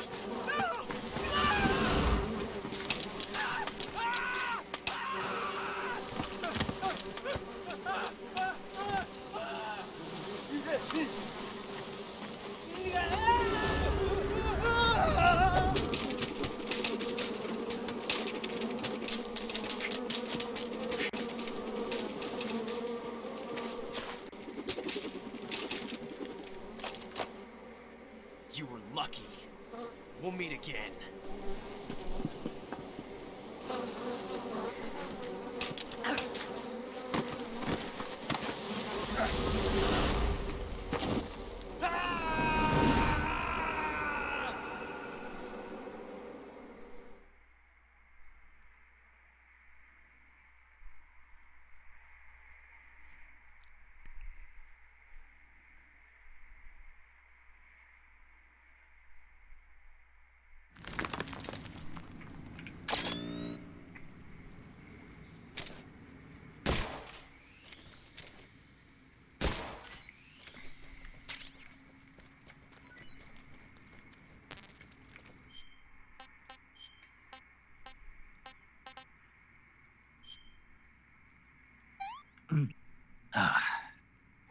That's tasty.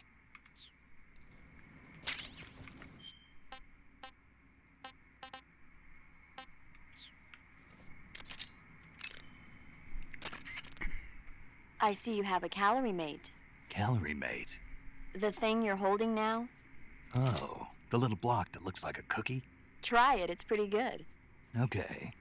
But what is this thing? Never seen anything like it.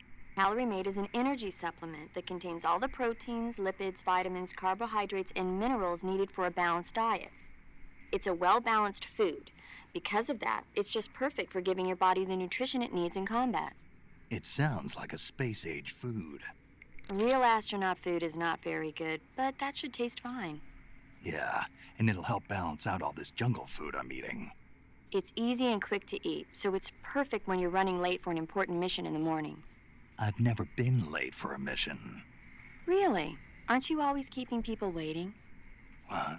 Furthermore, one of Calorie Mate's biggest advantages is that they are all exactly the same portion size. So no matter how you eat it, you always get the same nutrients, flavor, and calories. Each Calorie Mate has a set number of calories, so it's easy to keep track of your calorie intake. All of the geisha girls in Japan use Calorie Mate for watching their calories. I see. You seem to know a lot about Japan, don't you? Yes, I love Japan. I see you've caught yourself a Kenyan mangrove crab. The Kenyan mangrove crab is a land-going crab. It lives in burrows dug near seashores and mangrove swamps. It's not poisonous, but it might hurt a little if it attacks you with its pinchers. Treat it with caution. Got it. So this thing must taste pretty good, huh? Why do you say must? It's a crab, isn't it? It is. And crabs are good to eat.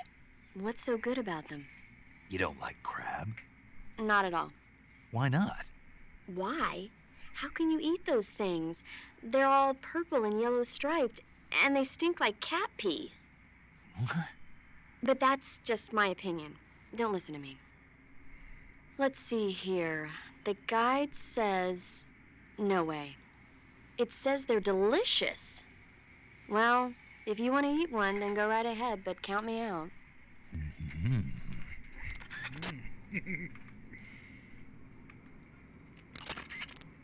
I see you've got yourself a ration.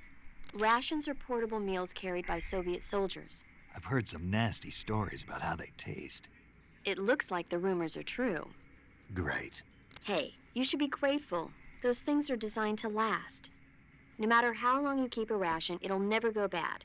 And they're surprisingly good for you, too. I'd take a snake over this any day, even if it's a little rotten. You are hopeless. That area is inhabited by the Taiwanese cobra. The Taiwanese cobra is native to Taiwan and southern China. It's quite vicious and carries a potent neurotoxin in its fangs. Be careful. If it bites you, go into the survival viewer immediately and use the cure option to inject yourself with serum. Sounds interesting. Don't ask me. Huh? The guide doesn't say. If you absolutely have to know, then you'll just have to try it yourself and see. I didn't say anything. But you were going to ask, weren't you? About the taste? Maybe. I'll talk to you later, Snake.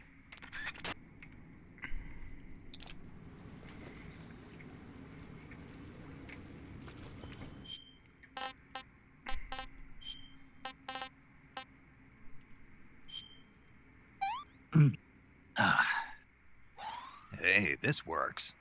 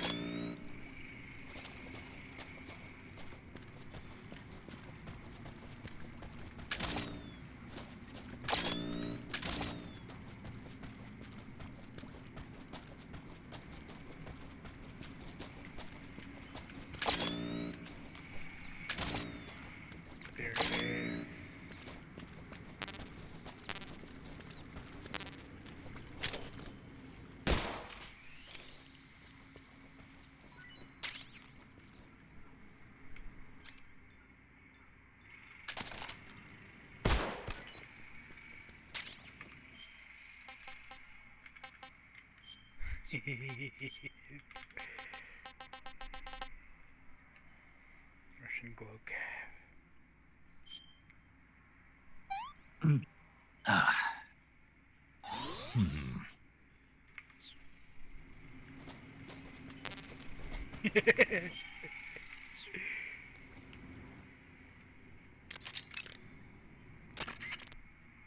When you're bitten by a venomous animal such as a snake or a spider, or hit by a poisoned arrow, the poison will start to affect your body.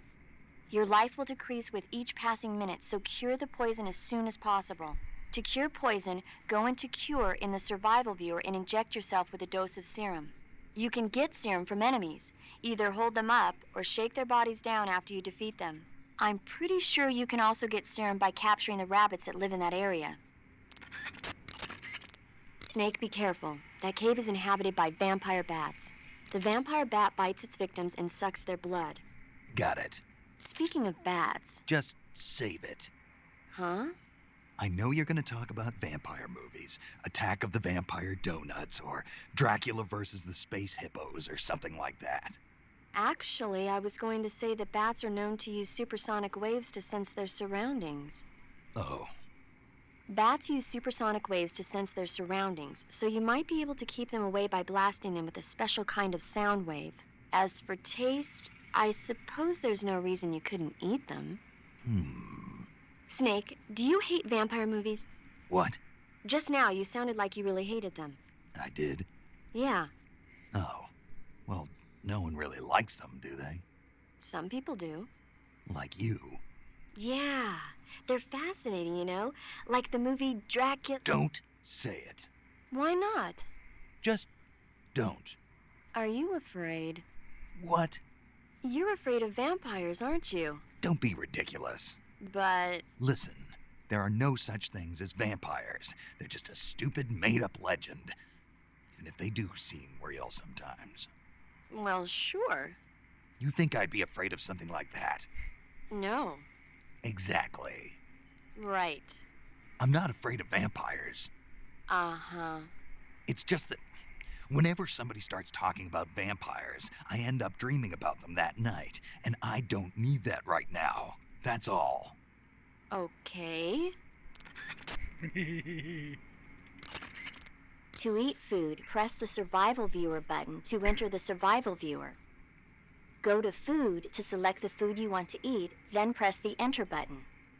Select Eat, and you will eat the selected food. When you eat, you will recover your stamina, but the extent of recovery depends on what you eat. When your stamina is down only slightly, you should save your tastier morsels for later. But don't leave food for too long, or it'll rot. This is where a little planning ahead goes a long way.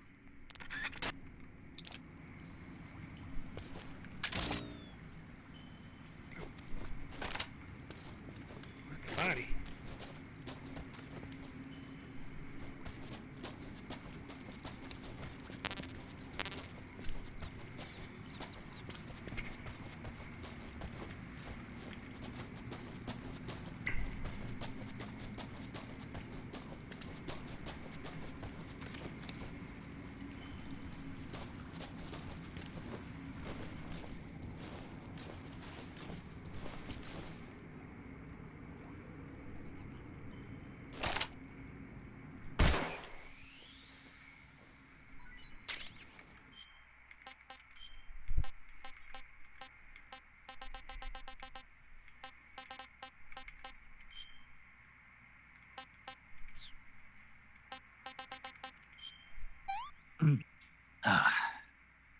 Pretty tasty.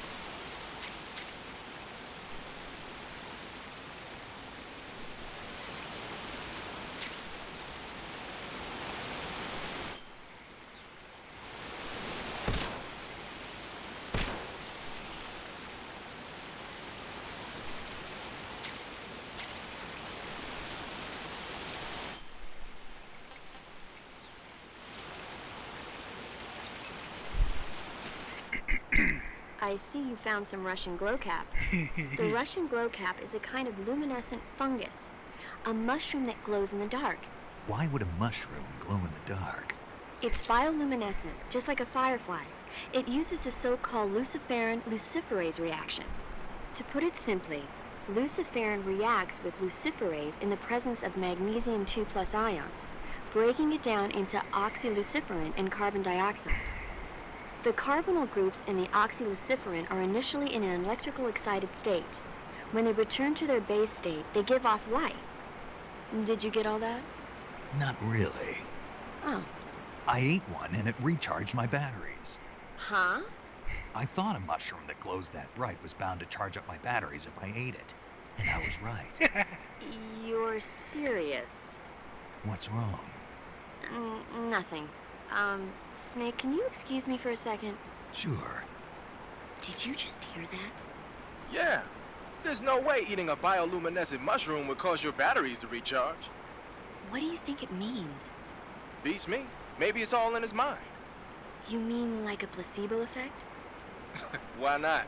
You've seen how gullible he is. Well, I guess there's no harm done. Should we let him keep believing it? Sounds good to me. Okay, Snake, I'm back. Yes, the Russian glow cap is a glowing mushroom, so it'll recharge your batteries when you eat it.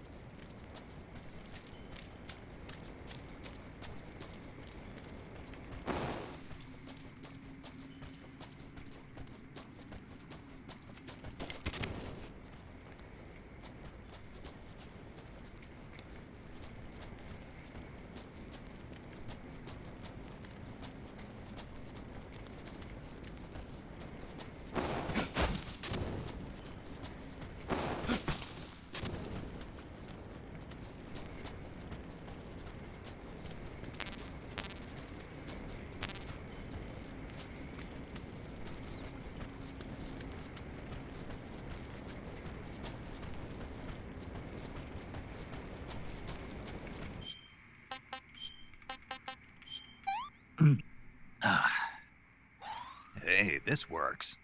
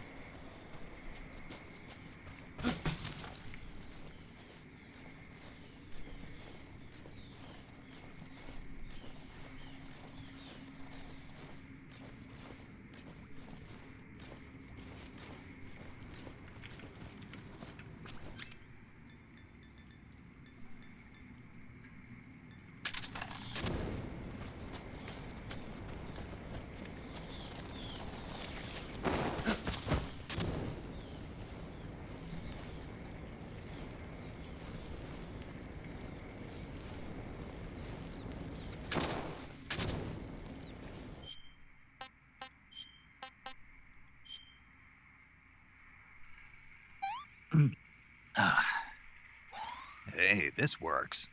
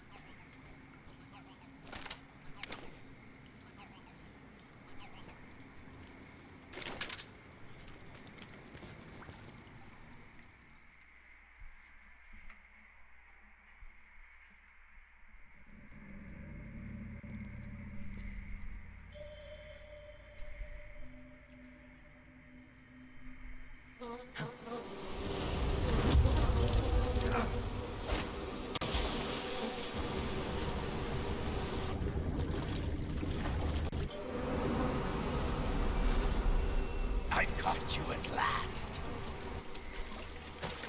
We are the sons of the boss. I am the pain.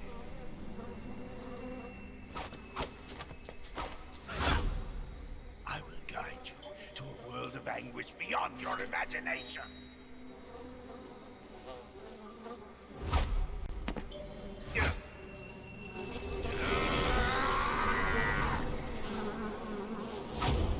Let's get started.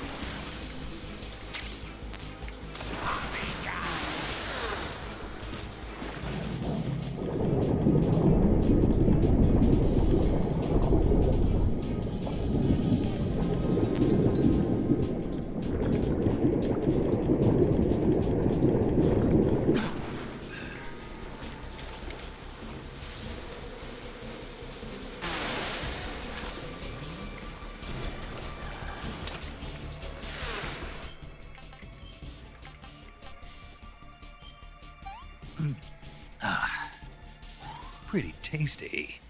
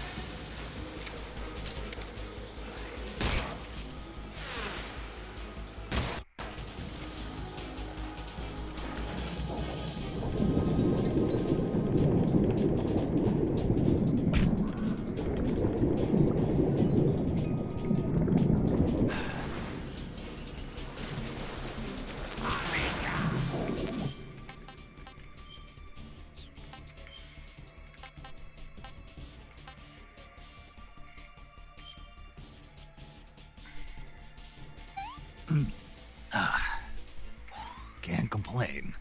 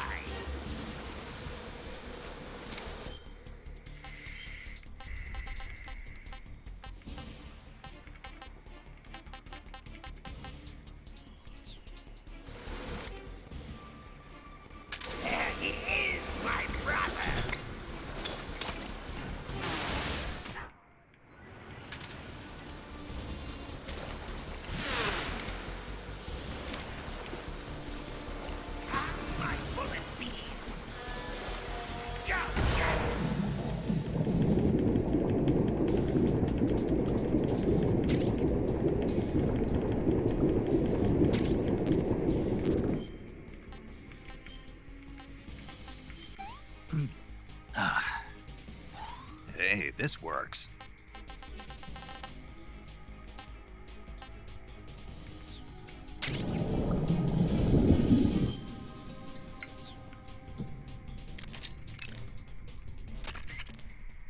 Snake, watch out for those bullet bees. Bullet bees are the name the Pain gives the special hornets he raises inside his own body. And if they get into your body, your wounds will become worse and worse until you get rid of them. If you're afflicted by bullet bees, go into the survival viewer immediately and use Cure to dig them out with your knife. Once the bullet bees are out, don't forget to apply styptic and disinfectant to the wound.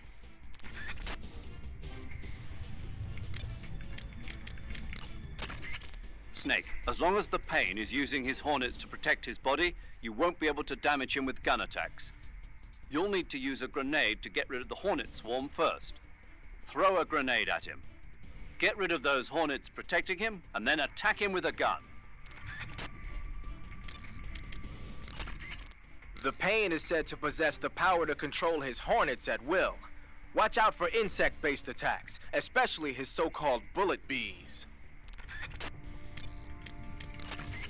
The Pain has the power to control swarms of hornets at will.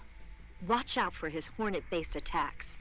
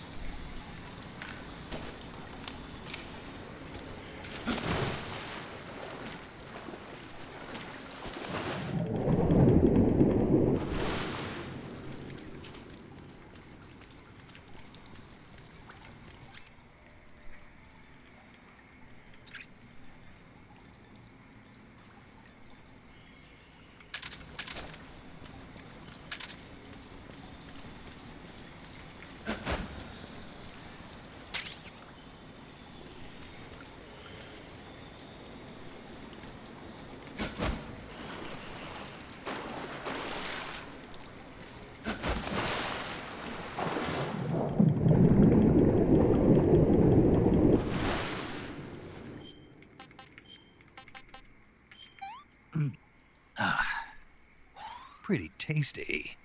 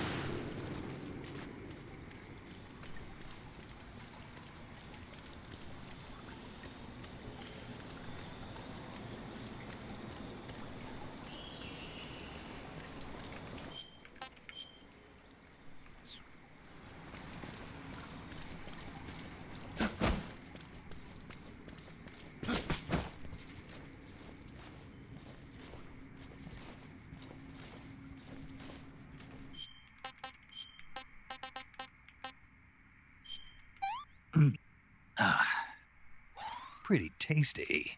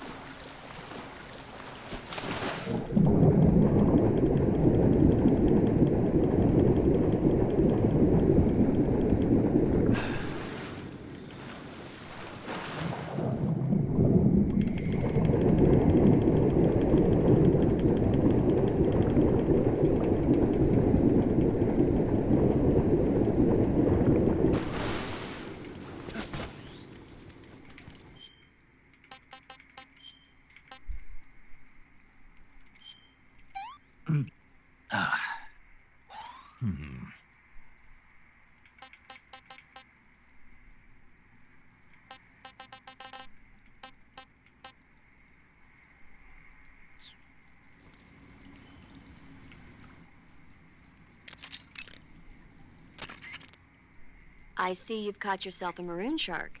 The maroon shark is found mostly in Southeast Asia, but it's not actually a shark. It's related to the carp. It's also known as the red-finned cigar shark, the river barb, and the sultan fish. The taste is, well, you've already eaten one, right? Yeah, it was pretty good. That's all?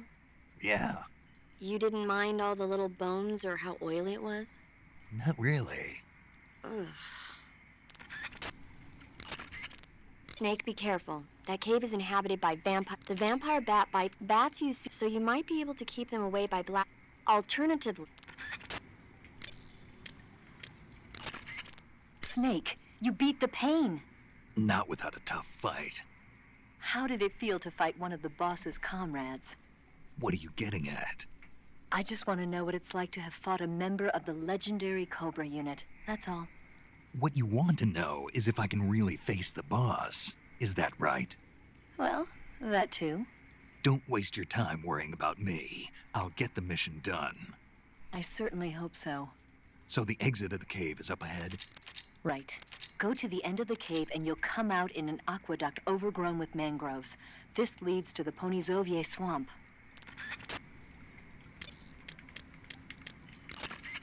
You're on a solo sneaking mission. Your success is based on your ability to survive.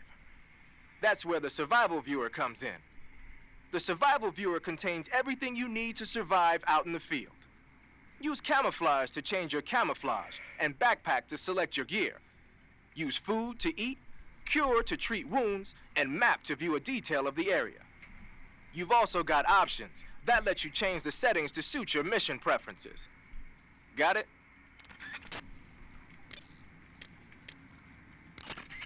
I heard you defeated the Pain. Yeah, it wasn't easy.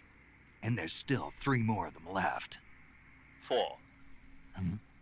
There are still 4 more Cobras left, including their leader, the boss. I'm aware of that. Good.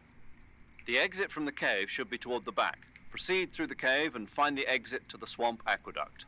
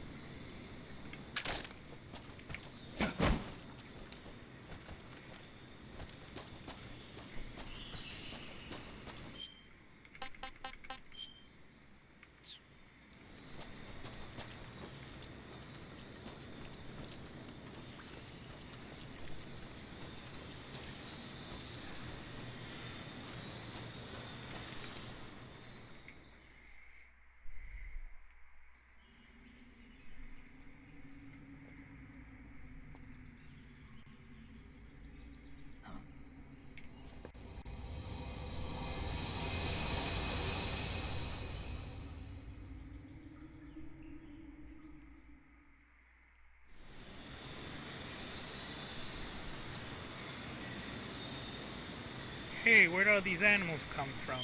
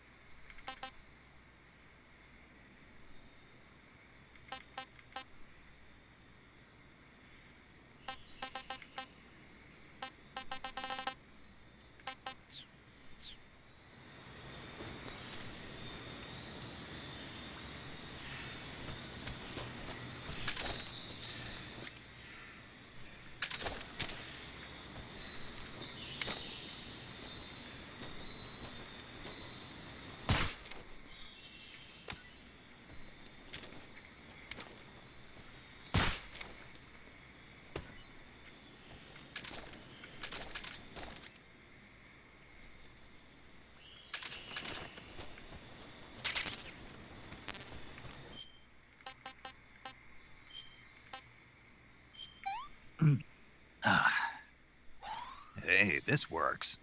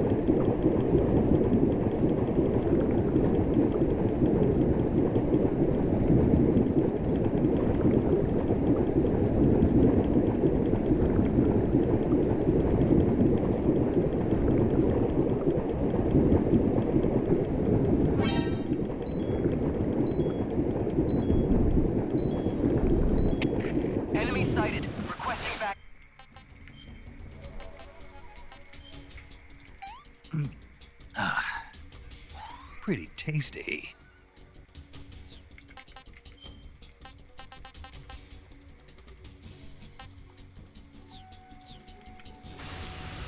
Acknowledged. Sending reinforcements.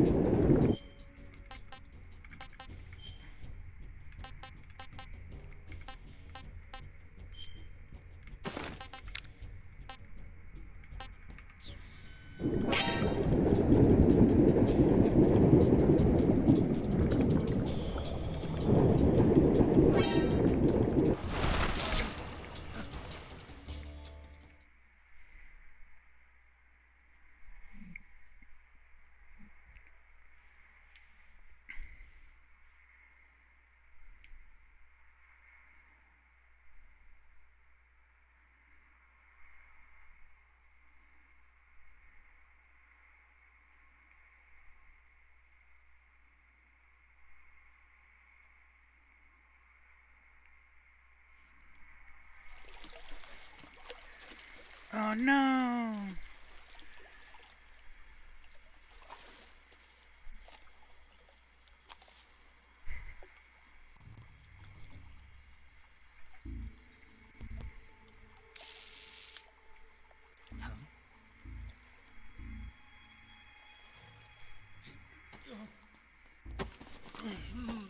Get your hands off me. I'm not going anywhere.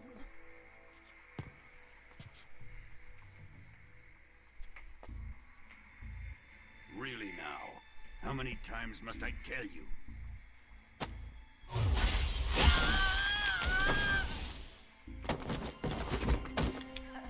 Tanya!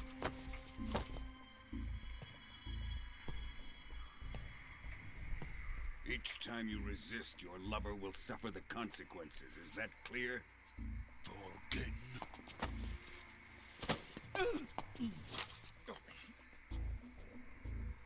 Damn you!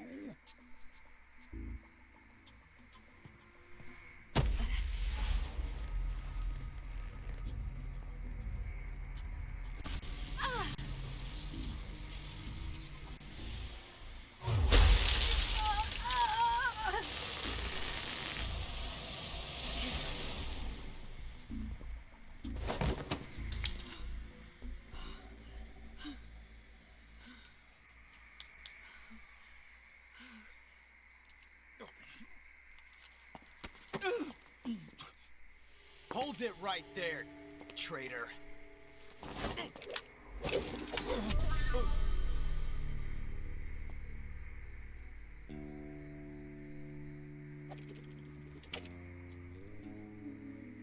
Let's find out just how lucky you are. Watch closely.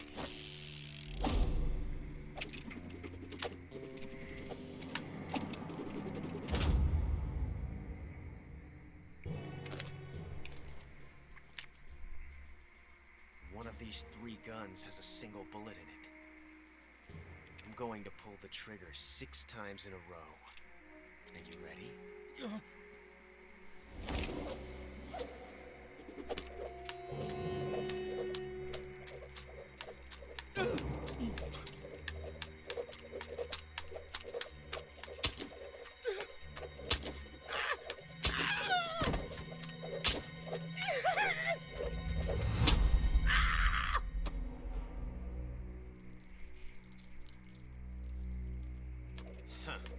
Looks like your luck hasn't run out yet.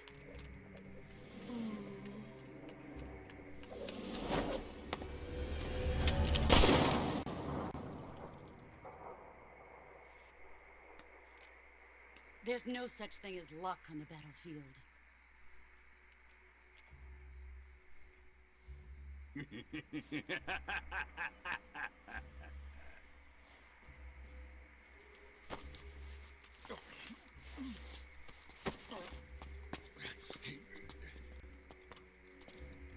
You'd better stay in line from now on. The Cobras will take care of him.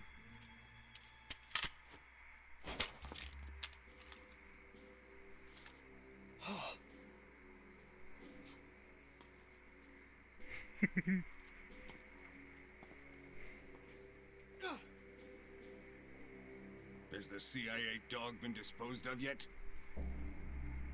The pain is dead. What?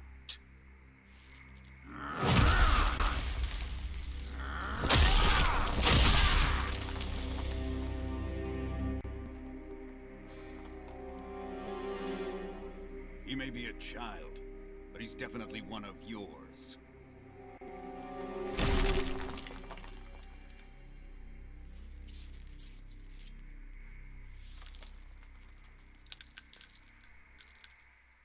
I fear Khrushchev may have a hand in this.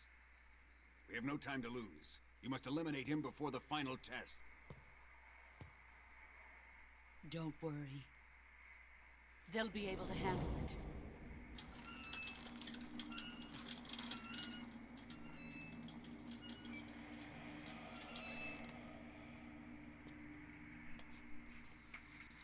I'm leaving him to you, the fear.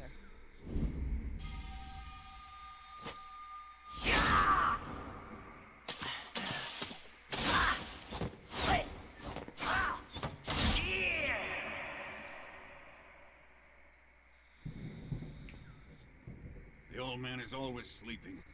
Is he all right? The end is saving what life he has left in him for battle. Normally, he's dead. But he'll wake up when the time is right.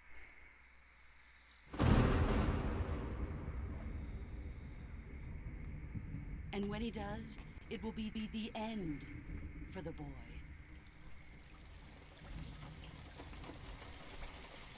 No.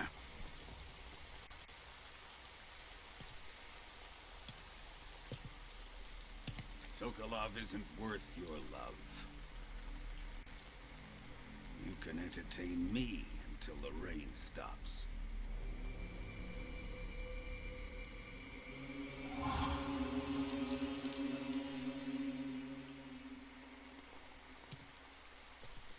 Kuwabara, Kuwabara.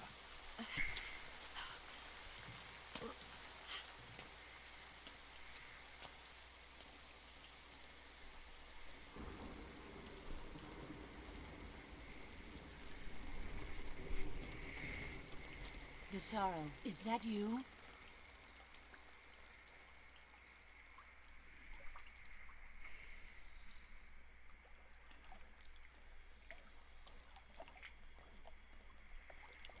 I don't have the sniper. Can't kill him. I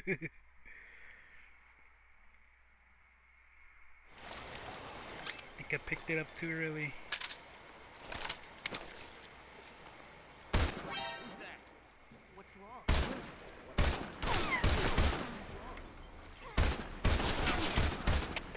HQ, please respond. This is HQ.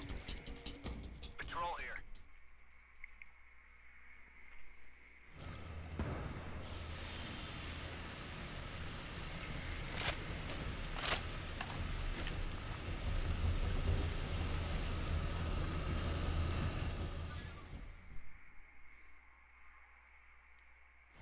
Huh? Is that him?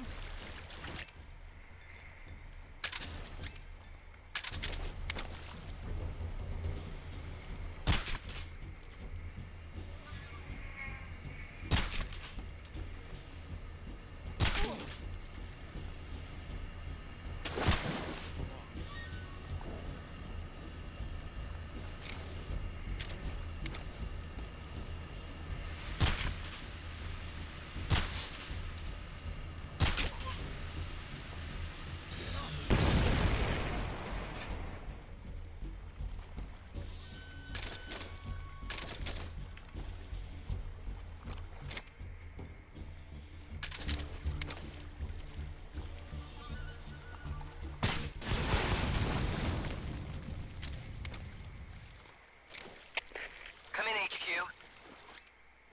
This is HQ. Patrol here. We've lost the enemy. Enter high alert. Acknowledged. The enemy is still nearby. Pursue and engage him.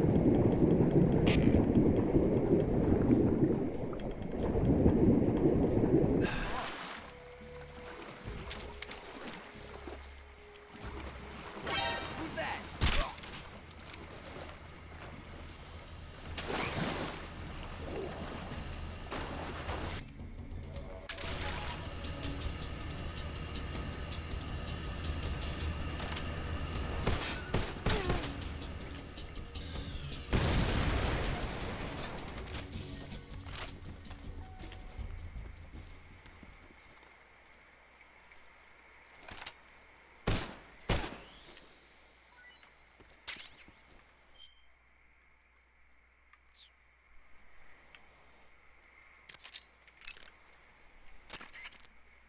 I see you've caught a cobalt blue tarantula. The cobalt blue tarantula is a poisonous spider with a highly potent venom. If you get bitten, go into the survival viewer immediately and use Cure to administer a serum injection. There are many different varieties of tarantulas. The cobalt blue is part of a group called earth tigers. They build their nests mainly underground and are highly aggressive. Their diet consists of not only insects, but also mice and even snakes. Interesting. So how do they taste? Are you really going to eat them? Naturally. So? It says here they're not very good. Damn. Don't act so surprised. Isn't it obvious? Why would it be obvious? It's a spider, for goodness sake. A big one, but still a spider, and there's not much to it. Yeah. If only it were as big as the one in Earth versus the Spider. The what? Earth versus the Spider. It's a movie about this gigantic spider. When it's small, it's about 15 feet wide. But when it's big, it's about 35 feet wide. What do you mean when it's small and when it's big? The size changes from scene to scene. It happens all the time. Huh.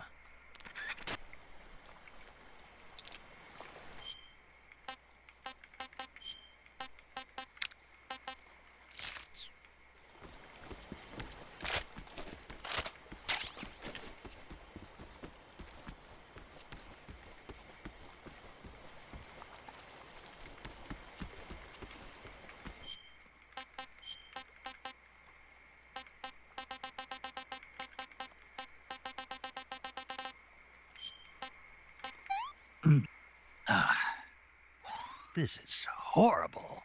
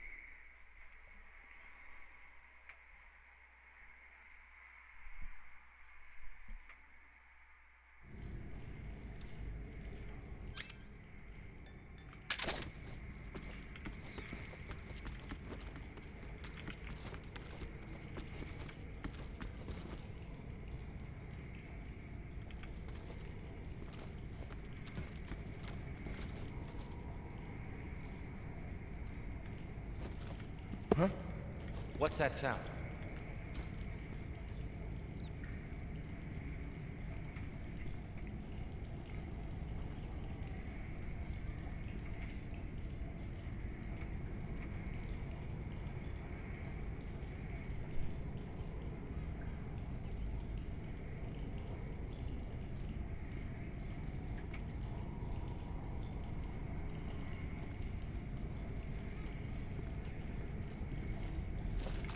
Who's that?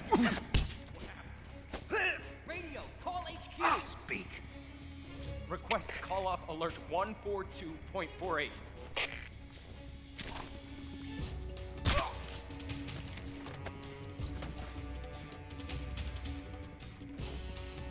Speak.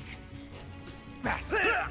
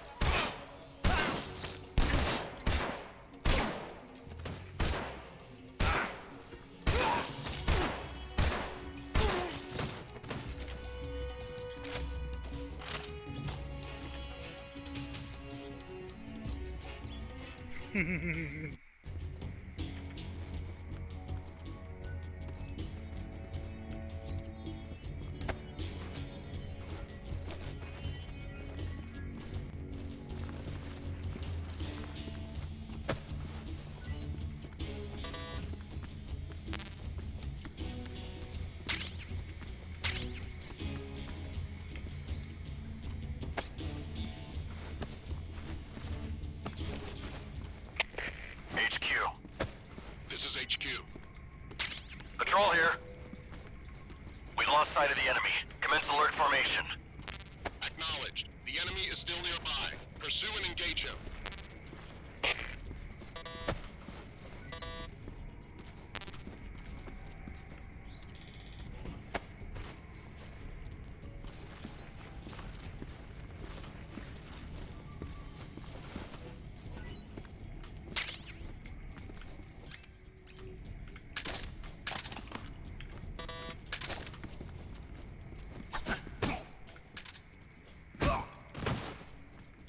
Freeze.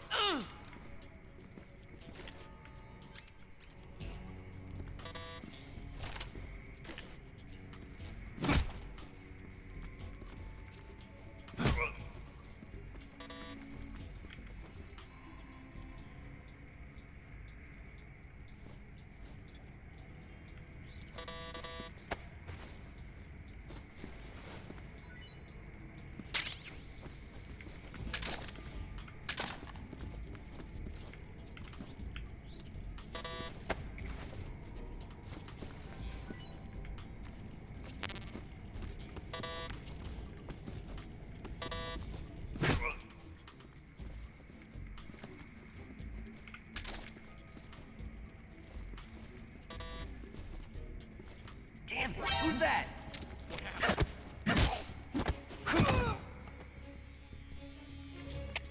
HQ. This is HQ. Patrol here. Enemy sighted. Commencing attack. What's going on? Respond. What's going on out there?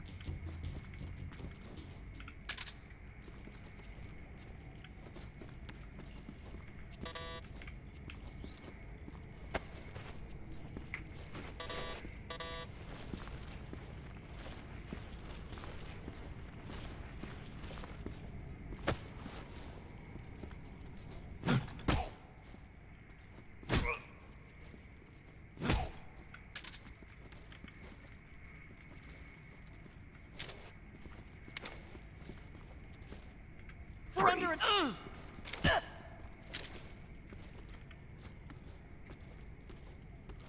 Don't shoot me, please!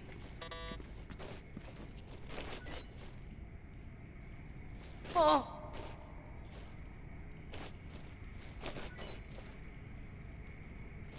Oh!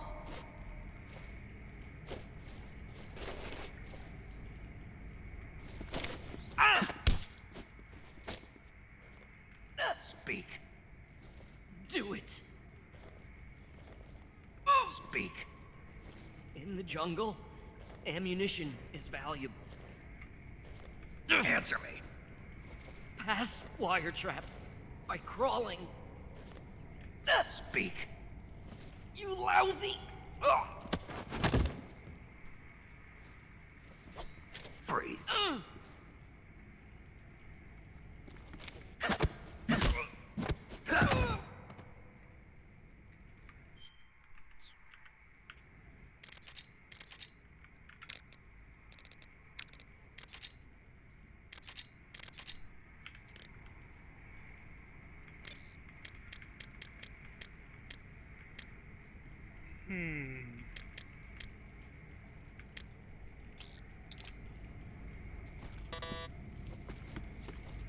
I missed that frequency.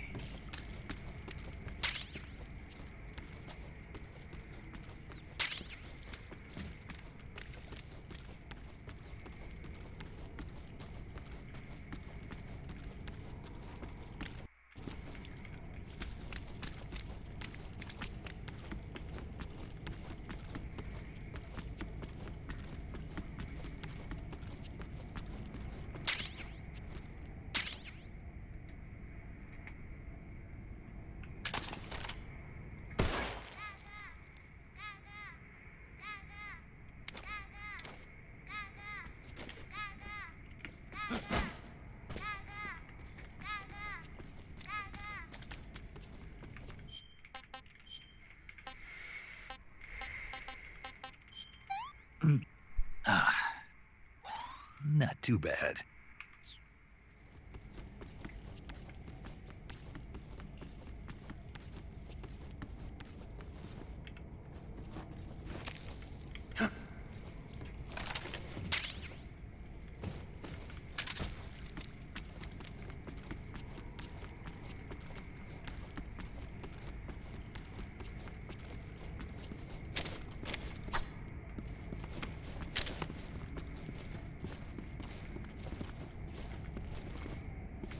Freeze.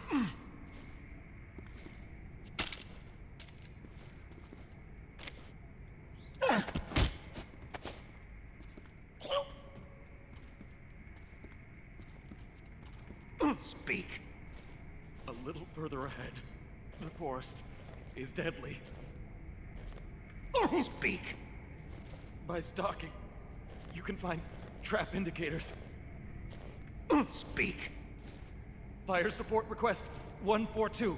14291. Speak. Let me go! 4291. Freeze.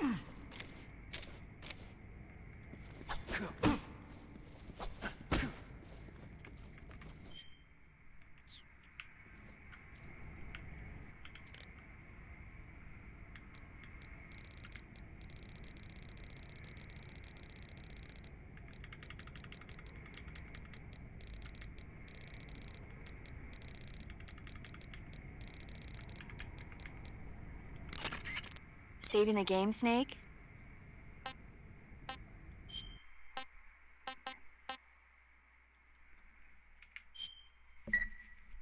Hey, Snake, you ever heard of Godzilla King of Monsters? No, what is it? It's a movie. You haven't seen it? Nope. It's about this monster called Godzilla, who grows to an enormous size in a nuclear test and goes on a rampage in Tokyo. Nuclear test, huh? Then the Marshall Islands must be crawling with giant monsters right about now. It's just make-believe. Maybe that's why my pants have been so tight lately. Snake, it's a movie, not a report out of Los Alamos. I know. So then what happened? Godzilla is immune to all weapons, and humanity has no way to stop the monster. Dr. Shirazawa develops a new type of weapon, but meanwhile Godzilla is getting closer and closer to Tokyo, obliterating everything in his path. It was originally a Japanese movie, but they made an American version too. I recommend seeing the original Japanese one if you ever get the chance. It's mostly mindless fun, but it's also got a serious anti-nuke message as well. Where can I see the original? You'll just have to go to Japan. Really? That's too bad. If you wait 40 years, you might be able to see it in America too. It might even win awards all across the globe in 60 years. Why's that? 2024 will be Godzilla's 70th birthday. You think they're still going to be making Godzilla movies then? Of course. Everybody loves Godzilla. You sure know a lot about movies. I don't suppose you're the movie-watching type, are you? Not really. Okay, then I'll tell you everything I know. When the going gets tough, movies can save your life. It's always good to be able to look at things from a different perspective when you get in a jam. That's the magic of movies. No kidding. Well, I guess it might at least make a nice distraction. That's the spirit, Snake. Have a little fun.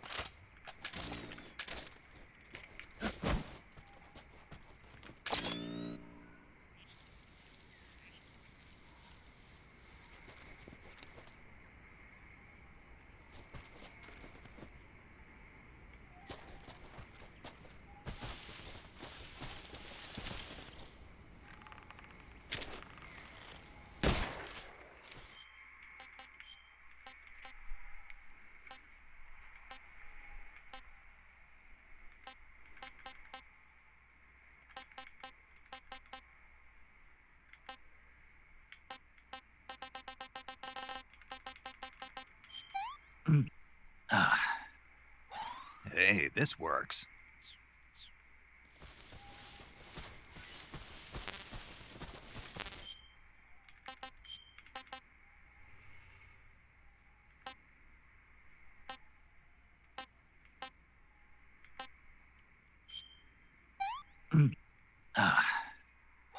Hey, this works.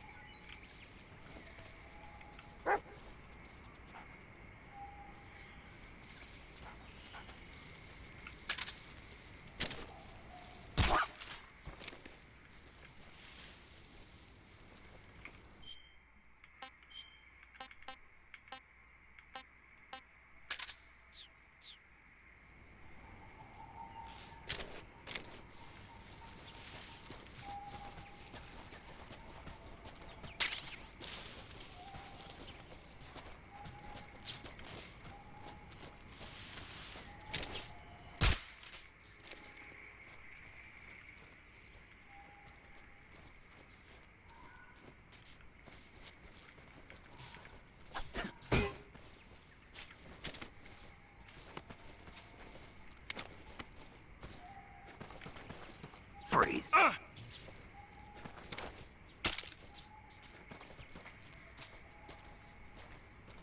No, wait!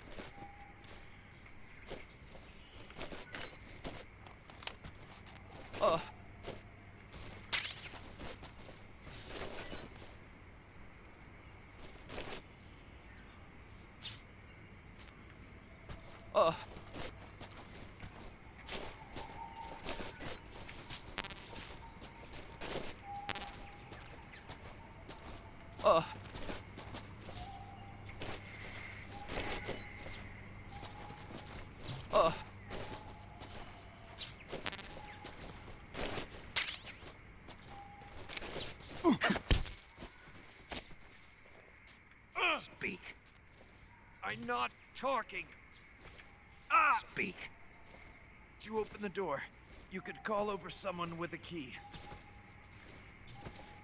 Speak. Hidden by grass. The hole in the wall. Speak. Let go of me. Oh. Oh.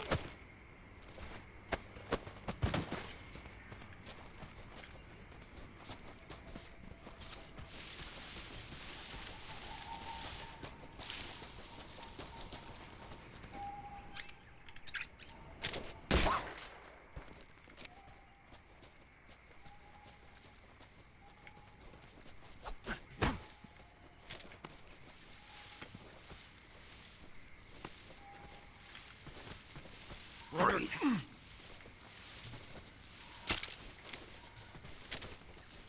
Don't shoot!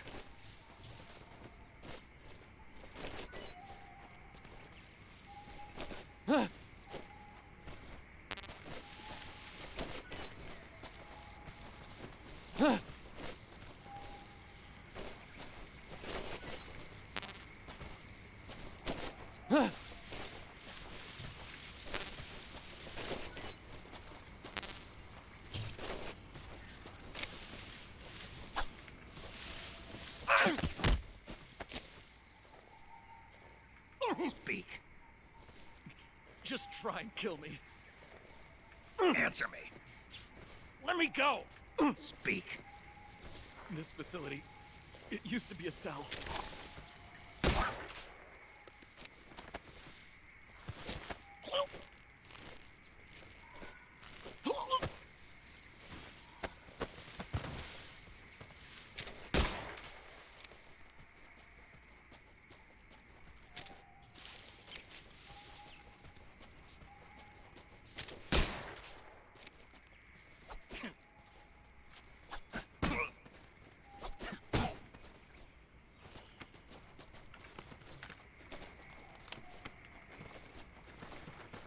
What's wrong? Freeze.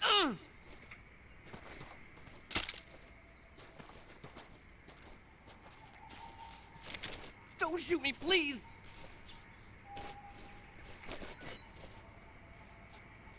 Oh!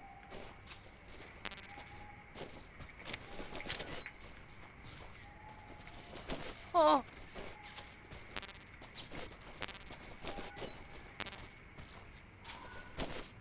Oh!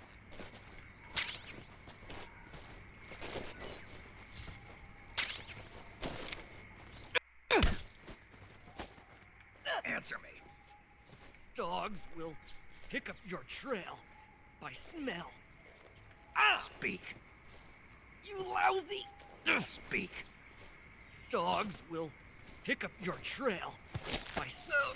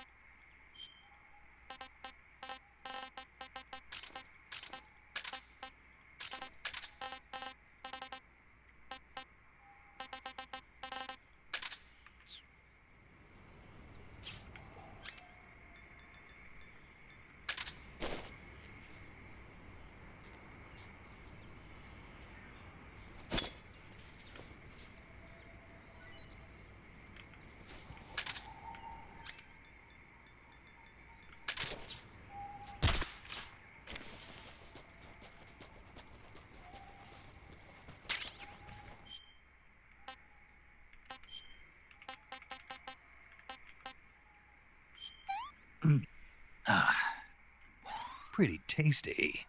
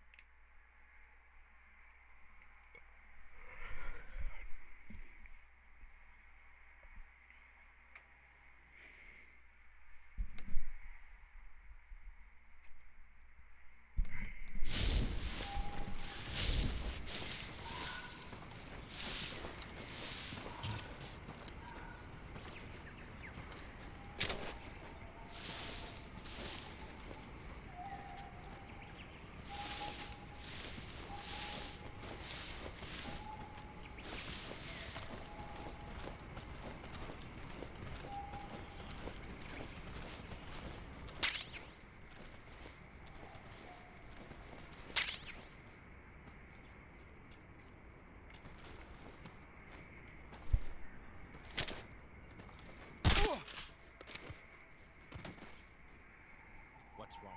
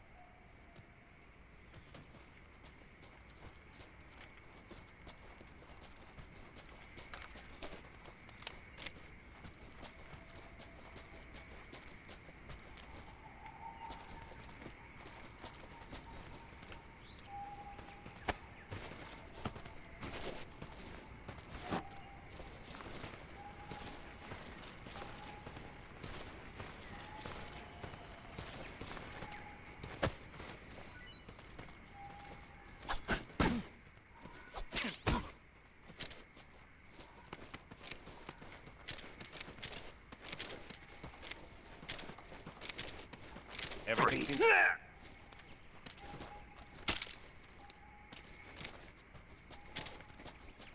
Please don't!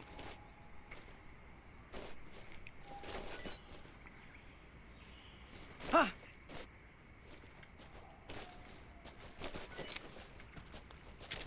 Oh! Huh?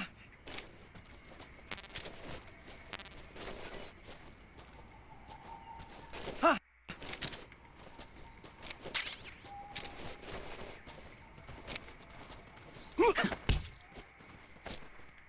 Speak.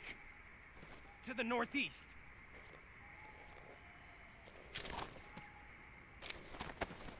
Answer me. In the armory. Speak. There's some ammo. Answer me. Bastard.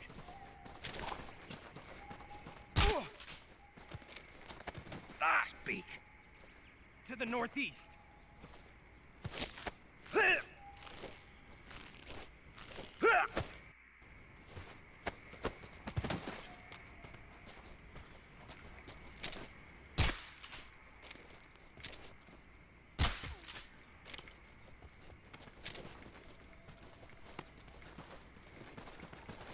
Freeze.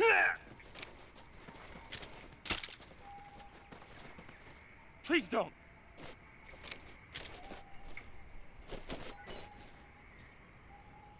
Huh.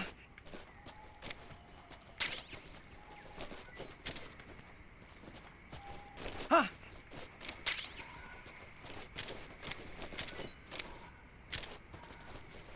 Huh.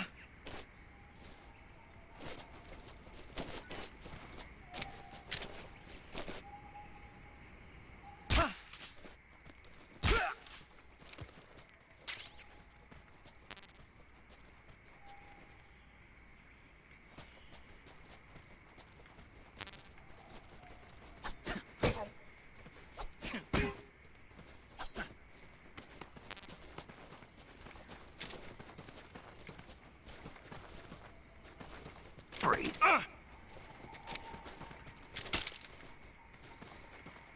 No, wait.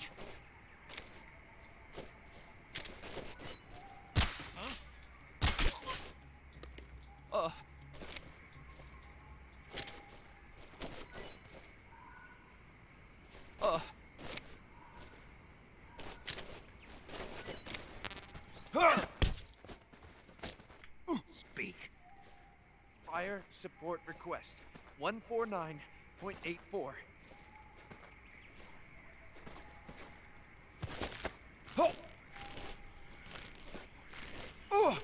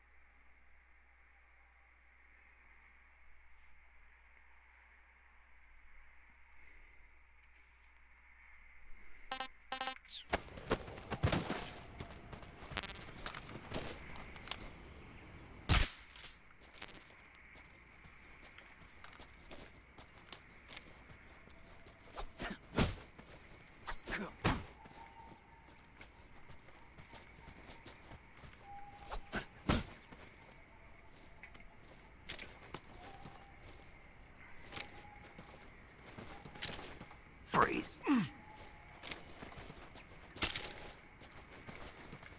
Don't shoot!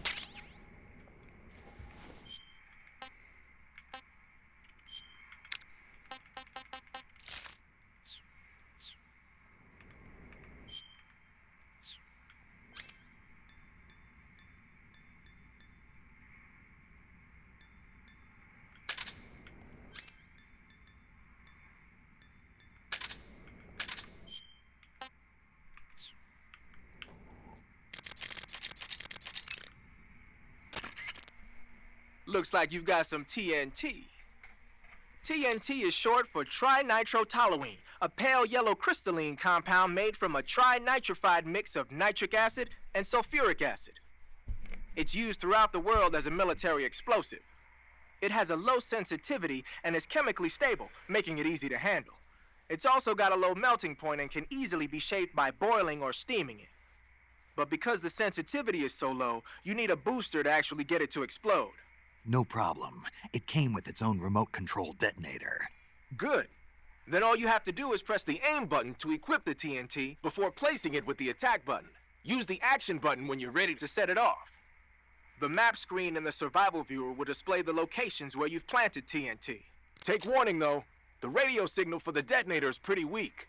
Don't forget that it can only set off TNT that's planted in the same area. Snake, what's with that face paint? It's called Oyama. Oyama? Yeah, it's the name of an androgynous Japanese deity. Are you serious? That's what I heard. From who? Paramedic. Never mind. In any case, that face paint doesn't seem to work very well. Your camo index is way down. Unless you want the enemy to see you, I'd change to something else. Oh.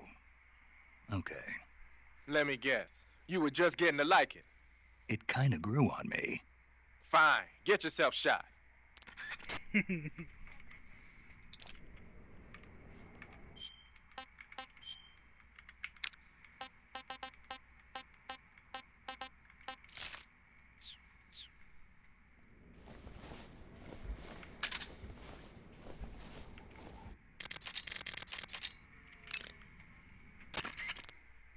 I see you've picked up a directional microphone. The directional microphone is exactly what it looks like, a listening device. When you equip it with the aim button, the mic will pick up sounds in whatever direction you point it in. The directional microphone will let you hear a lot of things you couldn't hear otherwise, like really soft noises and the footsteps of faraway enemy soldiers. You ought to find it useful when you want to know whether there's an enemy on the other side of the woods or something. Try it out.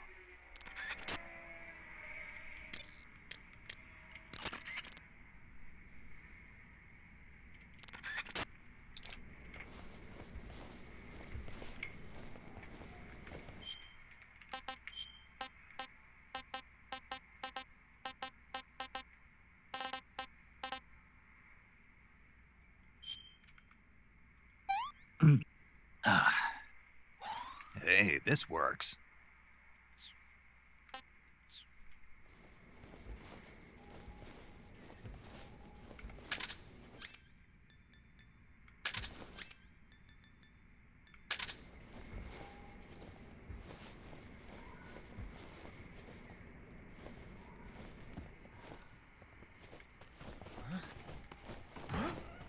Who was that?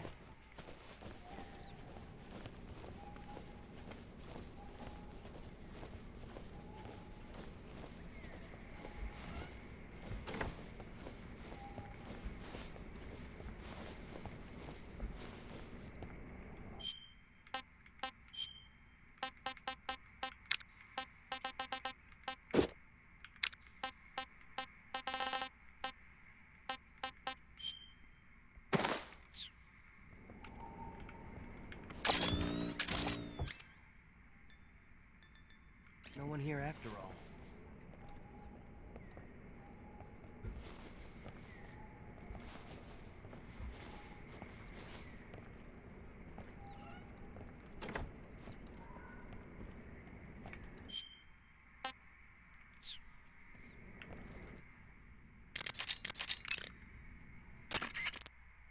So you're wearing the scientist uniform. Wearing that scientist outfit lets you pose as a scientist. But be forewarned, you can't equip most of your weapons while you're disguised as a scientist. Even when you're disguised, your cover will be blown if you get blood on your clothes or something. If you do get blood on your clothes, take them off and switch to another outfit. The bloodstain should come out after a little while.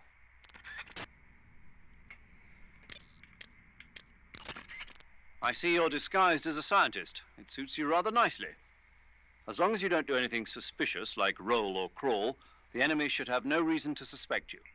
Sokolov is somewhere inside that lab. Find out where he is and make contact with him. If you want to know where Sokolov is, Why don't you ask one of the people around there?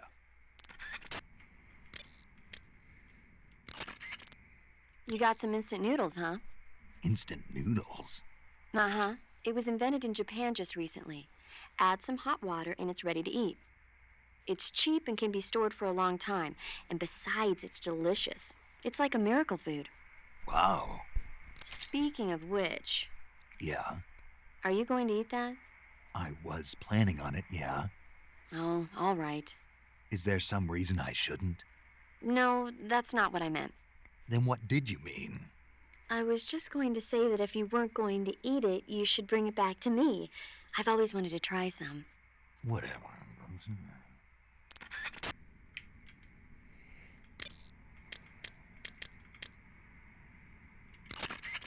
Do you want to save?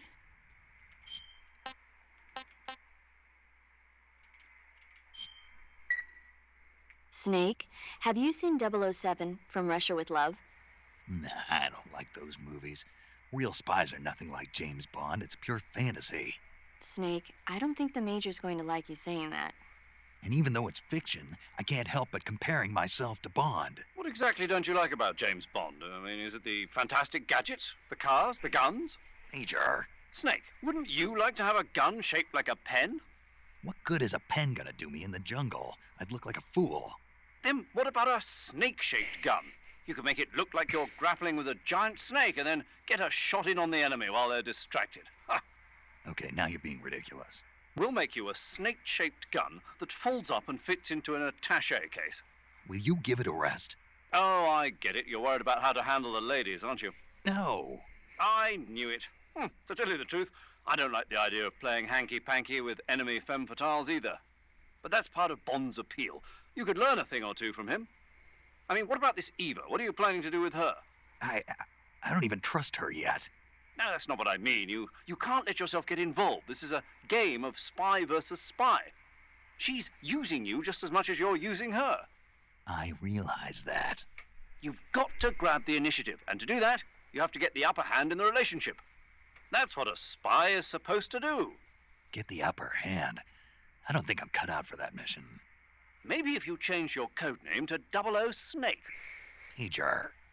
007 is the biggest thing to come out of England since the Mayflower. I wouldn't be surprised if they made 20 more of those movies. Didn't you know? The Major is a huge James Bond fan. Don't get him worked up like this. Worked up? Maybe you don't realize this, but now that you've got him started talking about Bond, I'm going to have to listen to him lecture for a whole hour after he gets off the radio. You have my sympathy. It's too bad you can't enjoy such a great movie, though. I guess I'm just one of those people who can't enjoy spy flicks.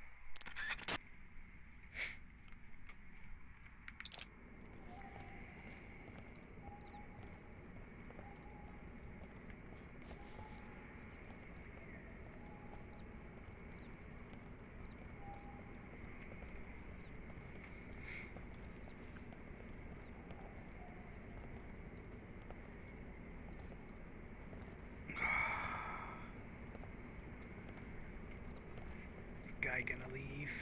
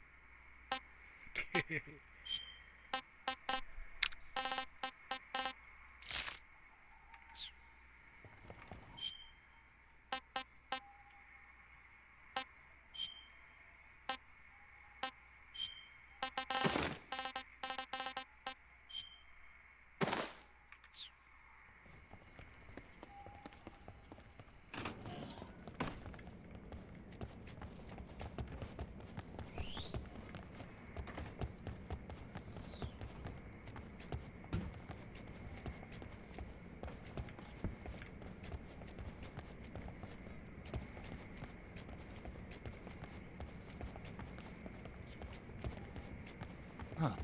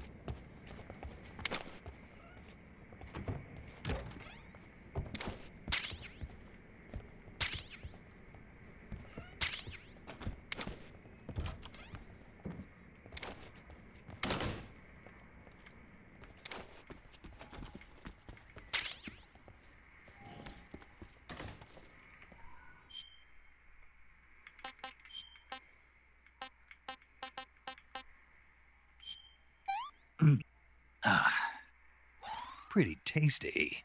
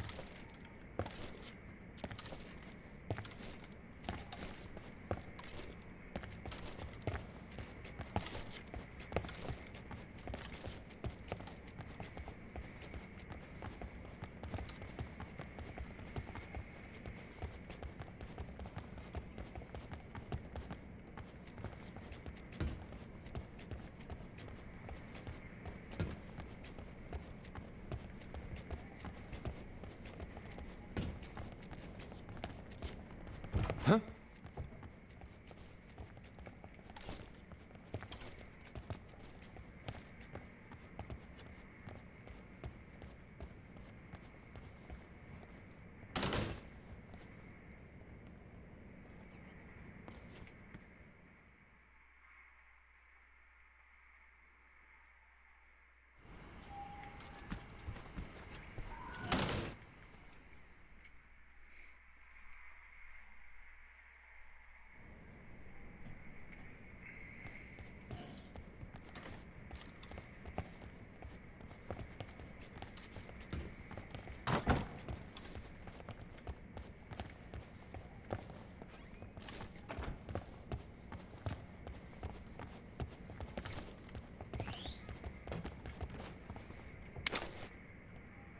Metal Gear.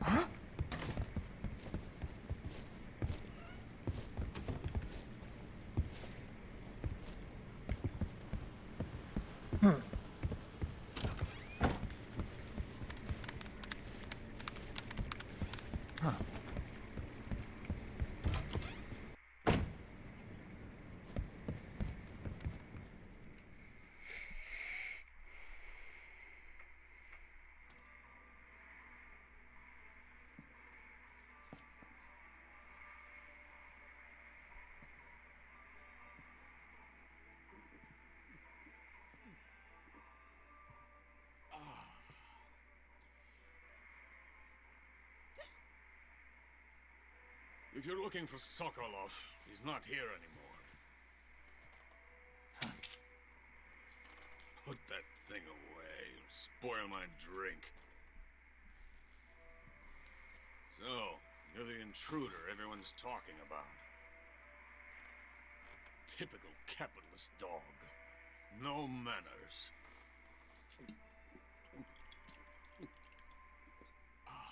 And who are you? You mean you've never heard of me? And you call yourself an agent?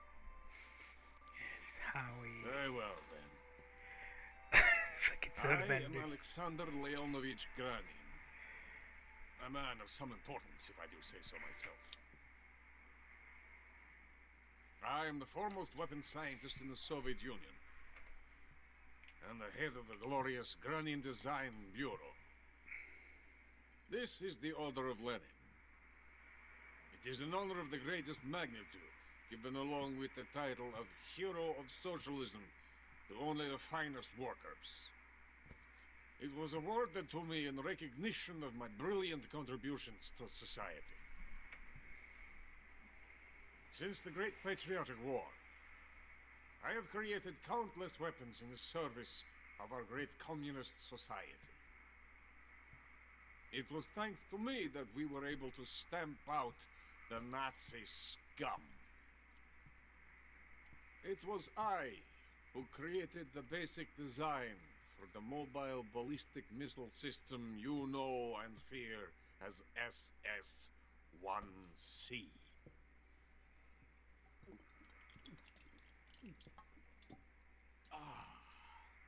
You're crocked, aren't you? I'm merely drowning my sorrow. Because of him, I've got nothing to do but sit here and drink this crap. Him? Sokolov. It's him you're looking for, isn't it? Because of him, I have been stripped of my authority. My research has come to nothing. Look. It is a revolutionary mobile nuclear missile system. A bipedal tank.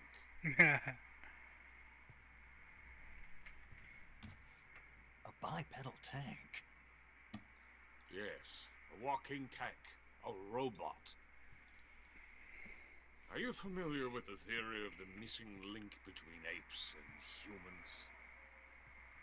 Well, this technology will be the missing link between infantry and artillery.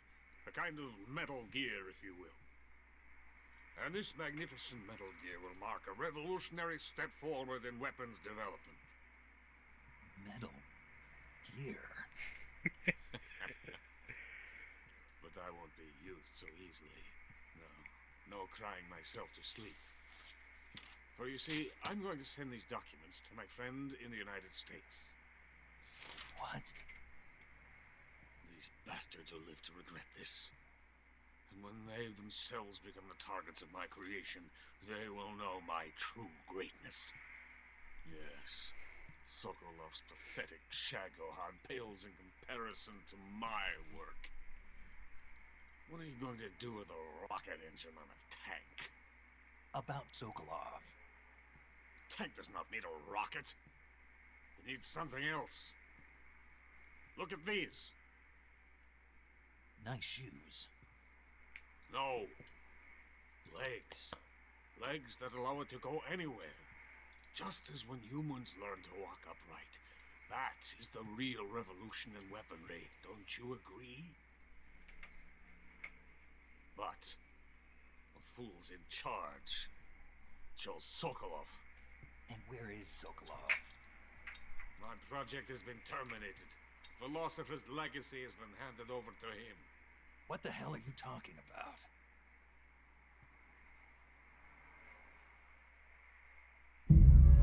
The Philosopher's legacy. Haven't you heard of the Philosophers? The Colonel has inherited their immense legacy. Volgin's father was in charge of the Philosophers' money laundering activities. In the confusion of the war, somehow ended up with their treasure. And Volgin inherited that treasure illegally. We never need to worry about the military budget. The development costs at our facility are all paid out of the Colonel's deep pockets. The weapons born here will be the genes for creating an entirely new form of warfare.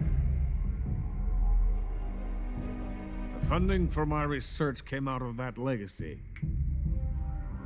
Came out of it. Now, my money, my men, all have been diverted to the Shagohod project. Tomorrow, they will be conducting the final test, while Sokolov is making the final preparations in the weapons factory at Volgin's main base, the great fortress of Grozny Grad. Here I am, playing host to an enemy spy and drinking myself into a stupor. That's where they moved Sokolov? Yes. And the Shagohod is there too? Of course. Hey, you're not thinking of going to Grozny Grad. Are you mad? It's an impenetrable fortress. I'm sure it is. You'll be killed. I'll take my chances. Wait. What? Listen to me, you fool. I want to help you. Help me? To thank you for your compliment. What compliment? My shoes. Tatiana gave them to me. I wanted to thank you for complimenting me on them. I'll tell you how to get into the fortress. In return, I ask only that you get that idiot out of there and destroy the Shagohod. There is an underground tunnel that runs around the perimeter of the fortress. You should be able to use it to sneak into the base. Head for the mountains. The entrance to the tunnel is located there. Take this.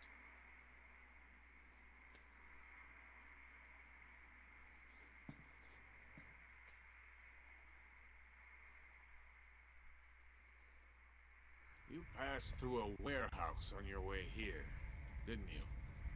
Yeah. There should have been a locked door inside of it. Do you remember it?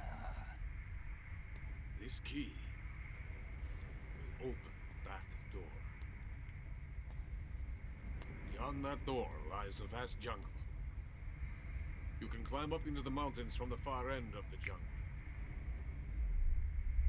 Go back to the warehouse. Use the key to open the locked door and head for the mountains. Got it?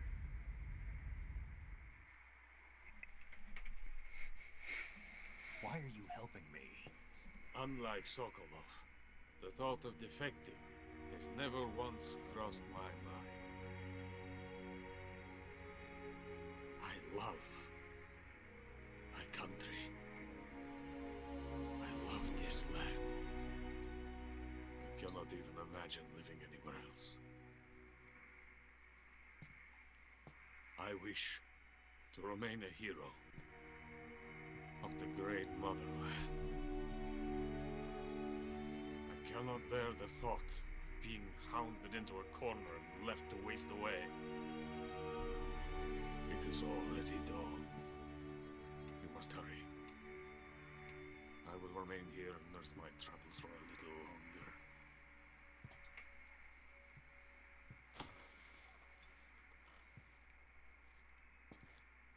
longer. To capitalism!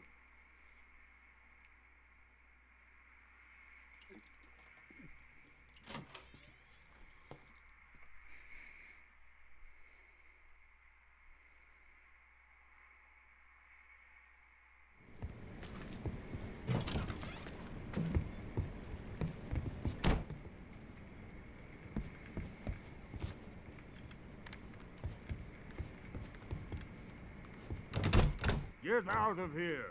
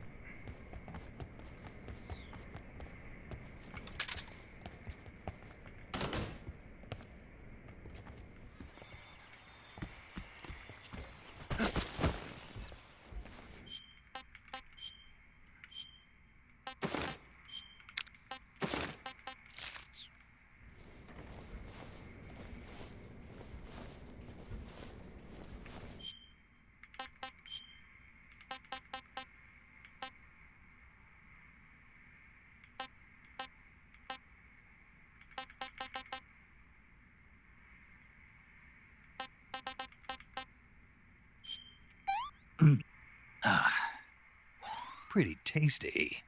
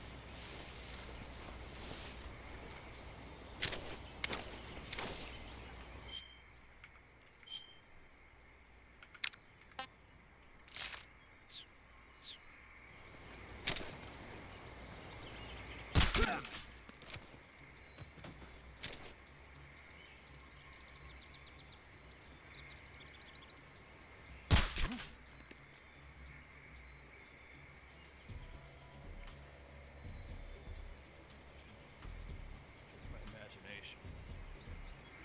What's wrong?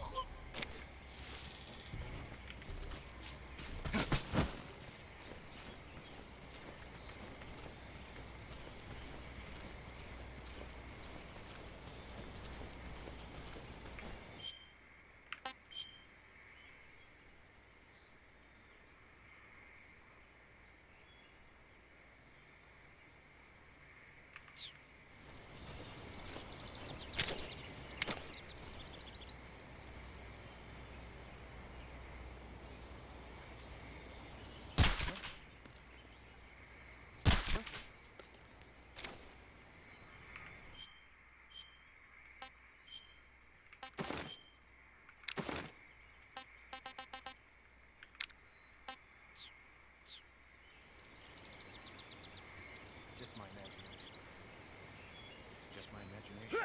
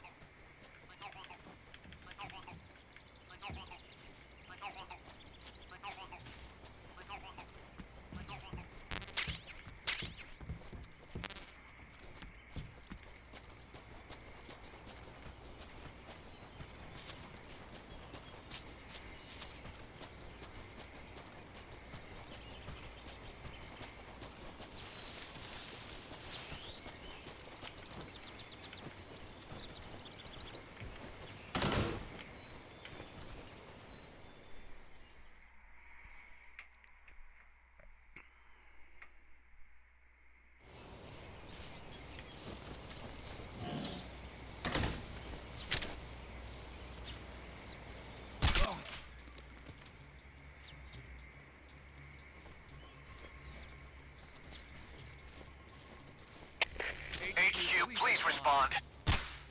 This is HQ. Patrol here. We're being attacked. Enemy position. What's going on? Respond. There's something wrong. Support unit, confirm their status.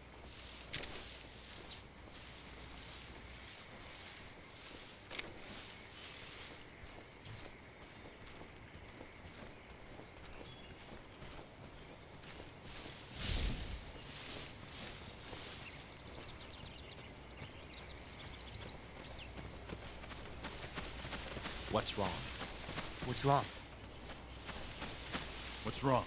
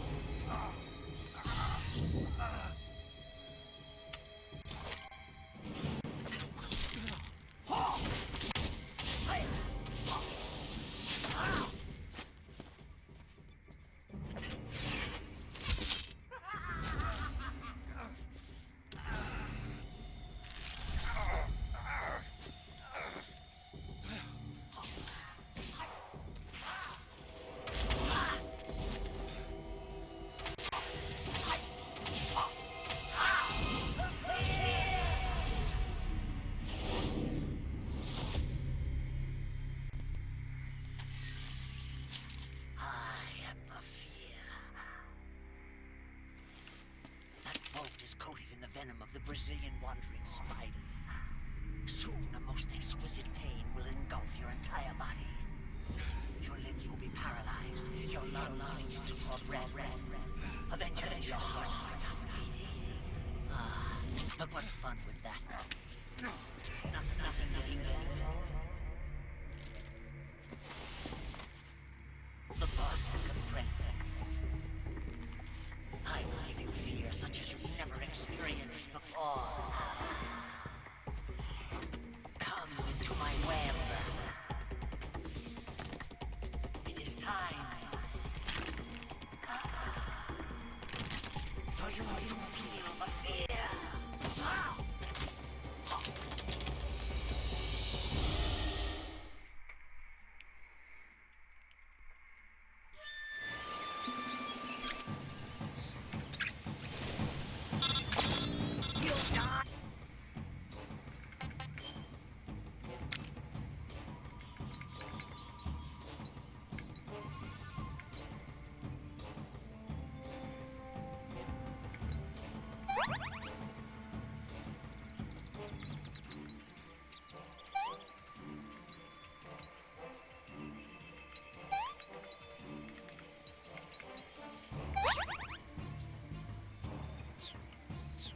If you don't neutralize that poison, here!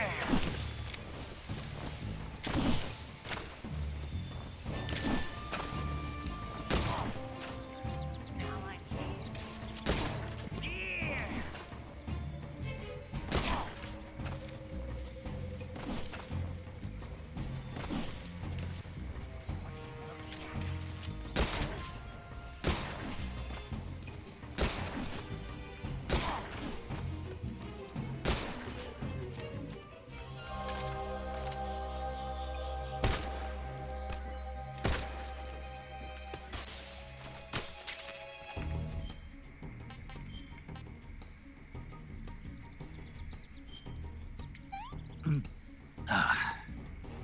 Not so great.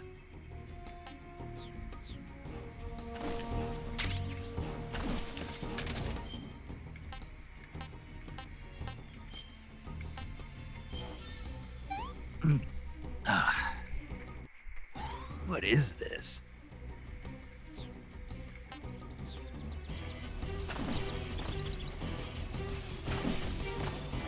Your eyes do not find me.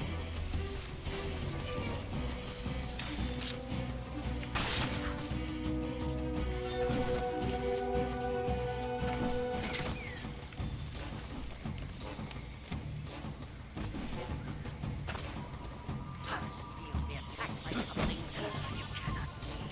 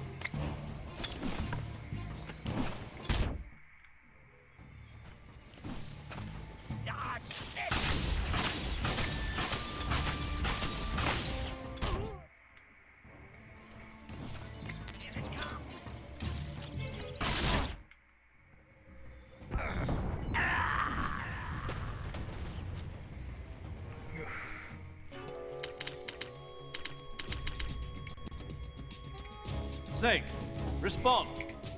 Snake! Snake!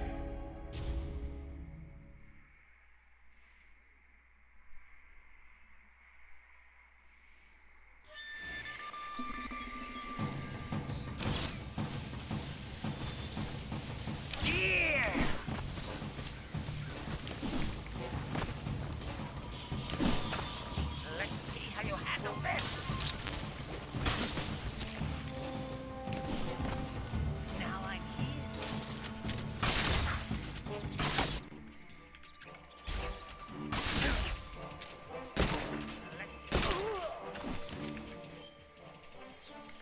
Let's see how you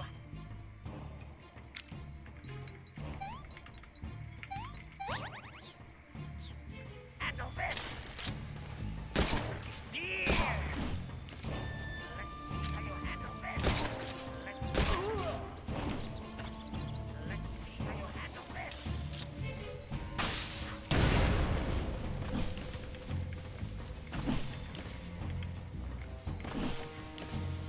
What are you looking at?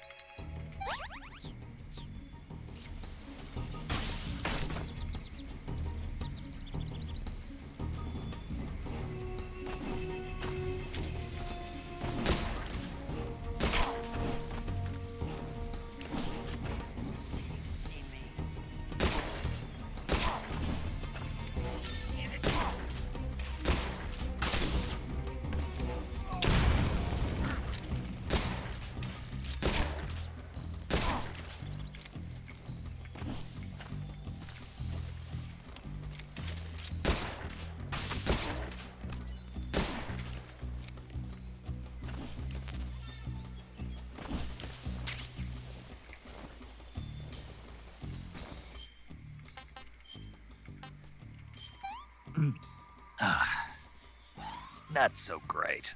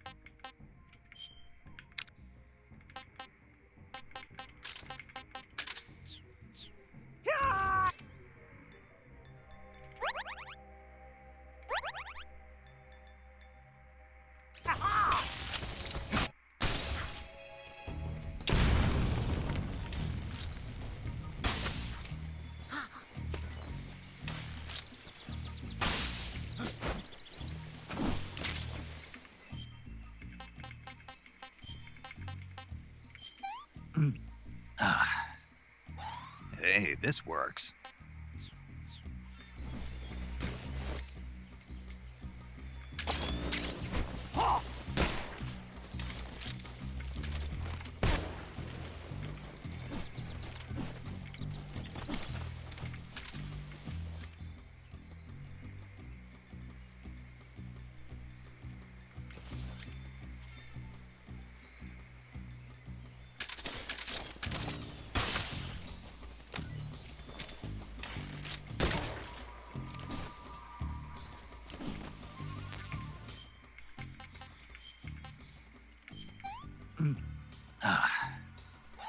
Hey, this works.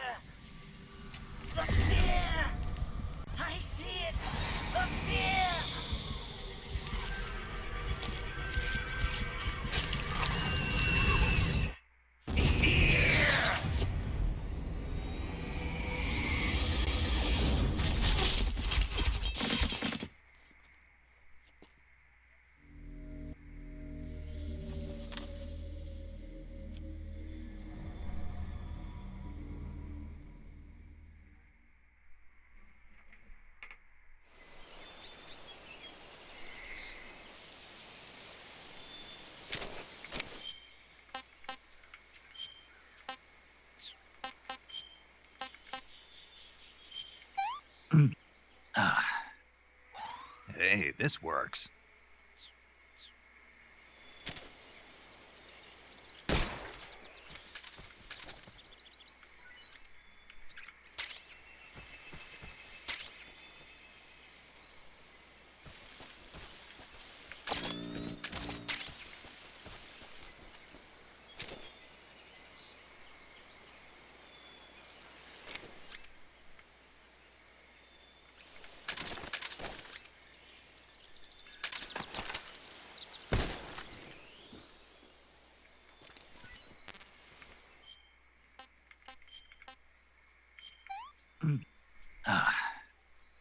What is this?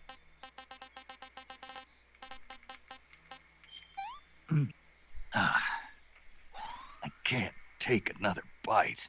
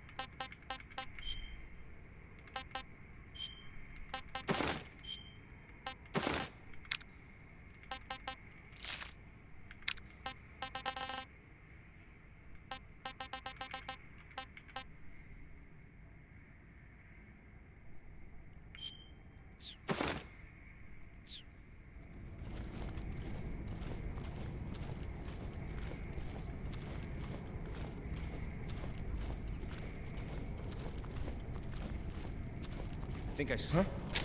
Who was that?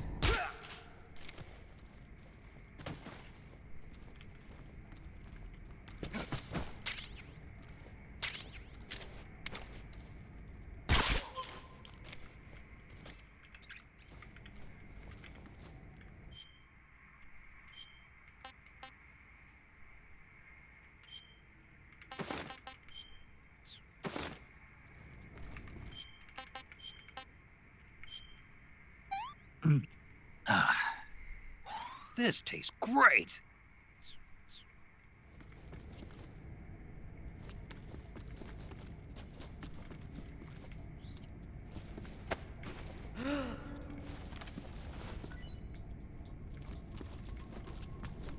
Who's that? Radio, call HQ!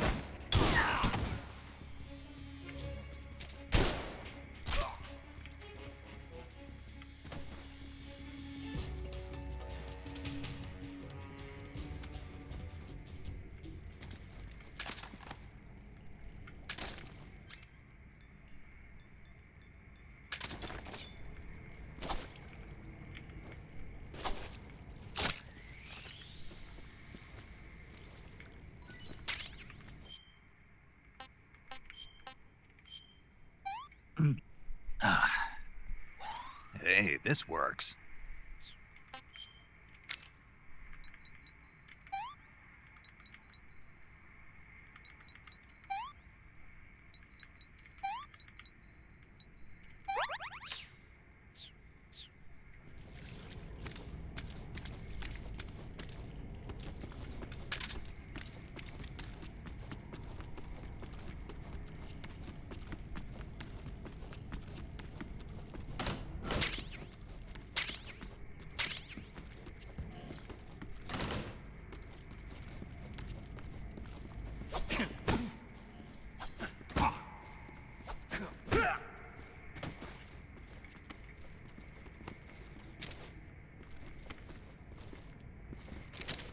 Freeze.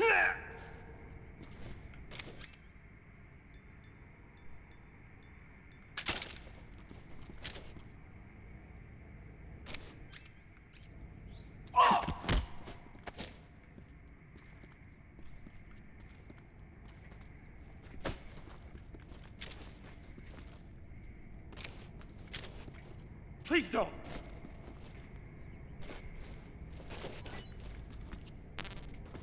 Huh?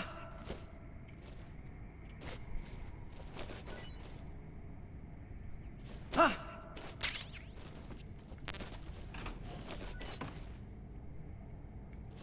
Huh?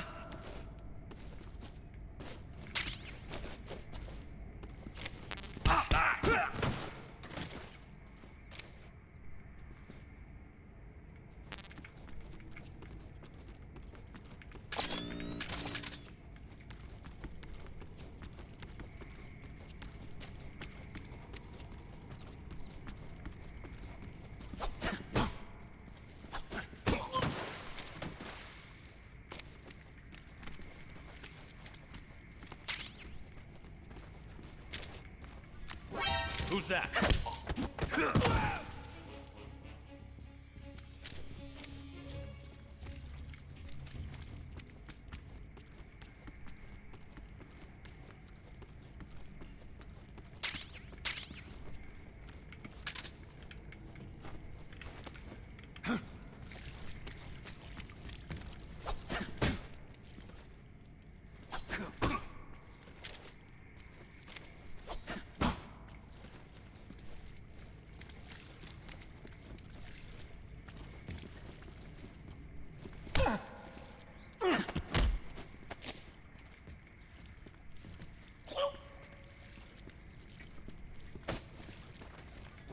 Who's that?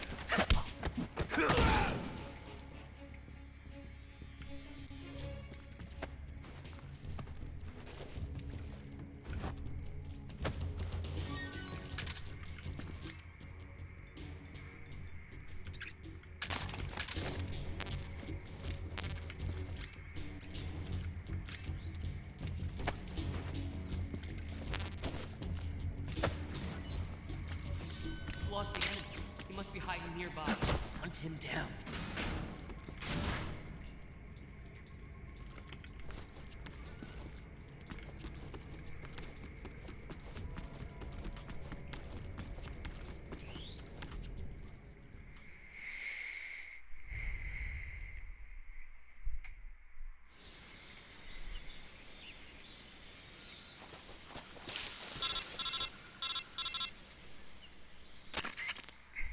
Snake, are you there? Eva, where are you? In the fortress, in Groznygrad. Dr. Sokolov is here too. Is he all right? He's fine. Right now he's busy putting the finishing touches on the Shagohod. Good. That means they haven't killed him. Not yet anyway, but you better hurry. They've already finished the Phase 2 tests. Once the final preparations are complete, they'll have no more use for him. The Colonel won't have any qualms about killing him if he thinks the CIA is closing in. Eva, you can't let Sokolov out of your sight. I know. Snake, do you know where Groznygrad is? Granin told me that I should be able to get there from the mountains to the north, through an underground tunnel. Granin told you? Yeah, he even gave me the key to the warehouse. Why? Because he was drunk, I guess. You've got to be kidding me. Hell if I know. Snake, there's one problem with that route. What problem? The mountain entrance to the underground tunnel that leads to the fortress is sealed. You need a key to get in. A key? What about the key Granin gave me? That key won't work. But don't worry, I'll figure something out. I have an idea. There are some ruins at the top of the mountains. Meet me there. The top of the mountains. Got it. Wait, there's something else I've got to tell you. Now what? I heard that one of the Cobras is waiting for you in the jungle at the foot of the mountains. He's a legendary sniper called the End. Yeah, I've seen him before. That ridiculously old guy, right? Don't underestimate him. He's known as the father of modern sniping. Is he alone? No spotter? None. He's all by himself. Apparently, he doesn't need a spotter. You can't be serious. The entire forest is on his side. The forest? Stay alert. Yeah, I'd hate to have it be the end for me.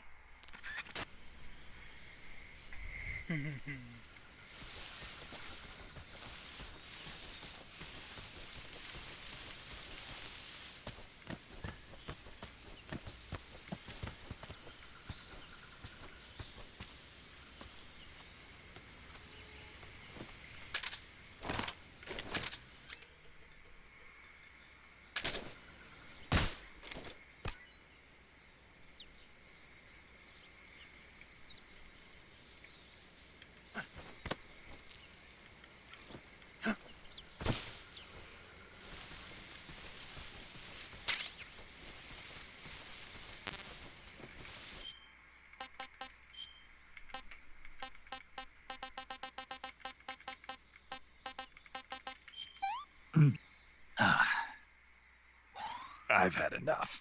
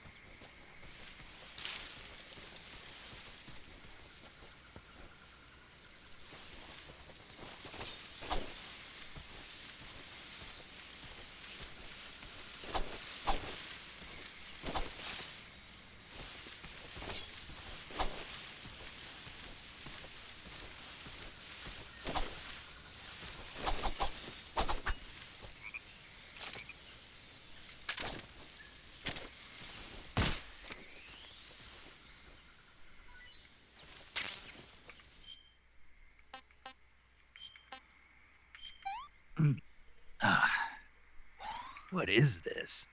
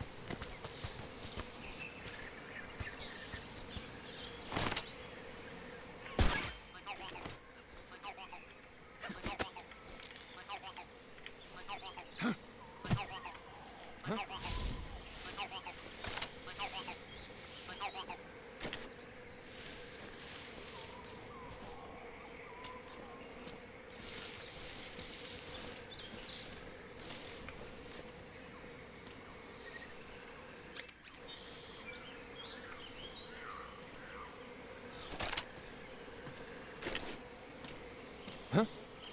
Who's that?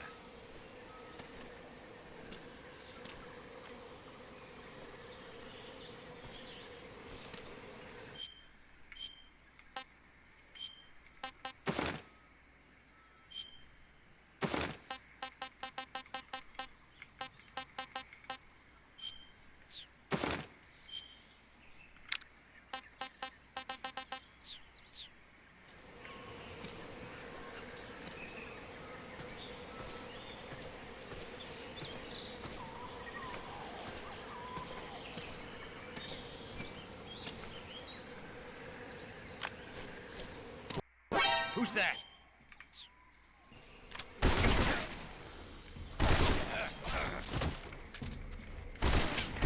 Come in, HQ. Patrol here. Enemy sighted. Requesting backup. Acknowledged. Sending reinforcements.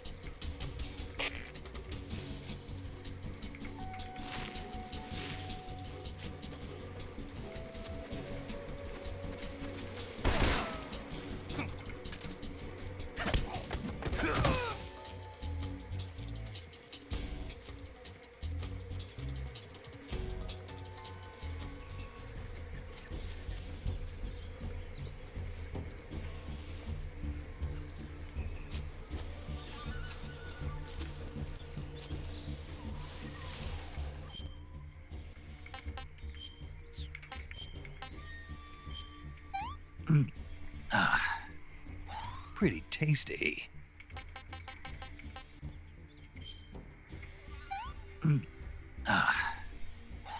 Not too bad.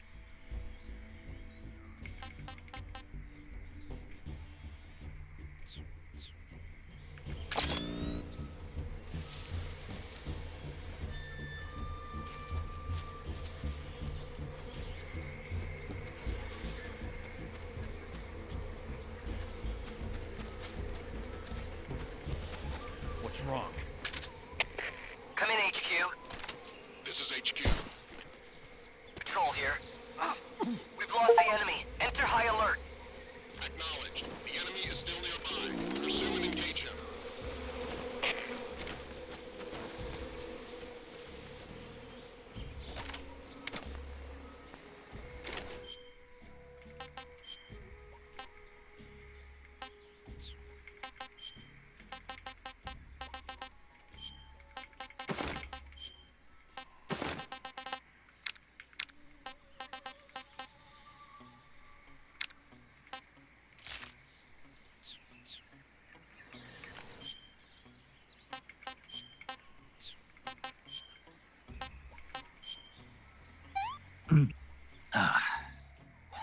Hey, this works.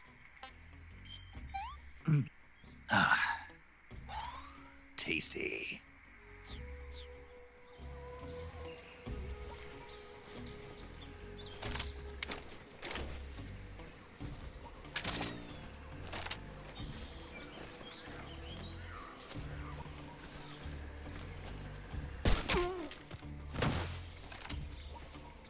Freeze.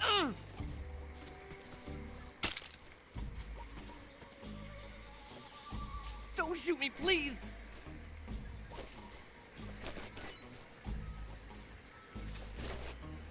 Oh!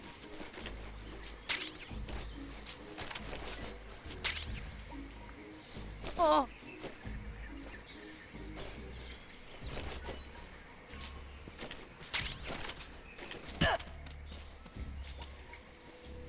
Oh!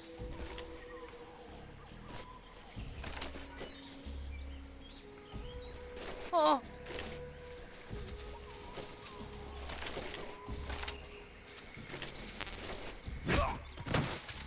Freeze.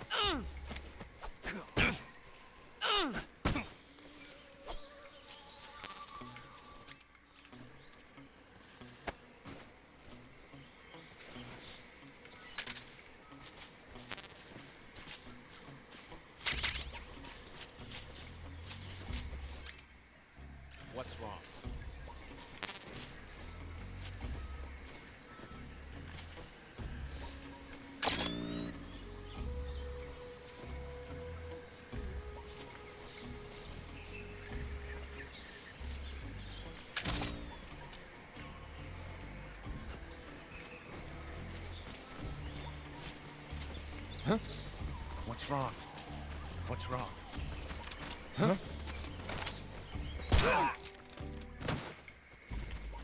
The enemy's here.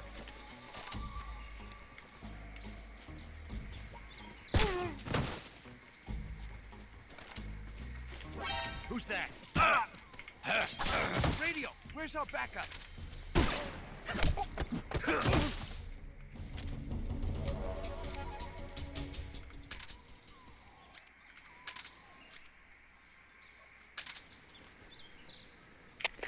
Come in, HQ. This is HQ. Patrol here. Unable to determine the problem. Understood. Resume your patrol. The enemies?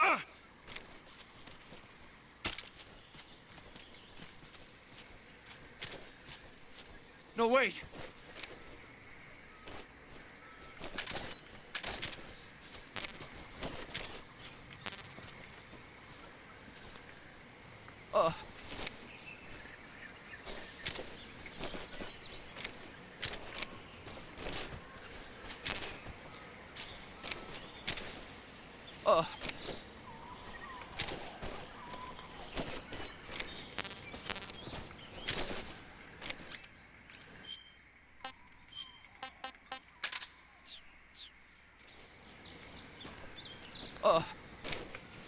We're under attack!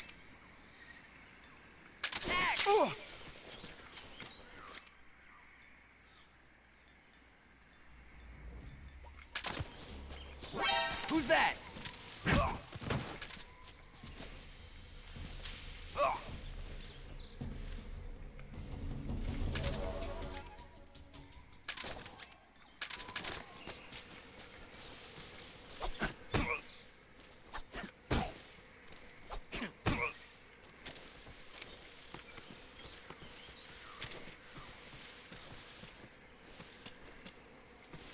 Freeze.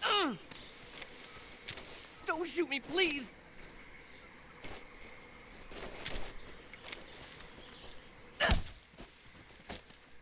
Answer me. Fire support request 141.79. Speak. You lousy! Freeze.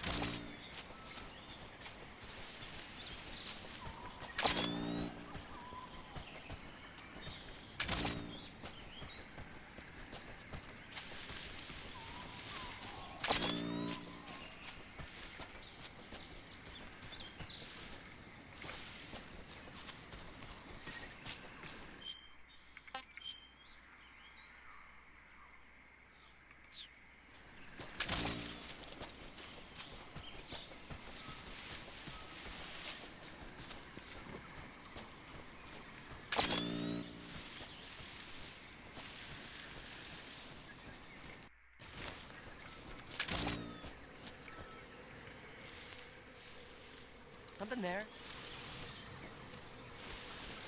Huh? I must be seeing things.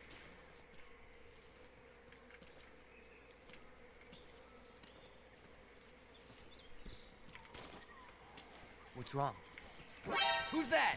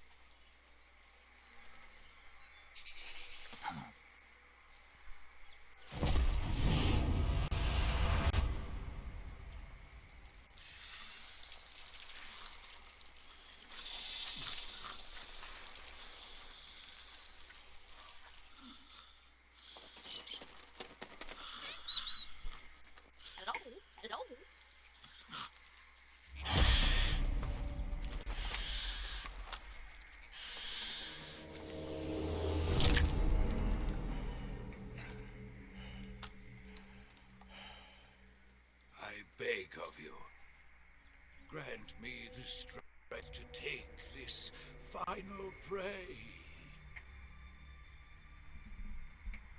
Let me linger in this world just a little longer. I have already slept enough for one lifetime. Enough for an eternity. You have my thanks. I have to thank you for waking me. If you hadn't shown up, my sleep would have been eternal.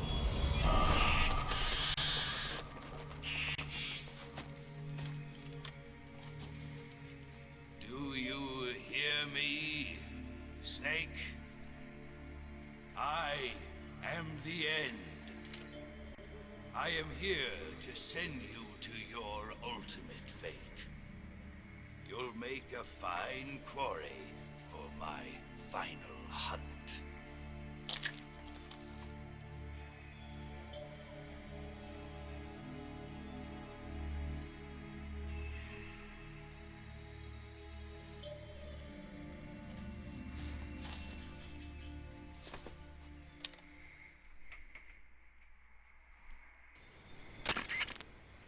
Eva, I found that sniper you were talking about.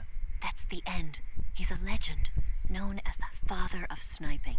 I've got experience sniping in urban and marine environments. What about the forest? Never. I see. Well, that forest is divided into 3 areas: a river, a plateau, and a clearing. He should be lying in wait for you in one of those places. Sounds like this may take a while. It'll be a test of endurance. Be careful, though. From what I've heard, the End has an almost supernatural knack for camouflaging himself. So, whoever moves first loses. This guy's over 100 years old, though, so I should have the advantage in terms of stamina. I wouldn't be so sure if I were you. Why's that? I've heard that his body is photosynthetic, like a plant. What is he, some kind of monster? On top of that, he can speak to the forest, too. So in other words, he knows it inside out. Uh-huh. But he doesn't know you. I'm sure you can beat him. Don't worry. I intend to.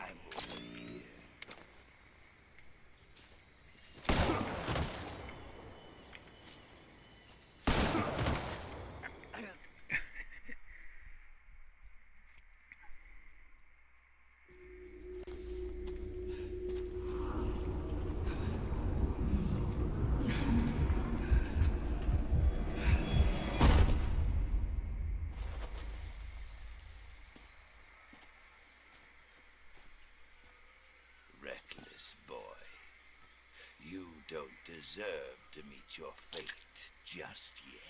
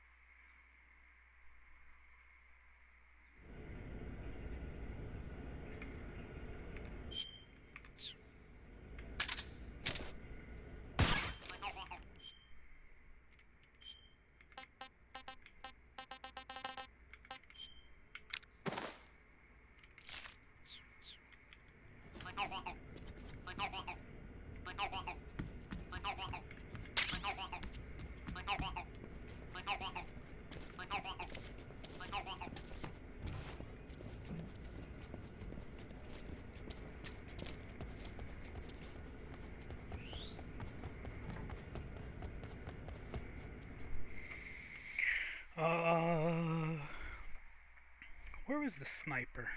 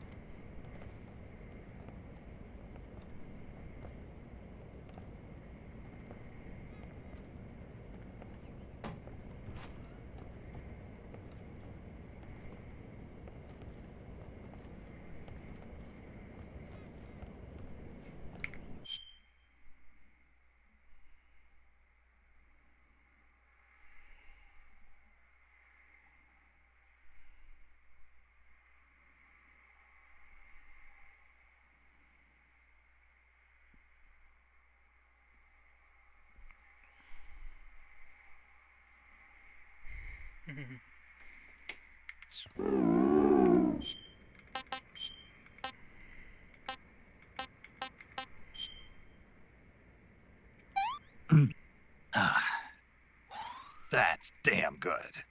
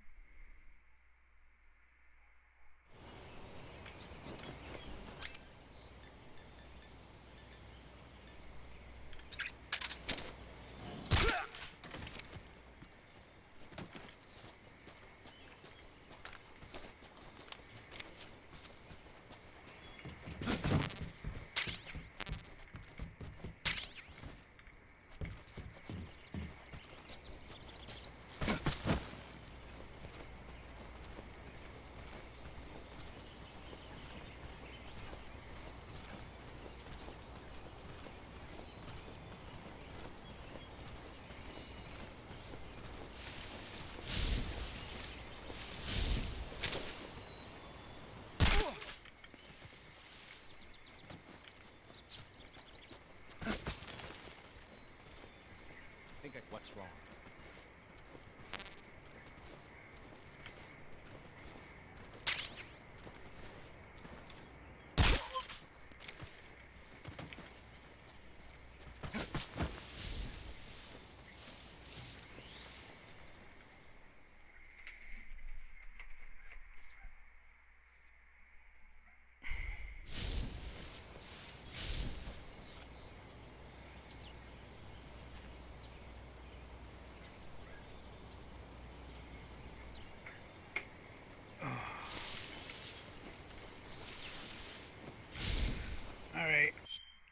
I'm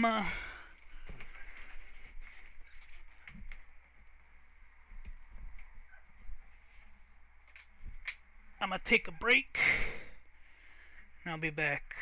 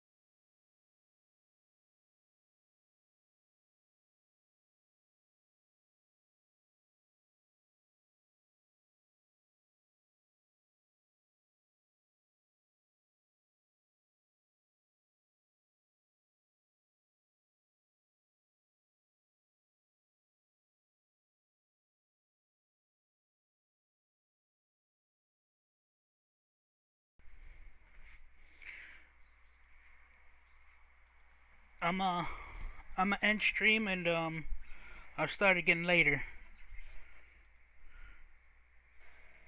All right, I'll see ya.